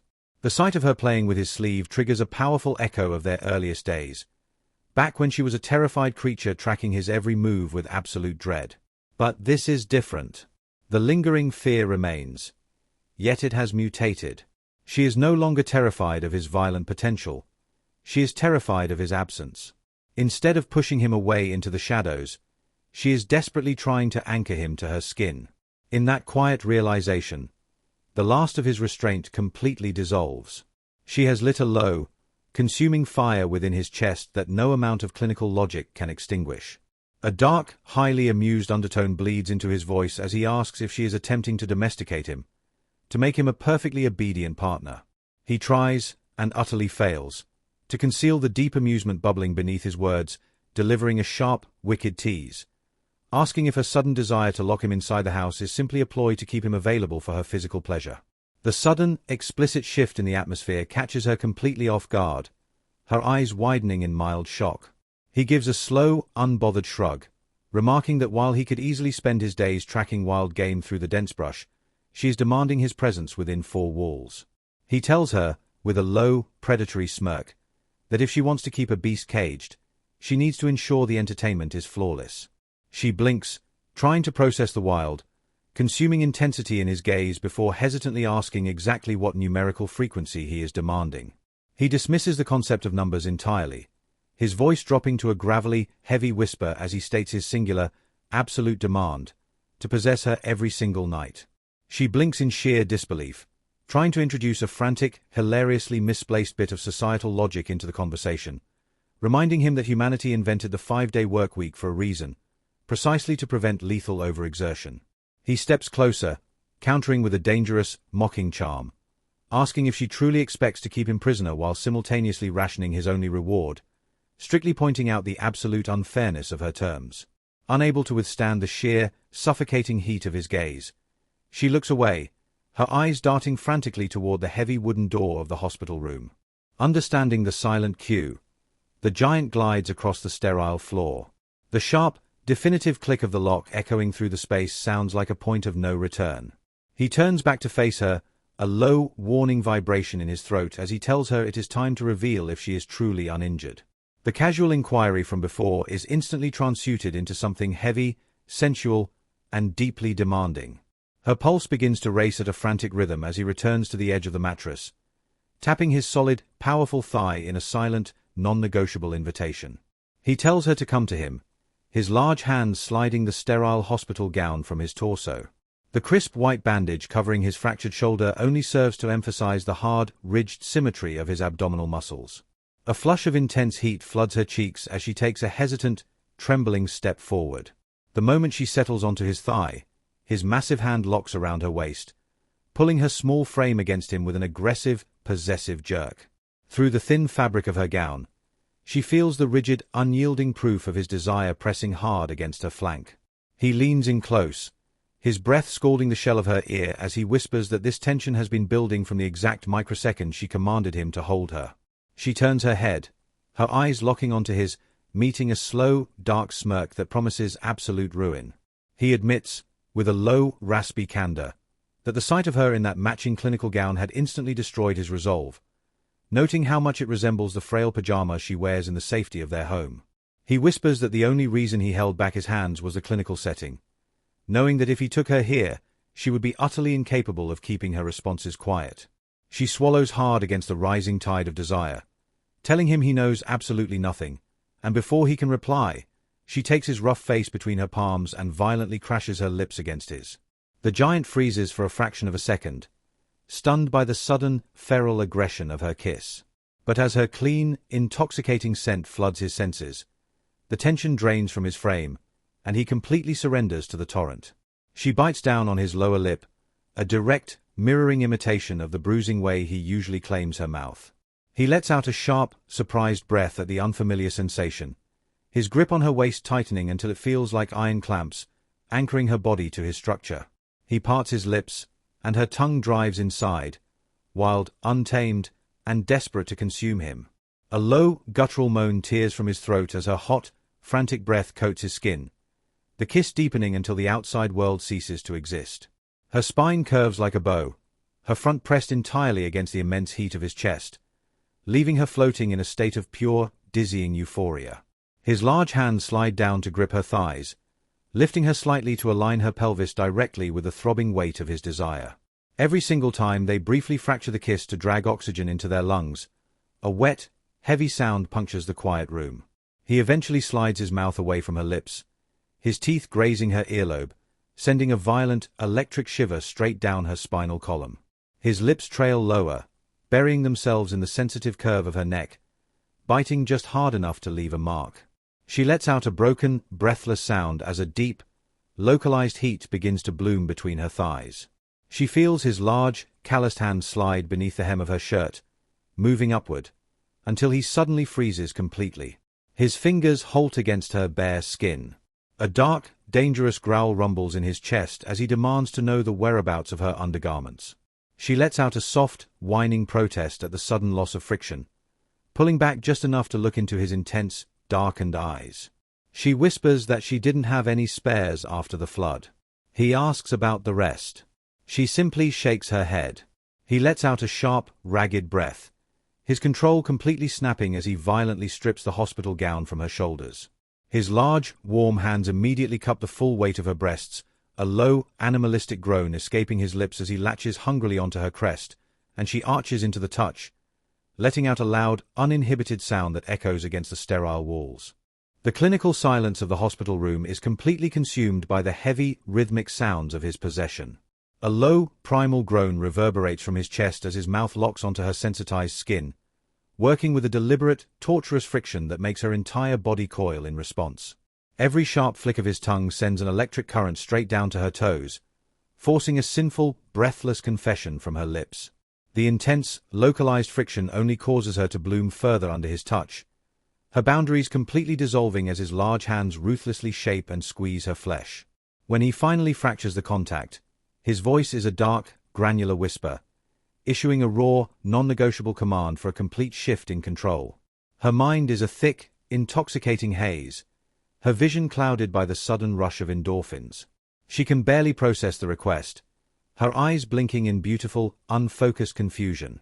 He simply taps his own lips with a predatory, knowing look, leaning his massive frame back onto the clinical mattress and using his immense leverage to guide her limbs toward his chest. The reality of the position doesn't pierce through her dazed thoughts until the physical momentum carries her forward. She lets out a frantic, breathless protest, trying to arrest the descent, desperate to know what kind of madness he is executing. His response is a low, gravelly vibration, stating with terrifying simplicity that he intends to consume her sweetness properly. Her eyes widen as the sheer audacity of the position hits her, but her protests are utterly useless against his single-minded momentum. Ignoring the fragile friction of her resistance, the giant aggressively strips away the remaining fabric, pulling her thighs directly over his head with a dominant, unyielding strength. Frantically, her fingers claw at the metallic headboard, desperate to maintain some semblance of balance in the shifting world. A deep, burning crimson floods her cheeks as the cold air confirms she is now entirely exposed, completely vulnerable beneath his gaze. Looking up from the absolute epicenter of her heat, his golden eyes carry an almost innocent, worshipful admiration as he remarks on how breathtakingly beautiful she is. He tracks the frantic tension in her muscles, watching her struggle to keep herself elevated and away from his mouth. The dark lines of his face deepen as he suppresses a wicked, knowing smile at the absolute, delicious wickedness of the posture. But his legendary patience has a strict limit. Taking absolute control of the geometry between them, his large hands roughly clamp down on her thighs, pulling her body down exactly where his hunger demands. A sharp, broken sound of pure pleasure escapes her throat as his lips begin to nibble on the sensitive, tender skin of her inner thighs. Then, with a slow, deliberate stroke, his tongue leaves a wet, burning trail directly across her core. Her thighs begin to tremble violently, her knuckles turning white as she grips the headboard with every ounce of her remaining strength. As he continues to lick and kiss the rising tide of her arousal, he can feel her internal, pulsing rhythm against his lips, an intense physical feedback loop that only drives his hunger into overdrive. He drives his tongue deep inside her cavern, drawing out a ragged, desperate moan. She squiggles frantically as his mouth locks onto her most sensitive, external bud, sucking with a dirty, shameless intensity. Her arms are shaking under the weight of her own body now, an unbroken stream of breathless whimpers pouring from her mouth. He plays with her wetness, slurping and tasting the liquid evidence of her surrender, his grip on her thigh tightening to iron whenever she attempts to squirm out of his reach. The sounds echoing through the sterile room are heavy, damp, and entirely primitive. His tongue flattens, rubbing relentlessly against that hidden, internal apex that causes her spine to arch like a bow. The localized heat between her legs swells into a consuming fire. If her brain weren't completely paralyzed by the sheer volume of pleasure, she would be paralyzed by the shameless, unfiltered nature of the sounds they are making together. Suddenly, the giant shifts the universe again, lifting her small frame effortlessly and flipping their positions so she is pressed flat against the mattress beneath him. In one fluid, impatient motion, his clinical trousers and undergarments are discarded. The rigid, throbbing length of his desire slaps heavily against his abdomen, a slight, possessive frown crossing his features as he notes the clear, glistening moisture bead at the tip. Looking down into her fractured gaze, He asks a strange, cryptic question, wanting to know if it is scientifically true that the flower is merely the reproductive organ of the plant. She gives a faint, confused nod, her brow furrowing through the pleasure, entirely unsure of where his dark intellect is leading them. A wicked, dangerous smirk cuts across his handsome features. He whispers that if that is the case, he has absolutely no need for any other flower in this world. Spreading her knees wide, he deliberately brushes the hard, scorching weight of his length directly against her external crown, drawing a sharp moan from her chest. Then, without a single word of warning, he executes a deep, sharp, and violent thrust, burying his entire length inside her. The sudden unity forces a simultaneous groan from both of them. Her nerves tingle with a complex, intoxicating mixture of sharp shock and blinding pleasure.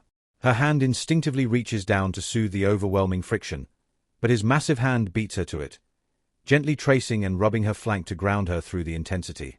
Suddenly, a terrifying thought pierces through the sensory overload.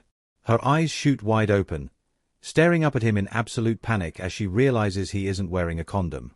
He watches her sudden anxiety with a slow, entirely unbothered smile, continuing the rhythmic, torturous friction against her external bud, forcing her head to roll back onto the pillow in helpless ecstasy. He asks, with a low, dangerous charm, why he should bother with a barrier, demanding to know if he doesn't deserve the right to become a father. Her hips move against him in an involuntary, rhythmic surrender, completely betraying her words. She tries to form a coherent argument, but the syllable is instantly swallowed by another ragged groan.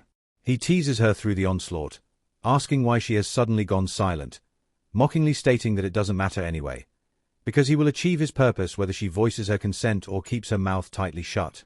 When she fails to offer a verbal reply, he lets out a low scoff, deliberately drawing his entire length out of her wetness.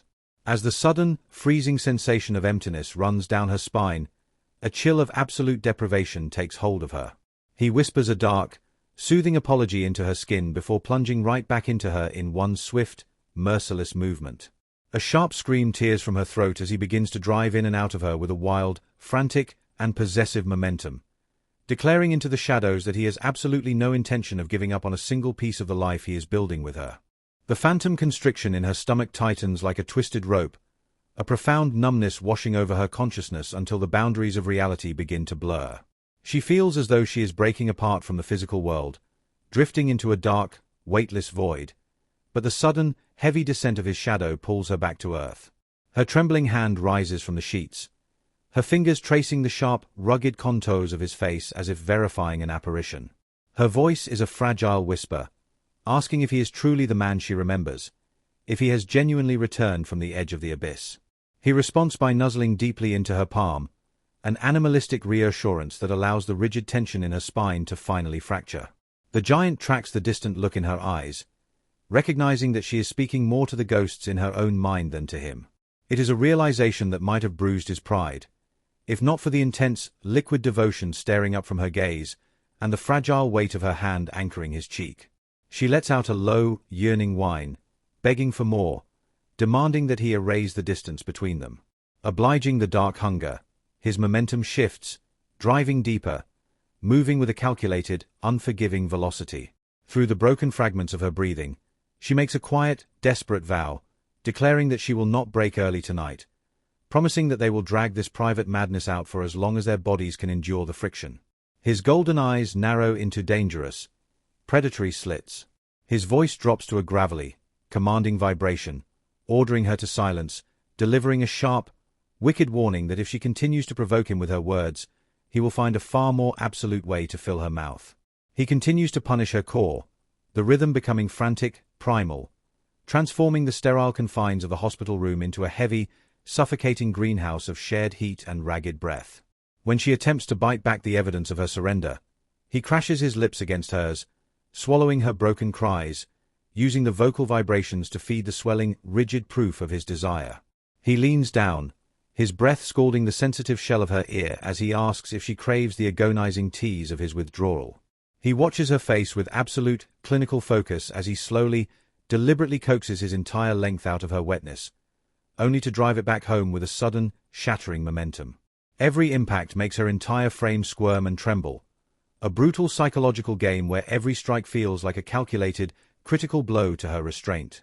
She writhes helplessly beneath his weight, her body producing an endless, glistening welcome with every shift of his hips, a physical surrender that only causes his pace to accelerate. She craves the heavy, rhythmic slap of his thighs against her own, the damp, unfiltered acoustics of their collision echoing shamelessly against the walls. A low groan tears from his chest. He admits he cannot comprehend her sudden drive to push his arousal to the absolute brink, his gaze dropping to the slick, glistening junction where their bodies are fused, looking almost drunk on the sight of her fluids painting his skin, noting with a dark humor that she receives no extra reward for driving a beast insane. Suddenly, he fractures the connection entirely. Before her dazed mind can protest the emptiness, his massive hands clamp around her frame, flipping her over with effortless, terrifying strength. He hoists her hips toward the ceiling, driving into her from behind in a posture that feels ancient, feral, and completely stripped of civilization. The new geometry allows him to reach the absolute, hidden depths of her structure. The sheer volume of pleasure building in her skull is so intense it borders on agony, threatening to draw tears from her eyes. With one massive, unyielding plunge, his apex slams directly against her furthest boundary, sending her crashing forward, her face burying deep into the pillows as a series of broken, sobbing cries escape her lips.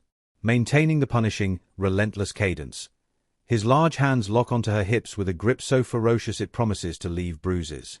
He pins her tightly against his frame, and as he bottoms out completely, he whispers a dark, mocking question, asking if this is the exact execution she desired. She smothers her face in the fabric, letting the chaotic stream of whimpers spill completely free. This is no longer a mindless, desperate release. He is executing calculated, rhythmic maneuvers, drawing her body back, tilting his waist to maximize the internal friction before resuming the brutal, single-minded assault. She is weeping openly now, utterly overwhelmed by the sheer, terrifying display of power and absolute control her husband possesses. Then, the tightly wound knot at her core finally snaps. Her entire anatomy vibrates as a violent, blinding release takes absolute possession of her. The giant gritted his teeth as her internal muscles clamped down around him like iron, soaking his length in a sudden, burning deluge. Yet, despite the mind-numbing peak tearing through her, his pace never falters.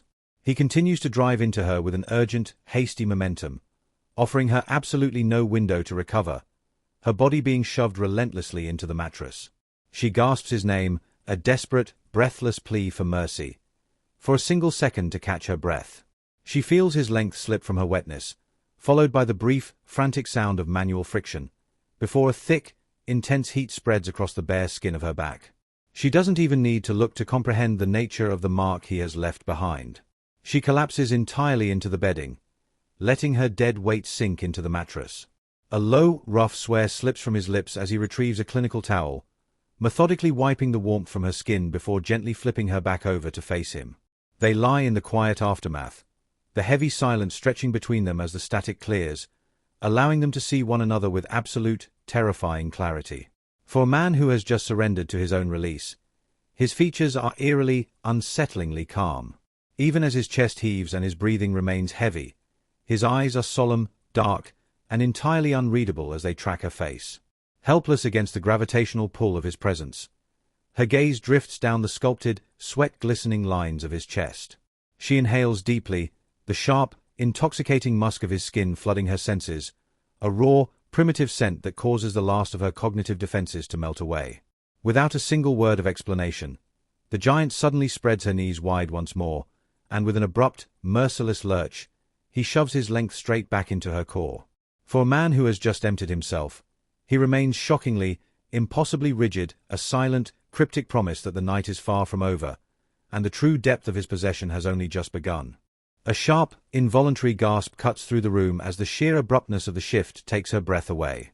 This time, the dark sting of agony is entirely absent, replaced by a wave of pure, unadulterated bliss the exact moment his massive frame begins to drive into her once more. To smother the rising tide of her surrender, he pulls her into a deep, heavy kiss, swallowing her whimpers whole. She feels her sanity fracturing, slipping away into the shadows with every deep, relentless plunge. Her entire consciousness narrows down to a single, overwhelming truth, the unyielding, aggressive momentum of his body, and the terrifying reality of how hypersensitive her own flesh becomes under his calculated touch. Memory drifts back to the very first night they collided in the dark, a quiet, lingering wonder of how her fragile frame could possibly accommodate the entirety of his mass. Yet, wrapped in this primal, unvarnished rhythm, a profound sense of cosmic connection settles deep in her chest.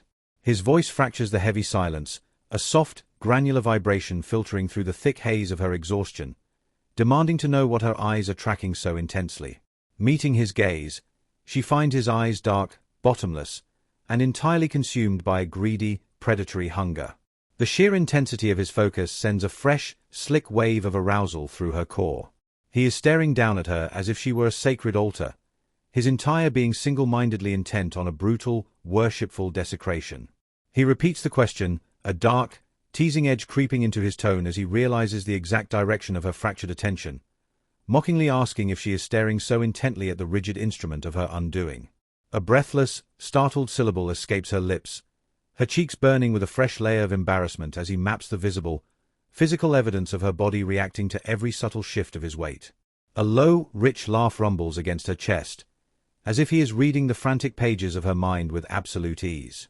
He murmurs a dark, unsettling confession, stating that he would willingly exist in the deepest, forgotten basement, requiring neither sunlight nor water nor sustenance, so long as his hands could hold her. If he possesses her, the rest of the world ceases to matter, declaring himself the easiest creature to sustain. To punctuate the claim, his tongue wets a single digit before pressing it directly against her swollen, external bud, rubbing with a slow, torturous friction, warning her with a dark smile that he would instantly perish if the subterranean spring beneath her dried up. A heavy groan tears from her throat, her internal walls instinctively clamping around his length like an iron vice. He lets out a dark, ragged sigh, repeating her name like a mantra, entirely intoxicated by the tight, burning welcome of her flesh. The rhythmic, heavy impact of his hips continues to snap against her frame. The sheer volume of physical feedback is so absolute she feels her mind untethering completely from the physical world. She fights to maintain a thread of consciousness, but the edges of her vision are darkening, blurring into an ocean of sensation. The passage of time has lost all meaning. She casts a desperate, unfocused look toward the window, trying to read the sky, but the shadows offer no answers. When another whimper slips from her lips, it carries a completely different frequency. It is no longer the sound of ecstasy, but a faint, ragged cry of pure, physical annihilation, a body pushed to the absolute edge of collapse. With the last remaining shred of her agency, she whispers a desperate, human command, telling him he needs to find employment. The giant freezes, his eyes turning stone-hard as they lock onto hers. She forces a fragile, comforting smile through her fatigue, telling him it is perfectly fine, that he is allowed to step outside the safety of their domestic cage.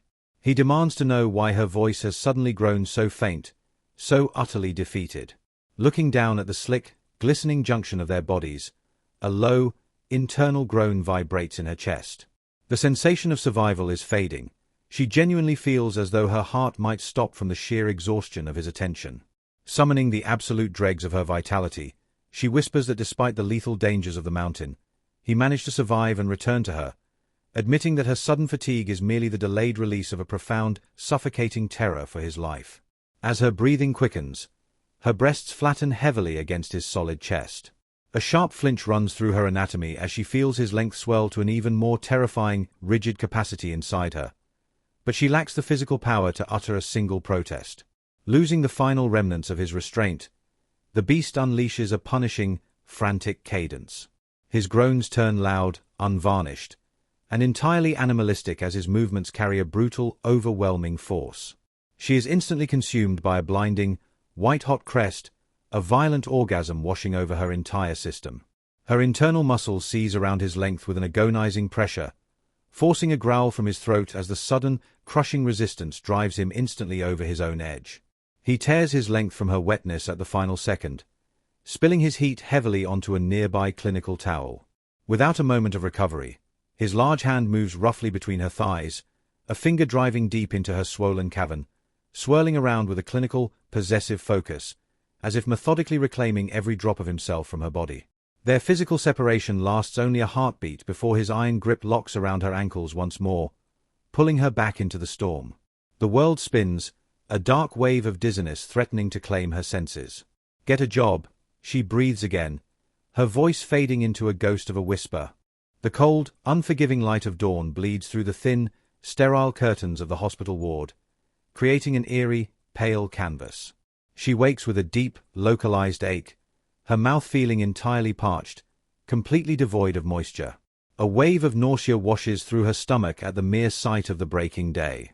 A quiet, low vibration breaks the silence from behind her shadow, asking if her consciousness has returned. Hearing that muted, possessive voice sends a sudden, chaotic surge of emotion through her chest.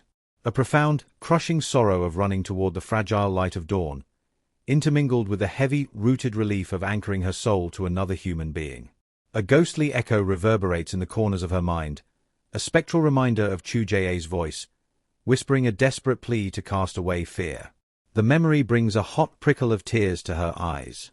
But the moment she turns her head to look upon him, his mouth crashes over hers, a wet, intrusive tongue driving deep between her lips, instantly drenching her parched skin with his moisture. She places her small hands against his chest, attempting to push away from the suffocating closeness, but his massive arms lock around her structure, pulling her hips forward until the undeniable, rigid evidence of his morning arousal presses heavily against her lower belly. Her entire frame freezes in sheer disbelief, but his low, soothing whisper commands her to be still, assuring her that everything is under his control.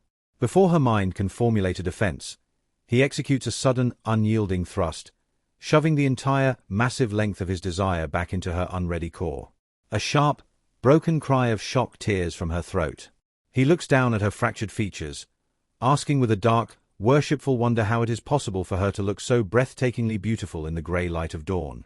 "Stop," she weeps openly, the syllables catching in her throat, beg him to cease the onslaught. But the giant is entirely tireless, a relentless, single-minded machine driving into her frame with a frantic, feverish pace, moving against her body with a feral, canine intensity. The heavy, wet sound of flesh violently colliding with flesh echoes shamelessly through the quiet dawn. Her name slips from his lips in a ragged groan. His blistering pace slows down intentionally, but every thrust sinks deeper, finding the absolute, agonizing apex of her inner structure. As his length strikes that hidden, sensitive nerve, her cognitive defenses collapse completely, leaving her no choice but to pour her moans into the room.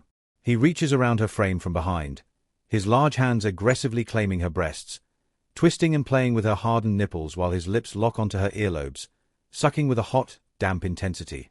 This is far from their first intimate encounter, but the sheer, unhinged aggression of his movements today carries a dark, desperate frequency she has never encountered.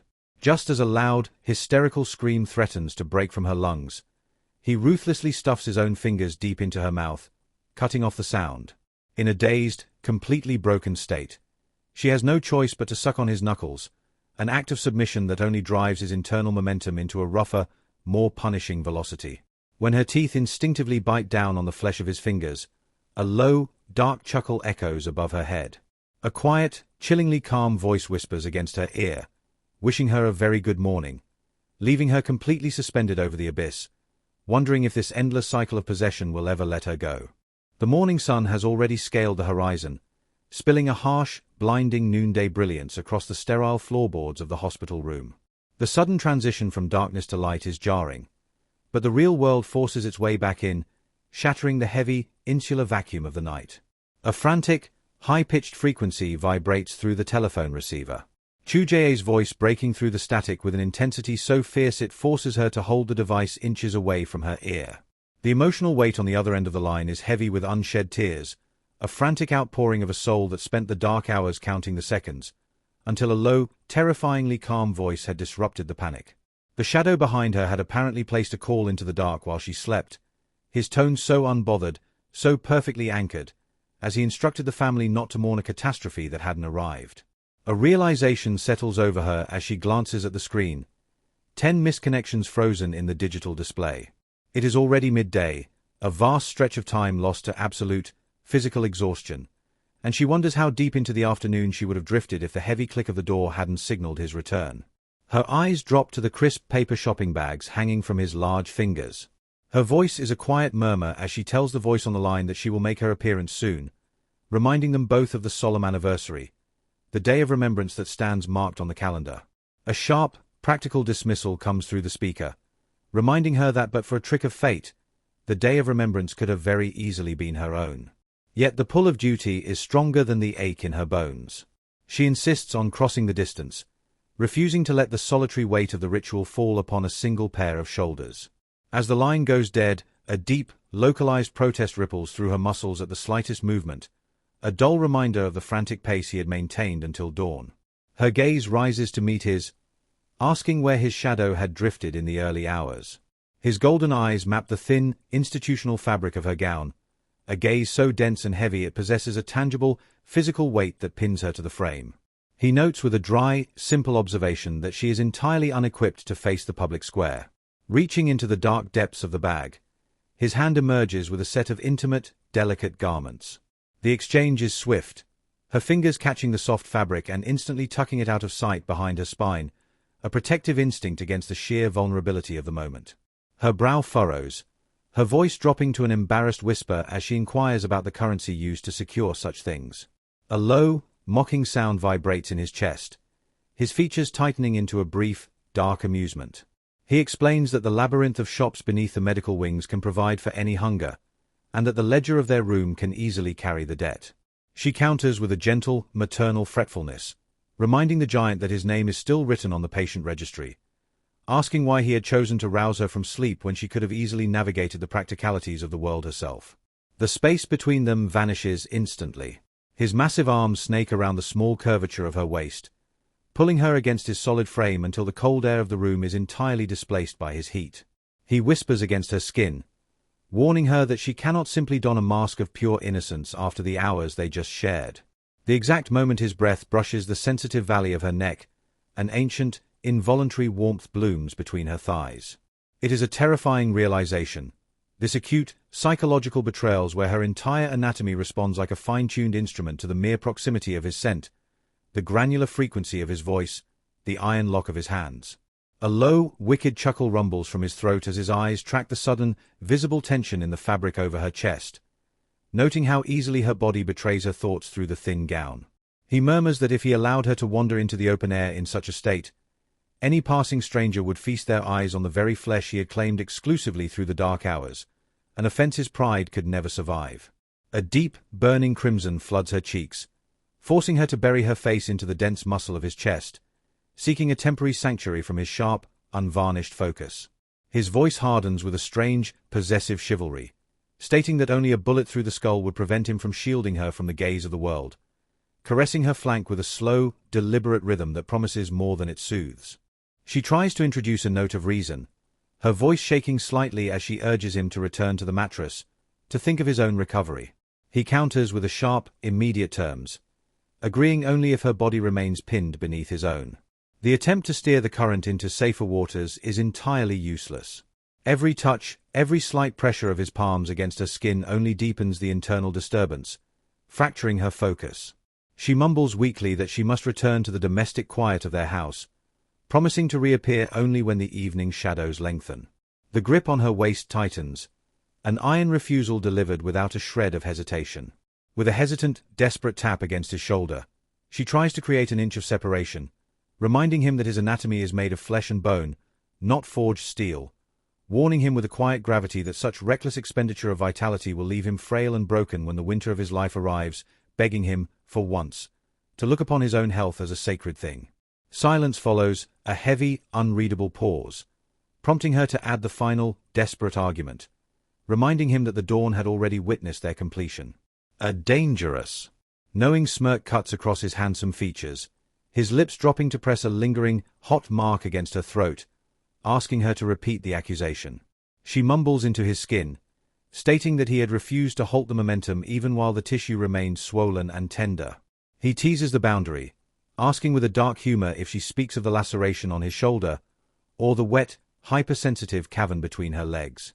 Both, she exclaims, her small hand coming down against his back in a sharp, scolding strike, a gesture that only releases a rich, unbridled wave of laughter from his chest. In that fleeting space, the giant recognizes a profound truth. He is utterly, hopelessly consumed by every facet of her existence. He craves her protective nature, the way her heart bleeds for those who seem lost to the dark, the clean, unruined innocence that refuses to abandon hope. He holds no lingering desire to excavate the buried memories of the life he forgot, because the prize he holds in his hands today carries a value that makes the past look like ash. He teases her further, suggesting with a wicked grin that only a fool would display such lack of decorum when the spring is already bruised. She glares up at him, a playful, desperate defiance in her eyes, reminding him that the civilized world functions on manners and restraint. He looks down at her, his voice dropping to a dark, romantic vow, stating he would gladly trade every ounce of civilization and manners for the right to consume her every single day. Her eyes blink in a sudden, dazed confusion, the sheer weight of his intent causing her next sentence to evaporate before it can form on her tongue. He tracks the hesitation, a sudden, vulnerable frown marring his brow as he asks if the pleasure he provides has somehow lost its edge, if he is no longer enough to satisfy her hunger. The right words elude her, the complexity of her internal world too vast to translate into simple syllables. The giant confesses with a rare, guilt-ridden humility, admitting that his intellect holds no refined skill in these matters, that he drives forward with the blunt, untamed instinct of an animal. He offers a quiet, surprising compromise, promising to study, to restrain the frequency of his hunger, if it would ease the burden on her frame, his eyes closing as if carrying the weight of an unseen crime. The denial bursts from her lips before she can check her tongue, her face setting on fire as she corrects his misunderstanding, shouting that the fault lies nowhere near his skill or his devotion. He demands the truth, his gaze locking onto hers with absolute, unyielding intensity. Looking away, her eyes tracking the sterile molding of the wall as she surrenders the final, most embarrassing truth, she whispers that his physical proportions are simply too immense, that her fragile structure cannot absorb the sheer volume of his mass without a lingering, deep ache, admitting her only wish was for a fraction of mercy, a slightly gentler descent into the storm. The solemnity returns to his face, a deep, possessive understanding settling into his golden eyes as he absorbs the confession. He looks at her with an absolute, non-negotiable gravity, delivering a final, cryptic command, ordering her never to step into the world outside unless his shadow is walking directly beside her, leaving the audience to wonder what dark, protective instinct is truly driving his obsession as the screen fades to black. The sterile sanctuary of the VIP suite is eventually abandoned for the sanctuary of their own home, leaving the hospital behind like a discarded shell. It is a day of heavy remembrance, the anniversary of the third husband lost to the inexorable march of time. He had been a distant uncle, a man who had weathered the storms of a life that Kwon Chae-woo remembered with an ache that never quite dulled. Crossing the threshold of their home, they are greeted by the intoxicating, savory scent of a life still in motion. Near the entrance, a line of small, hand-painted stones sits in the quiet. They are decorated with the whimsical shapes of creatures, a silent, tangible language. To a stranger, they are mere debris. To Lee-yeon, they are the fingerprints of a soul who expresses what the tongue cannot. She turns to the man trailing in her shadow, her eyes tracing the jagged, healing path across his brow. The sight triggers a cold, suffocating reflex. She wears her terror-like armor, a rigid, impenetrable vestment against the memory of the violence that had hunted them. She is haunted by the irrational, gnawing certainty that their time together is borrowed, a fleeting flicker in an encroaching dark. His attempt at levity falls flat against her wall of dread. He speaks of instincts, of a primal, involuntary drive to shield her from the abyss. He begs her not to hold him accountable for the cold, uncomprehending stranger who had looked out from his eyes when the world first collapsed. But Lee-yeon remains locked in her silence. The fear is not just for the mountain. It is for the man who stands beside her, a man whose love feels like both a sanctuary and a cliff edge. Inside, the ritual table is set, not with traditional formality, but with the imperfect, haunting geometry of memory. There is the dark, bitter coffee the uncle had favored, the kimchi pancakes burnt to a crisp in an act of distracted grief, and a collection of worn poetry. Kwon Chae-woo stands there, caught in the familiar, lonely orbit of a woman living in the shadow of a ghost. In that hollow, beautiful expression, Lee-yeon sees a terrifying reflection of her own potential future. The ensuing reunion is a chaotic, desperate storm of relief. Kwon Chae-woo oscillates between sharp-tongued frustration and weeping, desperate affection, mourning the phantom loss of her daughter. The atmosphere only stabilizes when the giant steps forward, his presence commanding the room like a tether. He moves with a calculated, knightly grace, gently removing the fruit knife from Kwon Chae-woo's hand as if disarming a threat. In his presence, the mother's terror transforms into a misplaced, absolute trust. Lee-yeon retreats to the kitchen, seeking the familiar, meditative rhythm of chores. She opens a window, inviting the cold air to scrub away the scent of the burnt meal and the suffocating tension of the living room. Then, the sudden, familiar weight of his presence presses against her back. The air in her lungs hitches. He speaks a soft, cryptic inquiry into her ear, asking for the measure of the man they are honoring today. As she stares into the swirling, soapy water of the sink, she confesses that he was the foundation of her world, the only refuge she had ever known. His arms tighten around her waist, anchoring her. He leans into her space, his chin resting against the crown of her head with a heavy, deliberate possessiveness. He declares that he must be worthy of the dead, that even in their absence, he must learn the architecture of her heart. She pauses, the sponge still in her hand, and asks what exactly he intends to master. The answer comes back as a cold, sharp blade of a word, a death note. The frying pan slips from her numb fingers, clattering into the basin with a sound like a gunshot. Her mind recoils, frantically trying to reassemble the jagged pieces of his logic. The term carries a weight that chills the marrow of her bones. He stands behind her, silent and monolithic, leaving her to wonder if he is speaking of honoring the dead, or if he is silently transcribing a list of those who have yet to meet them. The weight of his words hangs in the kitchen like thick, suffocating smoke, a vow delivered with a frightening, singular intensity that seems entirely out of proportion to the circumstances. He speaks of the man who aided their past as if he were a debt to be collected, a debt that can only be settled in blood or bone. Lee-yeon feels the shift in the air, the way his voice has sharpened from a lover's murmur into something serrated. She tries to deflate the tension, dismissing her own worth, but he refuses to let the narrative fray. She sees it clearly now, the dark, obsessive streak that has always defined him. Even when he was a stranger, even when the fog of his memory was absolute, his nature remained the same, a relentless, singular force that knows nothing of moderation. She turns to face him, the water still dripping from her fingers into the basin. Her voice is fragile, trembling with the weight of ghosts. She speaks of her parents, of the wreckage that defined her early life, of the persistent, gnawing doubt that their final exit from this world was ever truly an accident. It is a confession she has guarded in the dark for years, and now, it spills out into the presence of a man who makes his own reality with every heartbeat. He draws her into him, his chin resting against her shoulder, his silence serving as a profound anchor. He promises to listen, to restrain the storm of his own instincts, but he offers a counterpoint that chills her heart. He refuses to accept that their fates are intertwined with the tragedy of the past. He declares himself the only light capable of guiding her through the wreckage, the sole sentinel standing between her and the encroaching dark.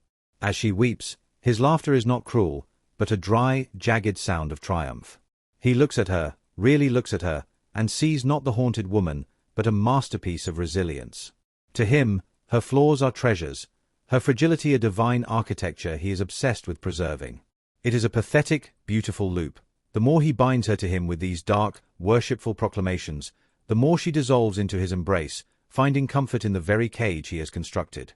When they eventually return to the living room, the atmosphere is heavy with a different kind of tension. Kwon Chae-woo's gaze is a scalpel, peeling back the layers of Lee-yeon's composure. The older woman notes the hollows under her eyes, the flushed, vibrant life that has recently taken root in her skin, and she smiles, a sly, knowing expression that cuts through the gravity of the room. The conversation shifts, the playful, biting humor of the older generation serving as a brutal contrast to the somber ritual of the day. Kwon Chae-woo is relentless, skewering the younger woman's embarrassment with sharp-edged questions about the nights that have clearly transformed her. Yet, in the quiet spaces between the laughter, the ghost of the uncle returns.